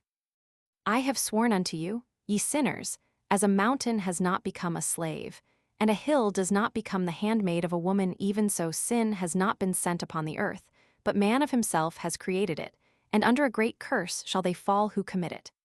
And barrenness has not been given to the woman, but on account of the deeds of her own hands she dies without children. I have sworn unto you, ye sinners, by the Holy Great One, that all your evil deeds are revealed in the heavens, and that none of your deeds of oppression are covered and hidden. 7. And do not think in your spirit, nor say in your heart, that ye do not know, and that ye do not see that every sin is every day recorded in heaven in the presence of the Most High. 8. From henceforth ye know that all your oppression wherewith ye oppress is written down every day till the day of your judgment. 9. Woe to you, ye fools, for through your folly shall ye perish, and ye transgress against the wise, and so good hap shall not be your portion. 10. And now know ye that ye are prepared for the day of destruction, wherefore do not hope to live, ye sinners, but ye shall depart and die, for ye know no ransom. For ye are prepared for the day of the great judgment, for the day of tribulation and great shame for your spirits. Woe to you, ye obstinate of heart, who work wickedness and eat blood. Whence have ye good things to eat and to drink and to be filled? From all the good things which the Lord the Most High has placed in abundance on the earth, therefore ye shall have no peace. 12. Woe to you who love the deeds of unrighteousness. Wherefore do ye hope for good happen to yourselves? Know that ye shall be delivered into the hands of the righteous, and they shall cut off your necks and slay you, and have no mercy upon you. 13. Woe to you who rejoice in the tribulation of the righteous, for no grave shall be dug for you. 14. Woe to you who set at naught the words of the righteous, for ye shall have no hope of life. 15. Woe to you who write down lying and godless words, for they write down their lies that men may hear them and act godlessly towards their neighbor. 16. Therefore they shall have no peace, but die a sudden death. X6. Woes pronounced on the godless, the lawbreakers, evil plight of sinners in the last days, further woes. X6. 1. Woe to you who work godlessness and glory in lying and extol them, ye shall perish, and no happy life shall be yours. Woe to them who pervert the words of uprightness, and transgress the eternal law, and transform themselves into what they were not, they shall be trodden under foot upon the earth. In those days make ready, ye righteous, to raise your prayers as equals a equal's memorial, and place them as a testimony before the angels, that they may place the sin of the sinners for a memorial before the Most High. In those days the nations shall be stirred up, and the families of the nations shall arise on the day of destruction. And in those days the destitute shall go forth and carry off their children, and they shall abandon them, so that their children shall perish through them. Yea, they shall abandon their children, that are still, sucklings, and not return to them, and shall have no pity on their beloved ones. 6. And again I swear to you, ye sinners, that sin is prepared for a day of unceasing bloodshed. 7. And they who worship stones, and grave images of gold and silver and wood and stone and clay, and those who worship impure spirits and demons, and all kinds of idols not according to knowledge, shall get no manner of help from them. And they shall become godless by reason of the folly of their hearts, and their eyes shall be blinded through the fear of their hearts, and through visions in their dreams. Through these they shall become godless and fearful, for they shall have wrought all their work in a lie, and shall have worshipped a stone, therefore in an instant shall they perish. But in those days blessed are all they who accept the words of wisdom, and understand them, and observe the paths of the Most High, and walk in the path of his righteousness, and become not godless with the godless, for they shall be saved. Woe to you who spread evil to your neighbors, for you shall be slain in Sheol. Woe to you who make deceitful and false measures, and to them who cause bitterness on the earth, for they shall thereby be utterly consumed.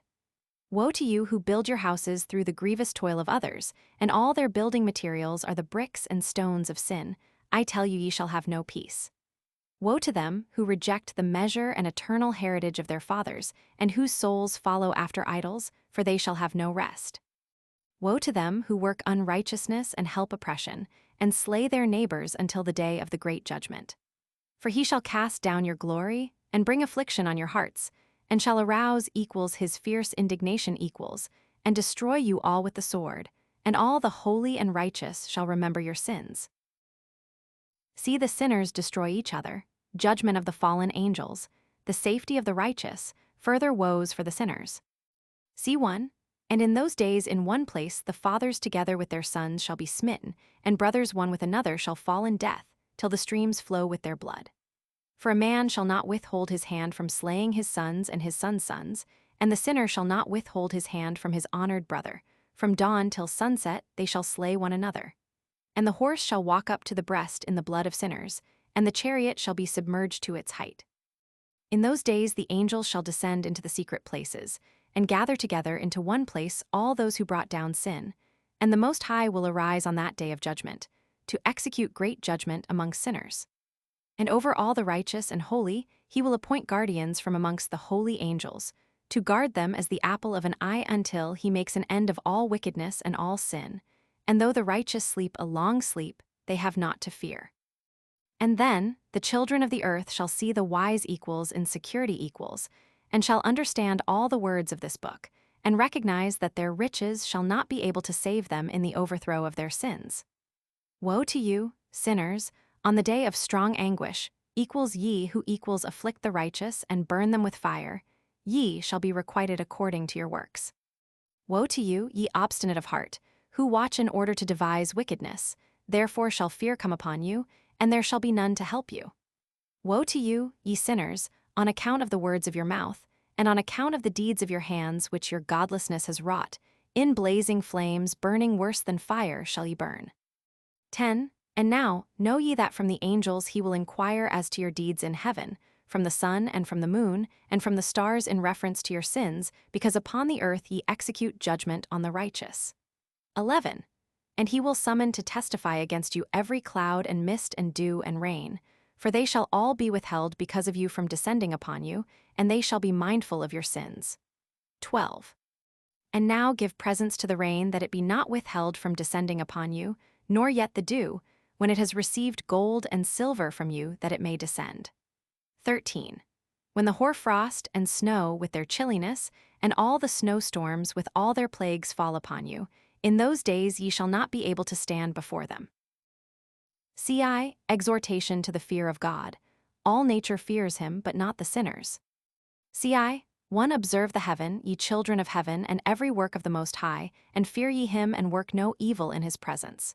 2. If he closes the windows of heaven, and withholds the rain and the dew from descending on the earth on your account, what will ye do then?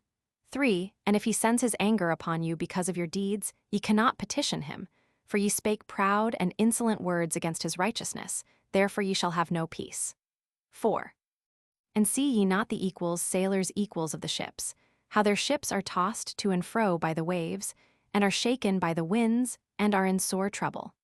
5. And therefore do they fear, because all their goodly possessions go upon the sea with them, and they have evil forebodings of heart that the sea will swallow them, and they will perish therein. 6. Are not the entire sea and all its waters, and all its movements, the work of the Most High, and has he not set limits to its doings, and confined it throughout by the sand? 7. And at his reproof it is afraid and dries up, and all its fish die and all that is in it. But ye sinners that are on the earth fear him not. 8. Has he not made the heaven and the earth and all that is therein, who has given understanding and wisdom to everything that moves on the earth and in the sea? 9. Do not the equals, sailors equals of the ships fear the sea? Yet sinners fear not the Most High. Sigh, terrors of the day of judgment, the adverse fortunes of the righteous on the earth. Sigh, 1. In those days when he hath brought a grievous fire upon you, whither will ye flee, and where will ye find deliverance? And when he launches forth his word against you, will you not be affrighted and fear? And all the luminaries shall be affrighted with great fear, and all the earth shall be affrighted and tremble and be alarmed. And all the angels shall execute their commands, and shall seek to hide themselves from the presence of the great glory, and the children of earth shall tremble and quake, and ye sinners shall be accursed forever, and ye shall have no peace. Fear ye not, ye souls of the righteous, and be hopeful ye that have died in righteousness. And grieve not if your soul into Sheol has descended in grief, and that in your life your body fared not according to your goodness, but equals wait for equals the day of the equals judgment equals of sinners, and for the day of cursing and chastisement. And yet when ye die the sinners speak over you. As we die, so die the righteous, and what benefit do they reap for their deeds? Behold, Even as we, so do they die in grief and darkness, and what have they more than we? From henceforth we are equal. And what will they receive, and what will they see forever? Behold, they too have died, and henceforth forever shall they see no light. 9. I tell you, ye sinners, ye are content to eat and drink, and rob and sin, and strip men naked, and acquire wealth and see good days. 10. Have ye seen the righteous, how their end falls out, that no manner of violence is found in them till their death? 11. Nevertheless, they perished and became as though they had not been, and their spirits descended into Sheol in tribulation. CI, different destinies of the righteous and the sinners, fresh objections of the sinners. CI, 1. Now therefore I swear to you, the righteous, by the glory of the great and honored and mighty one in dominion, and by his greatness I swear to you.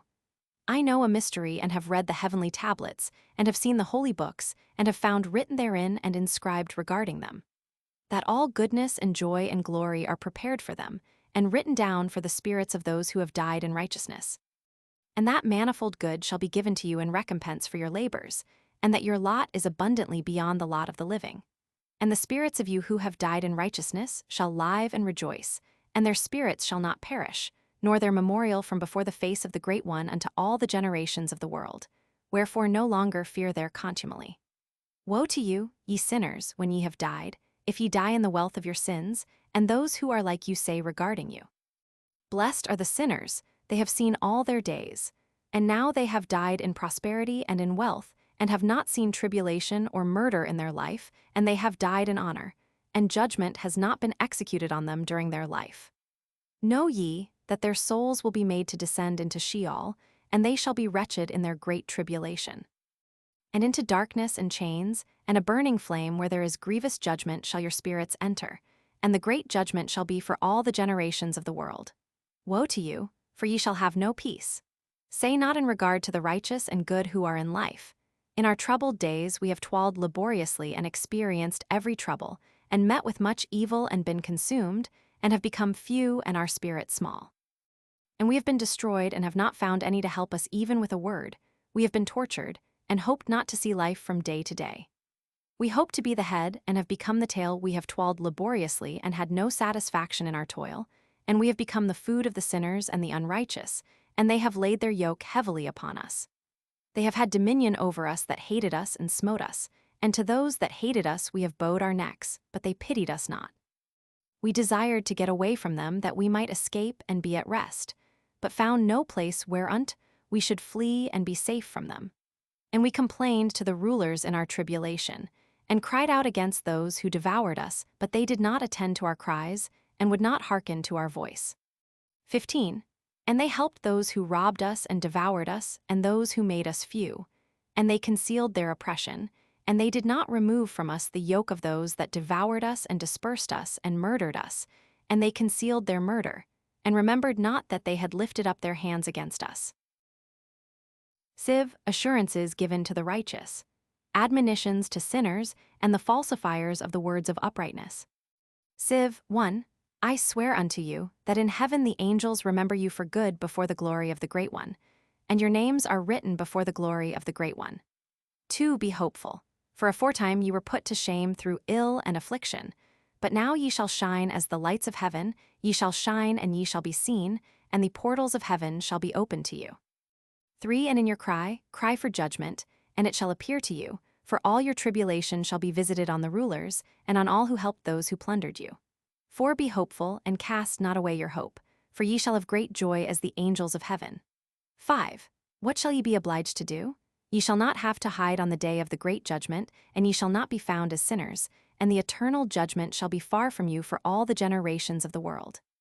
6. And now fear not, ye righteous, when ye see the sinners growing strong and prospering in their ways. Be not companions with them, but keep afar from their violence, for ye shall become companions of the hosts of heaven.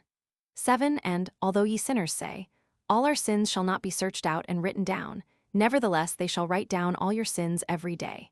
8. And now I show unto you that light and darkness, day and night, see all your sins.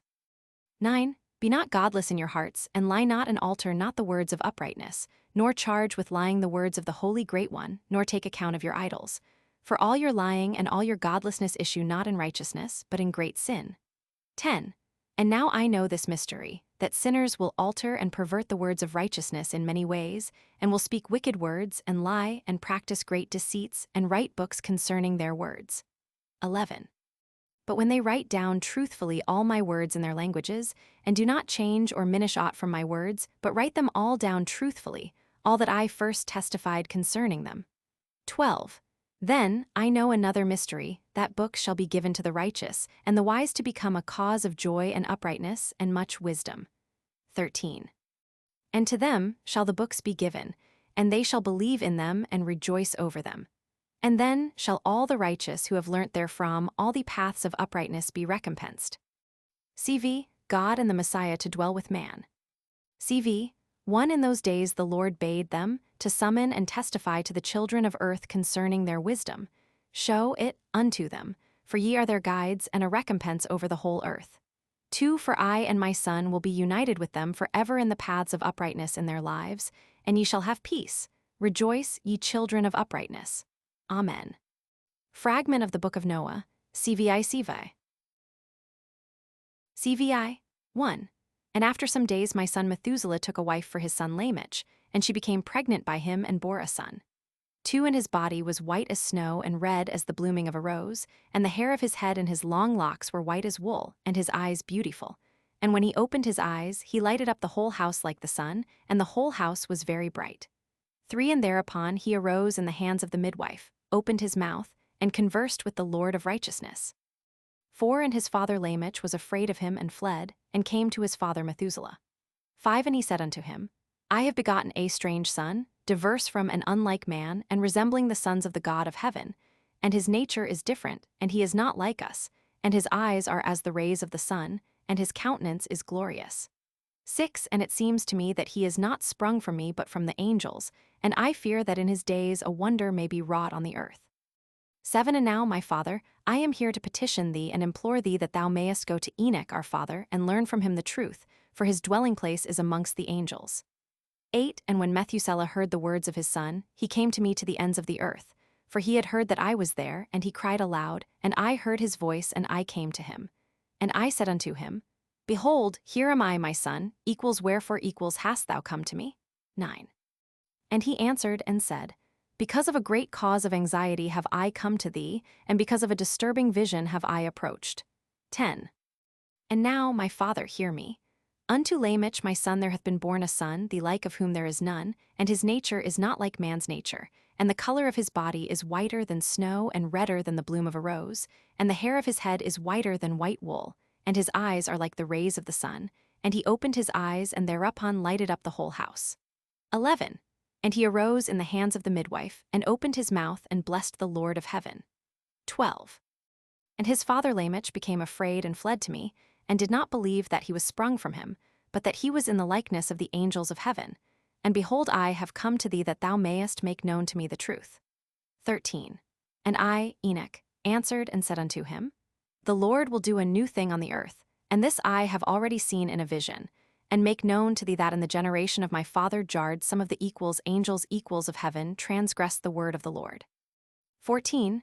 And behold, they commit sin and transgress the law, and have united themselves with women and commit sin with them, and have married some of them, and have begotten children by them. 17. And they shall produce on the earth giants not according to the Spirit, but according to the flesh, and there shall be a great punishment on the earth, and the earth shall be cleansed from all impurity. 15.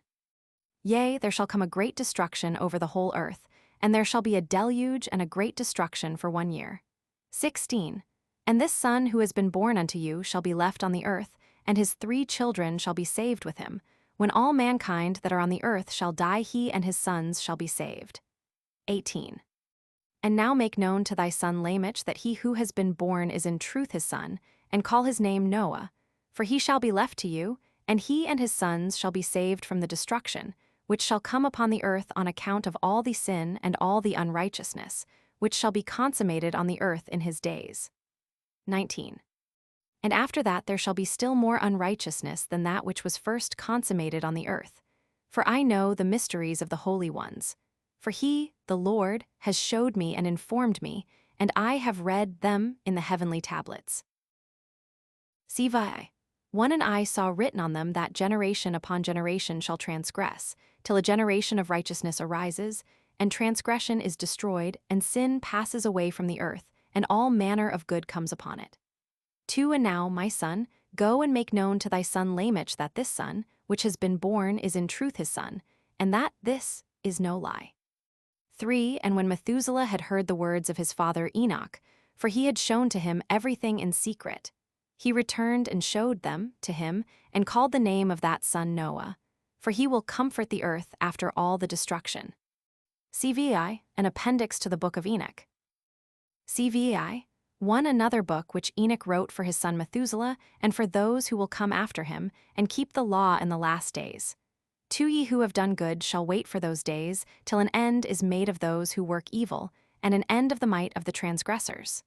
3 And wait ye indeed till sin has passed away, for their names shall be blotted out of the book of life and out of the holy books, and their seed shall be destroyed forever, and their spirits shall be slain, and they shall cry and make lamentation in a place that is a chaotic wilderness, and equals in the fire shall they burn equals, for there is no earth there. 4 And I saw there something like an invisible cloud, for by reason of its depth I could not look over, and I saw a flame of fire blazing brightly, and things like shining mountains circling and sweeping to and fro. 5 And I asked one of the holy angels who was with me, and said unto him, What is this shining thing? For it is not a heaven, but only the flame of a blazing fire, and the voice of weeping and crying and lamentation and strong pain. 6 And he said unto me, This place which thou seest, here are cast the spirits of sinners and blasphemers, and of those who work wickedness, and of those who pervert everything that the Lord hath spoken through the mouth of the prophets, even the things that shall be.